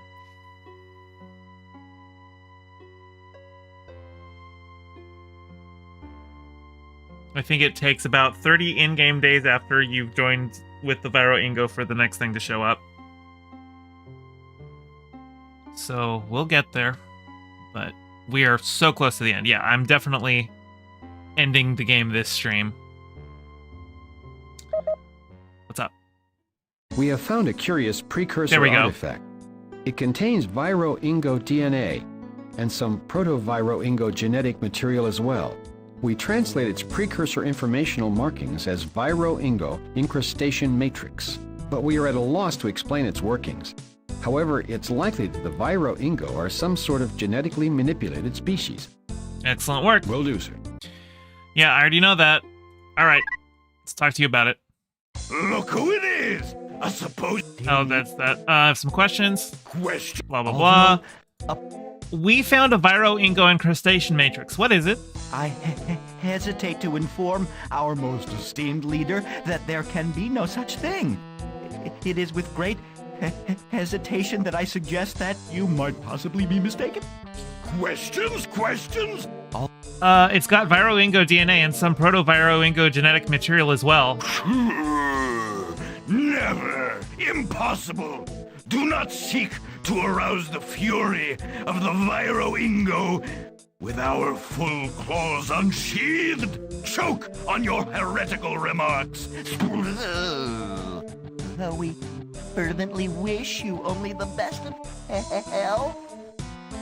Although it's got your DNA and shows signs of genetic manipulation. Aren't you interested? No, never! Stop casting aspersions on our genetic material, or we will leave the League! Though we fervently wish to stay.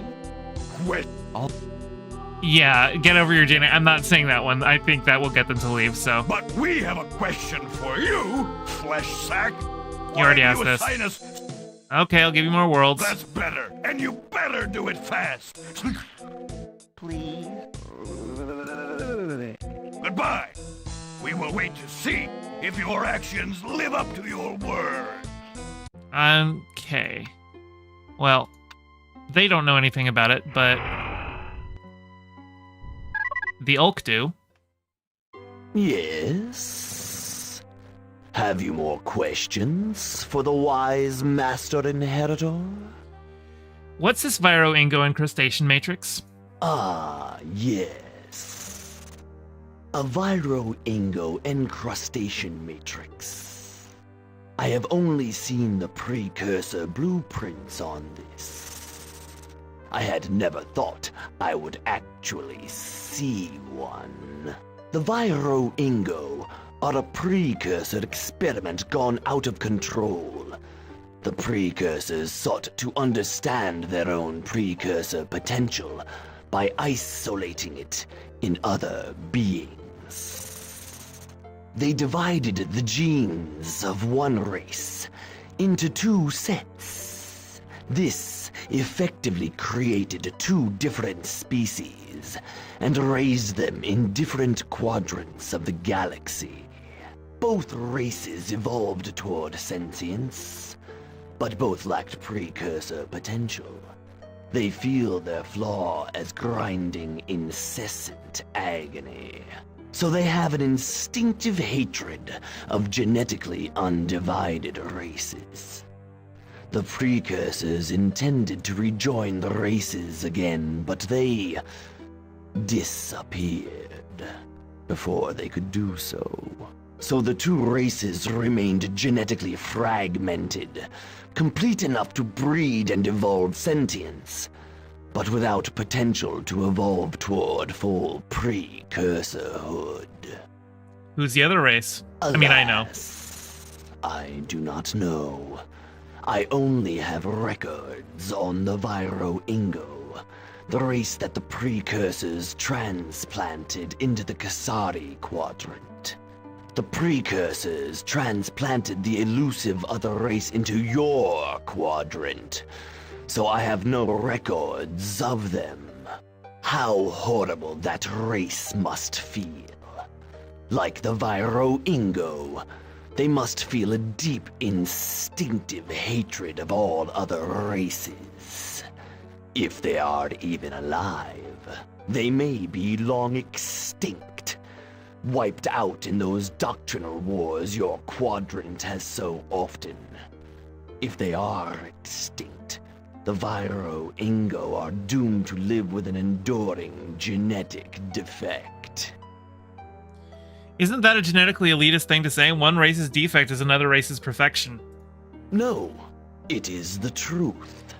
When the precursors sundered one race into two, it left the two races with extreme genetic abnormalities, capable of making daily life an excruciating business. All right. Return. Now I just need to wait for the other one to show up. We are very close to the end, though. Actually, while I do that, I want to... Let's see. I'm gonna go to the Katang colony, actually. Yeah. I want to pick up some Katang ships. I actually don't want the punk. There we go. Now I've got some Katang ships. Those are pretty useful in the fight ahead.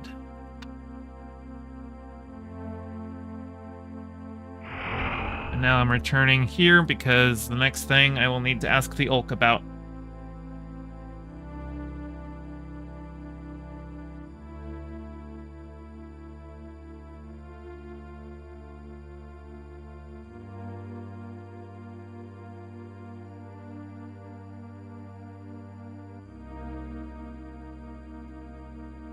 Actually, it's funny. If I look at all the colonies out there, I only see 3 red ones. We've got the red... Oh, hang on. We have found another curious precursor artifact. It contains Vux DNA and some Proto-Vux genetic material as well. Its markings translate as Vux incrustation matrix. We are at a loss to explain its workings, but it's likely that the Vux are some sort of genetically manipulated species. This is very much like the Viro-Ingo incrustation matrix we found. They are symmetrical, with highly complementary sections. I appreciate all your efforts. Whatever you say, sir. Yeah, so like it's just the Black Urquan over here, the Vux and the Spathy, they're the only enemies left. Yeah? What's this Vux encrustation matrix? Ah, yes. Another encrustation matrix. By the bones of the precursors. This matrix is for the Vux. The Vux are the missing piece of Viro-Ingo DNA. The Vux must be genetically flawed as well, and hateful of all other species. Can the Vux and the Viro-Ingo genes be restored?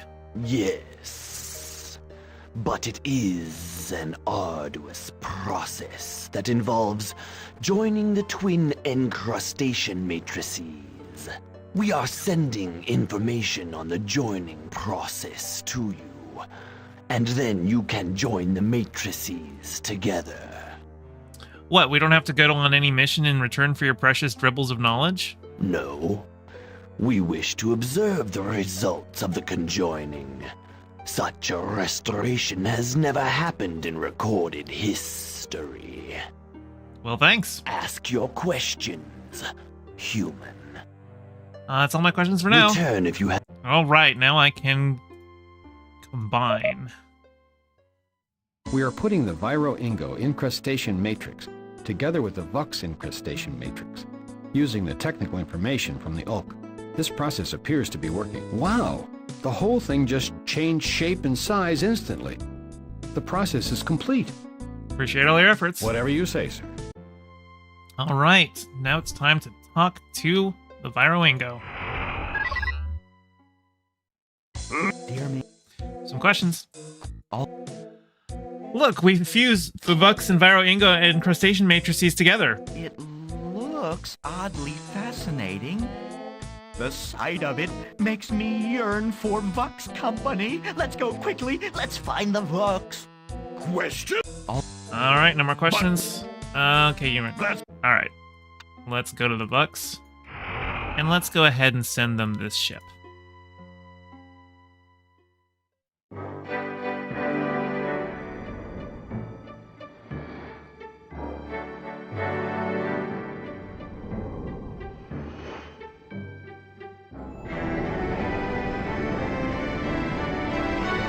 Oh my, that looks, certainly graphic. I wonder if that implies anything.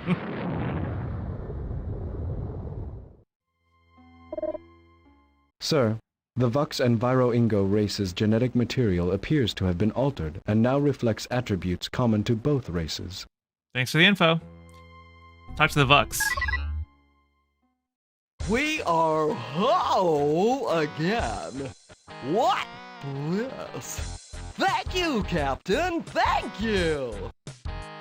All in a day's work. The re-assimilation process is going well.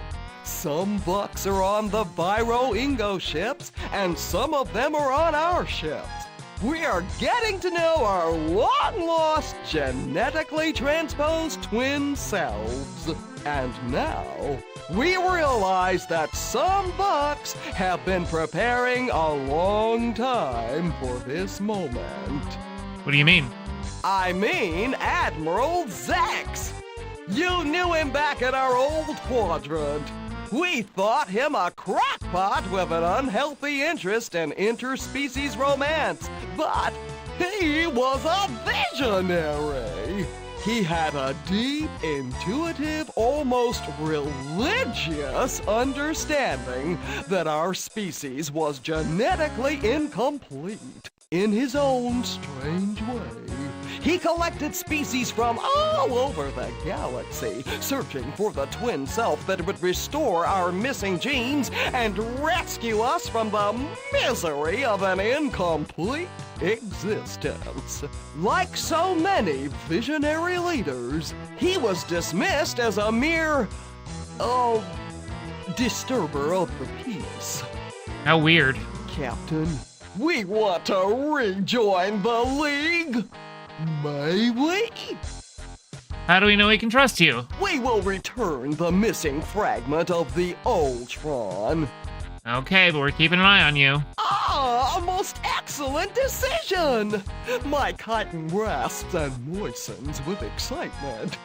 Here is the missing part of the Ultron. It's a brass ratchet. We stole it to prevent the Ultron from seeing into our plans to betray you. Why did you betray us? When we first arrived in the Kasari Quadrant, the Crocs were already here. The Foxes secretly monitored our transmissions and learned that we were still quite disgusted with humans. They offered us revenge on you. We were so miserable from our genetic flaw that we accepted. They secretly transported us with their precursor vessel. But now we are back, and we're sorry. You're forgiven. Colonize well, my Vox allies. Let's fix the Ultron. Alright, let's go talk to the Outleg. You have arrived at a most Hello. We found the final piece to the Ultron from the Vox. Is it okay now? Yes, it is true. I can sense the Ultron across the seas of space. Ready to use the old Ultron and be massively productive again? No, Captain. We will not take the Ultron. What is it now? During our period of intense suffering, we reached the darkest levels of the abyss and saw an unexpected light. We have realized that we no longer need to rely on external sources for our courage and wisdom and insight. You became atheists! The Ultron never foresaw the future. Using it gave us the courage to trust our own intuitive flashes.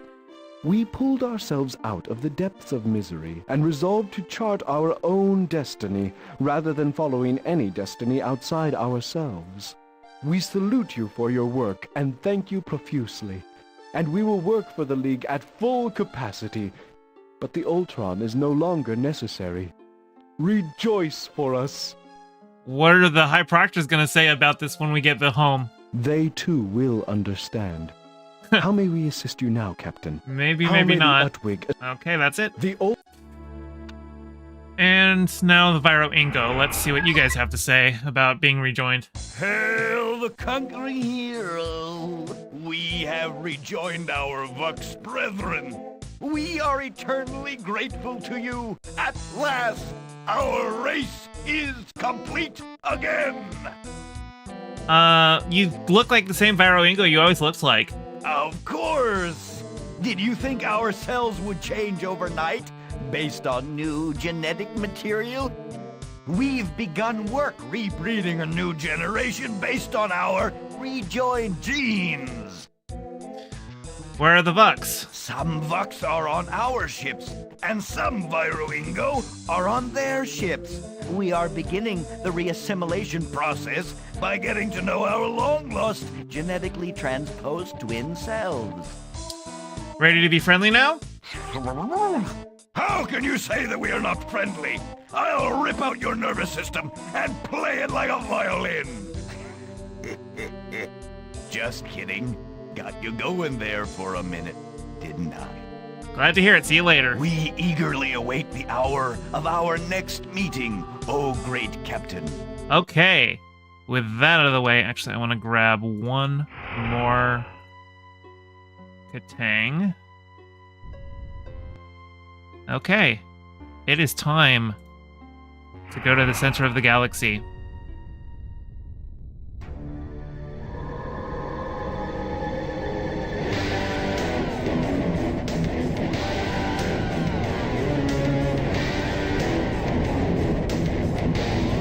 That's a big fleet.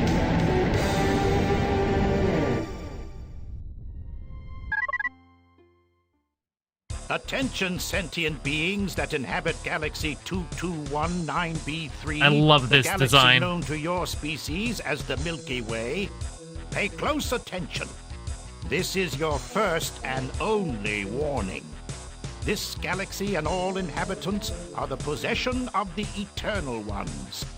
All sentient creatures contained herein must now cease performing their essential biological functions in order that we harvest the energy byproduct of sentience.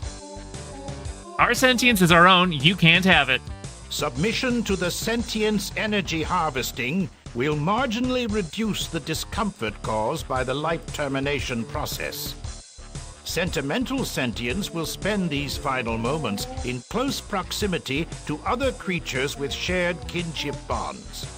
Impudent sentience will spend their final moments mounting a panic-stricken assault in a futile attempt to stop our inexorable harvesting.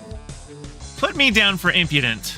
Let those who wish to engage in such doomed defiance now come forward to meet a painful death in the cold vacuum of space. Oh yeah? Also, you doomed ophthalmology boy. Come on and eat hot photons. You have no chance of winning. Resistance only makes the harvesting process more painful. You have one more chance to surrender. Let's just see how eternal you really are. Our fleet will now exterminate you. Come on then, I'm gonna get late 20th century on your butt. Let's kill the Eternal Ones.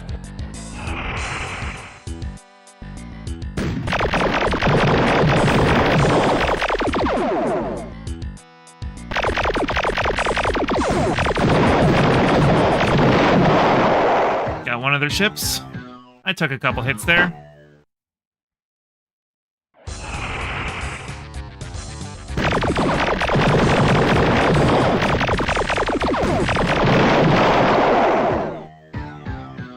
Let's go.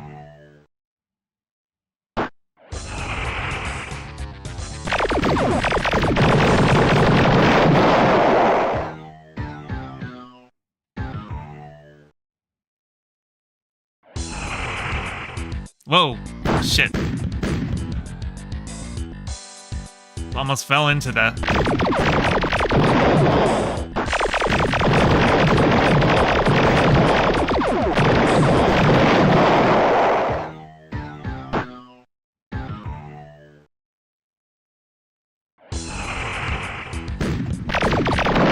Oh no, he got me.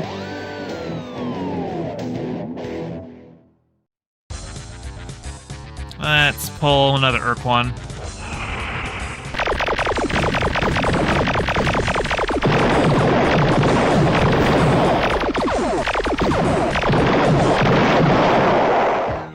Alright. He is gone. How many do we have left? Still quite a few.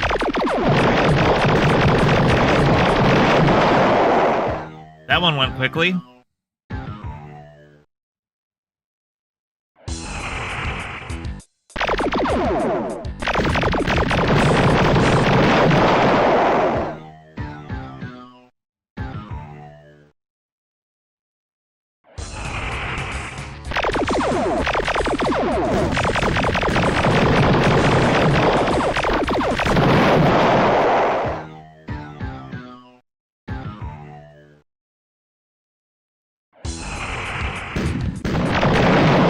Oof. He warped into a good, lucky spot. Okay.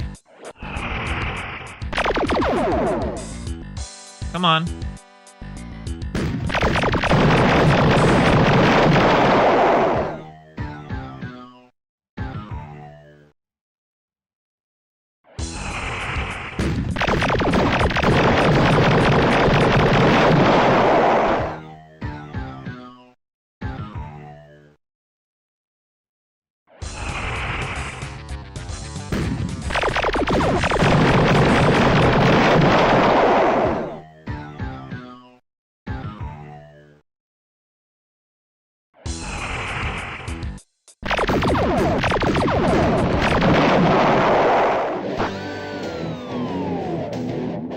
Alright, next ship. What do we want? Pull out a Katang. I grabbed these guys for a reason.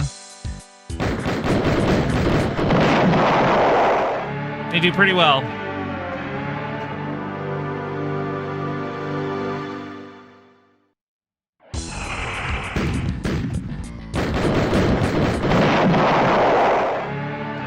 Damn, these guys make short work.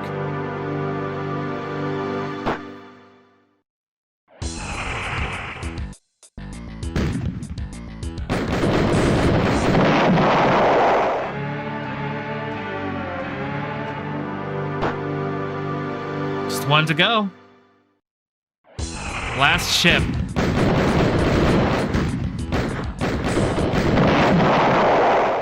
We have defeated them. They are gone.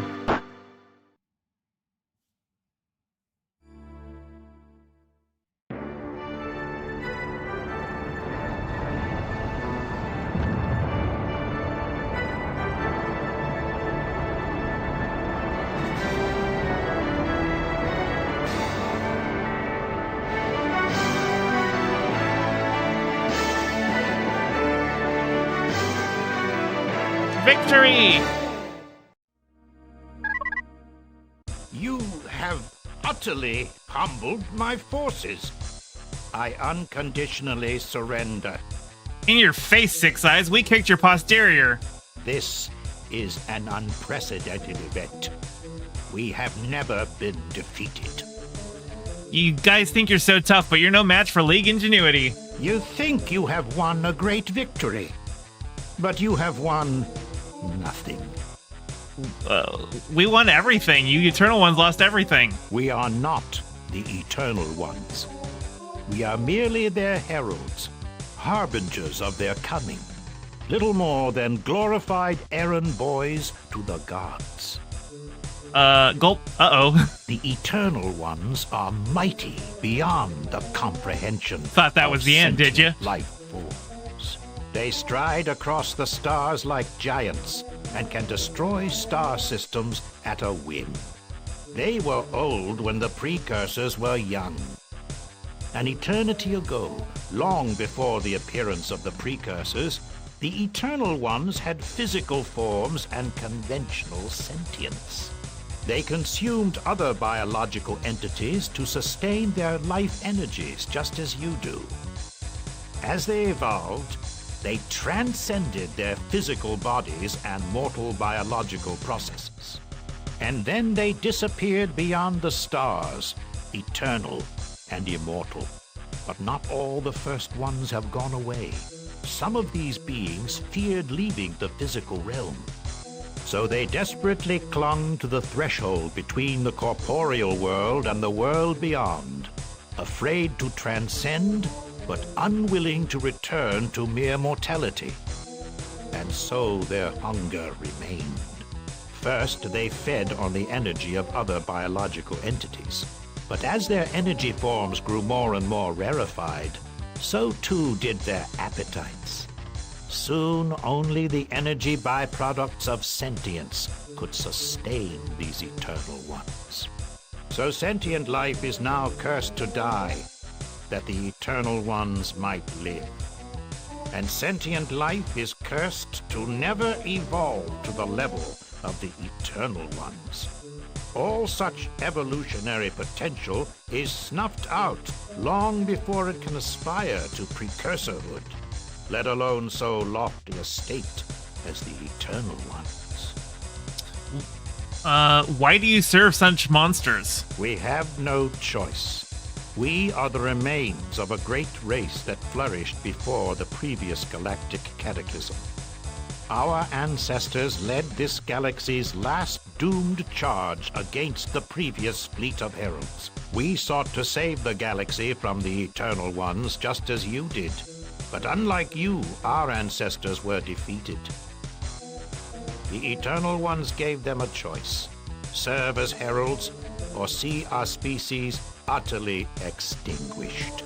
As long as we serve the Eternal Ones, our species is allowed to live on. This has put grave constraints on the development of our race, but at least we endure. Our race has long been thought to be dead. And so we are. We are the walking dead, bringing damnation to our home galaxy. Had we defeated you in combat, your race might have been offered the chance to serve as heralds. Your genetic material could have lived on. But since you have done the impossible and defeated us, it is likely that the Eternal Ones will destroy you out of irritation. So how do we beat them first? My people have never discovered a way to stop them. When will they get here? When the sentient silo is full, the Eternal Ones will translate one infinitesimal portion of their immaterial essence to the galactic core. If the silo is not filled soon, the Eternal Ones will arrive to personally pacify the galaxy. They will open hundreds of thousands of hyperspace portals and channel all the sentience energy to the silo. Those portals are destroying spatial reality, don't they know that? The Eternal Ones appear to be aware of the interstellar breakdown caused by their feeding method. Systems or quadrants inevitably break down. Occasionally, an entire galaxy is obliterated. The Eternal Ones don't like to go away hungry from a collapsed galaxy, but they see interstellar breakdown as an inevitable consequence. They expect to despoil some natural resources to maintain their way of life. There are more galaxies where this one came from. Although some Eternal Ones seem concerned with the loss of entire galaxies, most Eternal Ones see galaxies as a functionally limitless resource. The Eternal Ones think that if they hurt and destroy enough galaxies, they may one day train a galaxy to freely offer up its sentience energy to them. They see this punishment the way a sentient breeds wild herd beasts to meekly submit to the butcher's axe. You know, I'm getting some environmental themes from this game. It's bad enough they want to kill us and end our evolution, but I won't let them put our physical reality at risk. I understand such determination, but what will you do to stop them? We're sending our tech teams over there to pillage your technology, got it? And you will cooperate. I will cooperate with you. I will open all archives on Eternal One technology and records. That was a quick conversion, Harold. Why are you so eager to cooperate? Because there is a chance you will succeed. What, you want us to succeed? My race has sought the destruction of the Eternal Ones for millennia before my birth. There comes a time when a sentient must pledge himself to something greater than himself to be worthy of the name. This is my time. You may send your tech team now. Here they come, over and out. May you succeed where all others have failed. Alright, now I just need to wait for this. It's a sentience thresher. It's the device the heralds use to harvest the sentient energy in the galaxy. It's a simpler process than we thought. Actually, the process seems to be about 99.999% inefficient. The Eternal Ones may be unimaginably powerful, but they are also not very elegant, economical, or concerned with efficiency. They lose almost all of the sentience they harvest. Can we boost the efficiency and fill the silo ourselves? It'll take some effort, but we might be able to. Make it so. I appreciate all your Yes, efforts. sir. Okay, so examine. It's a sentience thresher. Yeah. The Eternal One. Yeah. It'll take some. Okay. Whatever you say, sir. That's weird, but assemble. You direct your tech team to assemble all four of the gathered components: the sentience thresher, the sentience collator, the sentience notation device, and finally the ebon hinge into a new functioning mechanism that your techs call a sentience energy collector. Captain, we think that if we modify the Herald Sentience Thresher with the Daktak-Lakpak Sentience Collator and the Precursor Sentience Notation device, we can boost efficiency exponentially. Then we can use the Ebon Hinge to channel it into the open silo. The modified Sentience Thresher can passively collect the byproducts of sentience-formed beings who are in the process of thinking, not dying. Oh, nice. It no longer needs a vast quantity of sentience, but a wide and varied quality of sentience. We need to increase the amplitude of the sentience energy with sentience from a variety of races. If you can collect sentience from the homeworlds of at least 13 races, we might be able to completely fill the sentience silo. I'm on my way. Excellent work. Yes, sir. Now I need to go talk to some aliens. Hey, Dukes. You get to be first. Oh boy! Hey, boss captain, Duke's reporting for duty. To keep the Eternal Ones from destroying us, we need to feed them some sentience energy. The energy from your brains. Would you like to contribute some? It won't hurt you. From our brains? Tack Flack Whack Whack says Dukes don't have much brains. I don't think us has any to spare. Your brains are as good as anybody's brains. Okay, you can have some smart stuff. Thanks, goodbye. Okay, I can't talk to the Katang, they just won't respond, so let's go to the Claircontler. Greetings, noble. We need a small donation of sentience from your noble race, Claircontler. It may save all our lives. Friend human, you have delivered us from our ignominious servitude. Though we no longer owe you a boon, we still wish to express our gratitude. We will be forever grateful. Okay. Harika. Hail, Alright. We need to collect a little of your sentience for a little experiment we're conducting. It's completely safe. Very well. You may try. We'll be watching carefully. Thanks for the sentience, guys. Oh, what's up? Sir, the Spathi on Goshen 4 are issuing a distress call on a secure League frequency. The text of the message simply reads, "Help." I'll get right on it. Well, they're the last member of the Crux. Let's see what they have to say now. Ah, hello, handsome, bold, honorable, and above all, victorious Captain. Would it help to say that we are very, very, very truly sorry for ever abandoning the League? Sorry, are you kidding? You served with distinction as our most valuable spy. You guys were great. Oh, in that case, may I replace you as the leader of the League and fly your frighteningly large precursor vessel and vent my mighty wrath on all the members of other races who ridiculed the Spathi? No, but we do forgive you for quitting the League. Oh, thank you. Thank you. This is a wise choice. We grovel in undeserving appreciation. May we rejoin your kindly and honorable League of Sentient Races? Please! Actually, you guys were more helpful to us working for the enemy than for us. Really? Good. I mean, really? It's not a problem now that you're back. Welcome back. My soul is warmed by your sincere and heartfelt words. We are reunited with the League. We shall be friends forever, allies to the bitter end. Now I'm gonna talk to you again. Oh. With the war safely behind them, the Spathi gratefully returned to the League.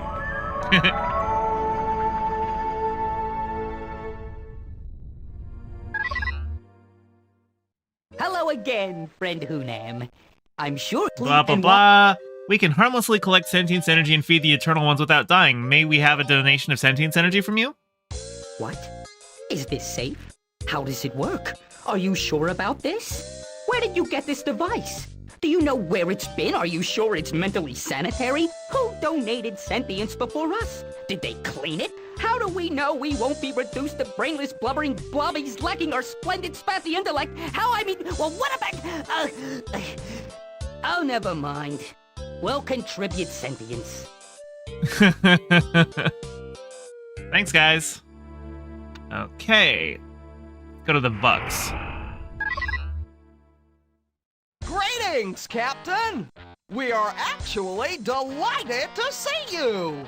You no longer look so repulsive to us. We can harmlessly collect sentience energy and feed the Eternal Ones without dying. May we have a donation of sentience energy from you? Will this hurt at all? Why are you being so squeamish? Very well. We agree. Yes, by all means, take what you need. Thanks. The Pekunk. Captain, we knew why you are here and what you wish. We have assembled a massive delegation of Pekunk to provide you with your heart's desire. A surprise party! A big day of emergence into this plane of reality to you. But, Captain, you do not look pleased. You now think we do not really know what you have come for.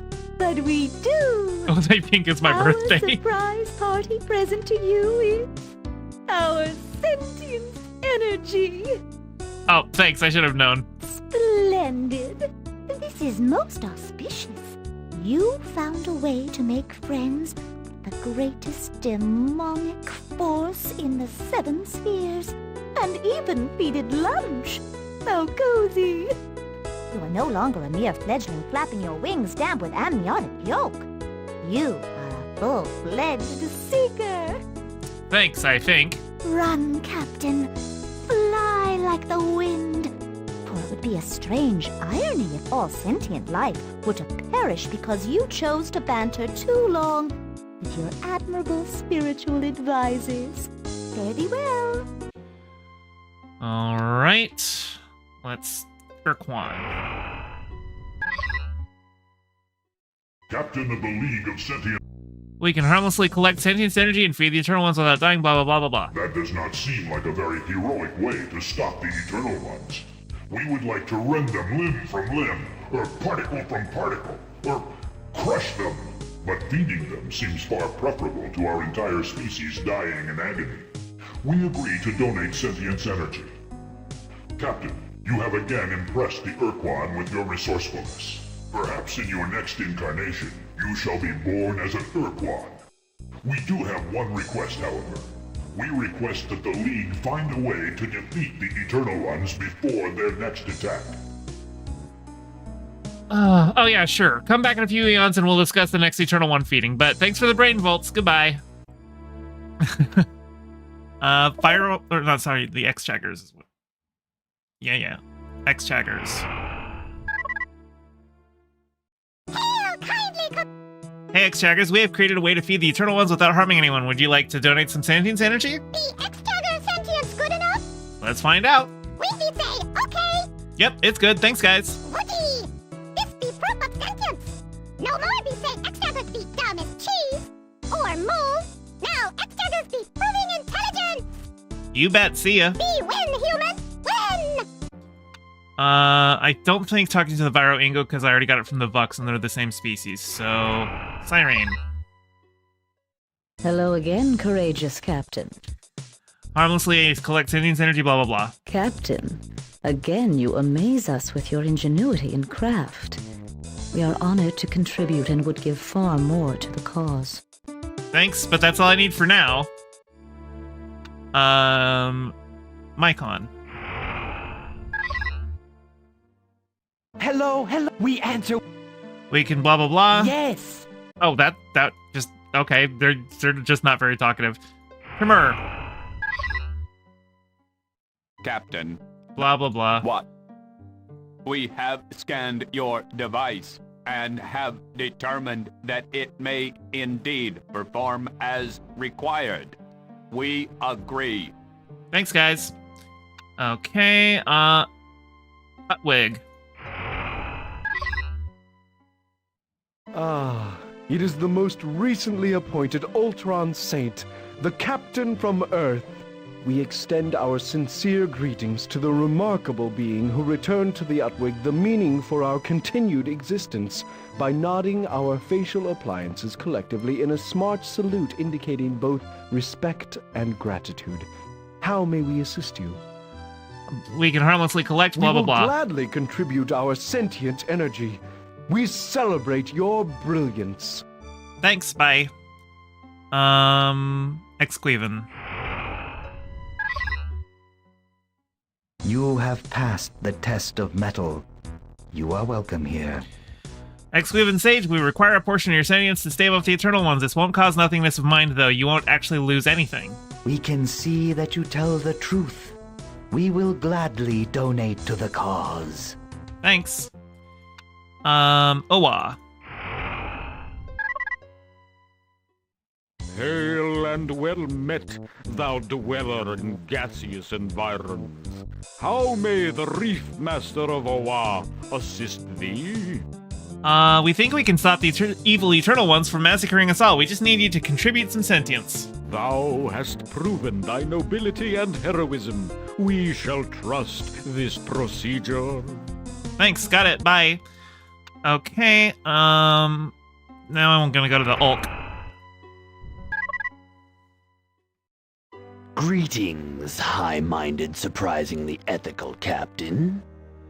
We think we can feed the Eternal Ones without killing ourselves. Care to contribute some sentience? You won't actually lose anything. Amazing! Such a thing is almost unfathomable, but we will do all we can. Good luck. Thanks, bye. I think that should be everyone. Let me pause. Yeah. Yep, that's everyone.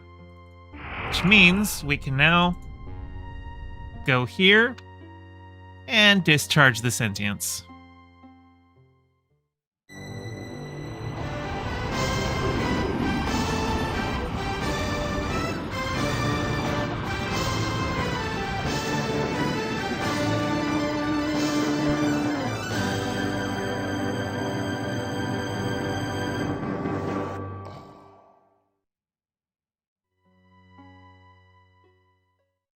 After the Eternal Ones had come and gone, and that's game, I was filled with a deep sense of satisfaction that went beyond the thrill of military victory. I'd won wars before and defeated seemingly unbeatable enemies. This was different. Let's hear what he has to say. Yes, I'd fought a lot of battles and won a military campaign, but in the end, what had saved humanity, its allies, and its enemies had been the resourcefulness of many races working together to satisfy beings that we barely understood. This was a shared victory on a galactic scale. Only time would tell if we'd learned enough to protect ourselves from the Eternal Ones in the future. It is a weird game. It was now clear that there was nothing malevolent in their nature, and the lesson we learned in the end was one of coexistence. That's a weird thing. With other races in our galaxy. Nothing malevolent about the Eternal Ones? I don't think so. Beings in the known universe.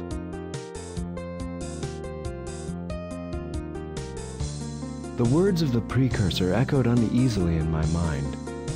We'd gone in search of the Precursors and found ourselves. We had a long way to go to realize our potential as described in his prophecy, but we were well on our way. And that is the end. Does eat cow make bad? No. Well, you don't eat the six-legged, shaggy, scaly cow, because that's a precursor. But that's it. I have beat the game. That's the full story, including combining the Vux and Viro Ingo. You don't actually need that to beat the game because you only need 13 species, but I wanted to get the full sweep. I wanted to get every single race. Because when you get the Vux and Viro Ingo, that gives you the Ultron bit, which you need to get the Utwig to also agree to give their sentience energy. But you can beat the game without those.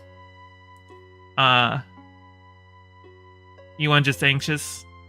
Well, anyway, thank you for those of you who stuck around to the end. That is it for Star Control 3. I'll figure out what game to play next on Thursday. And I will see you all then.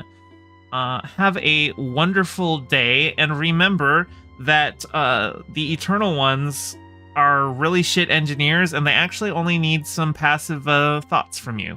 So just build a little device to extract those passive thoughts, and they should be good to go. Goodbye.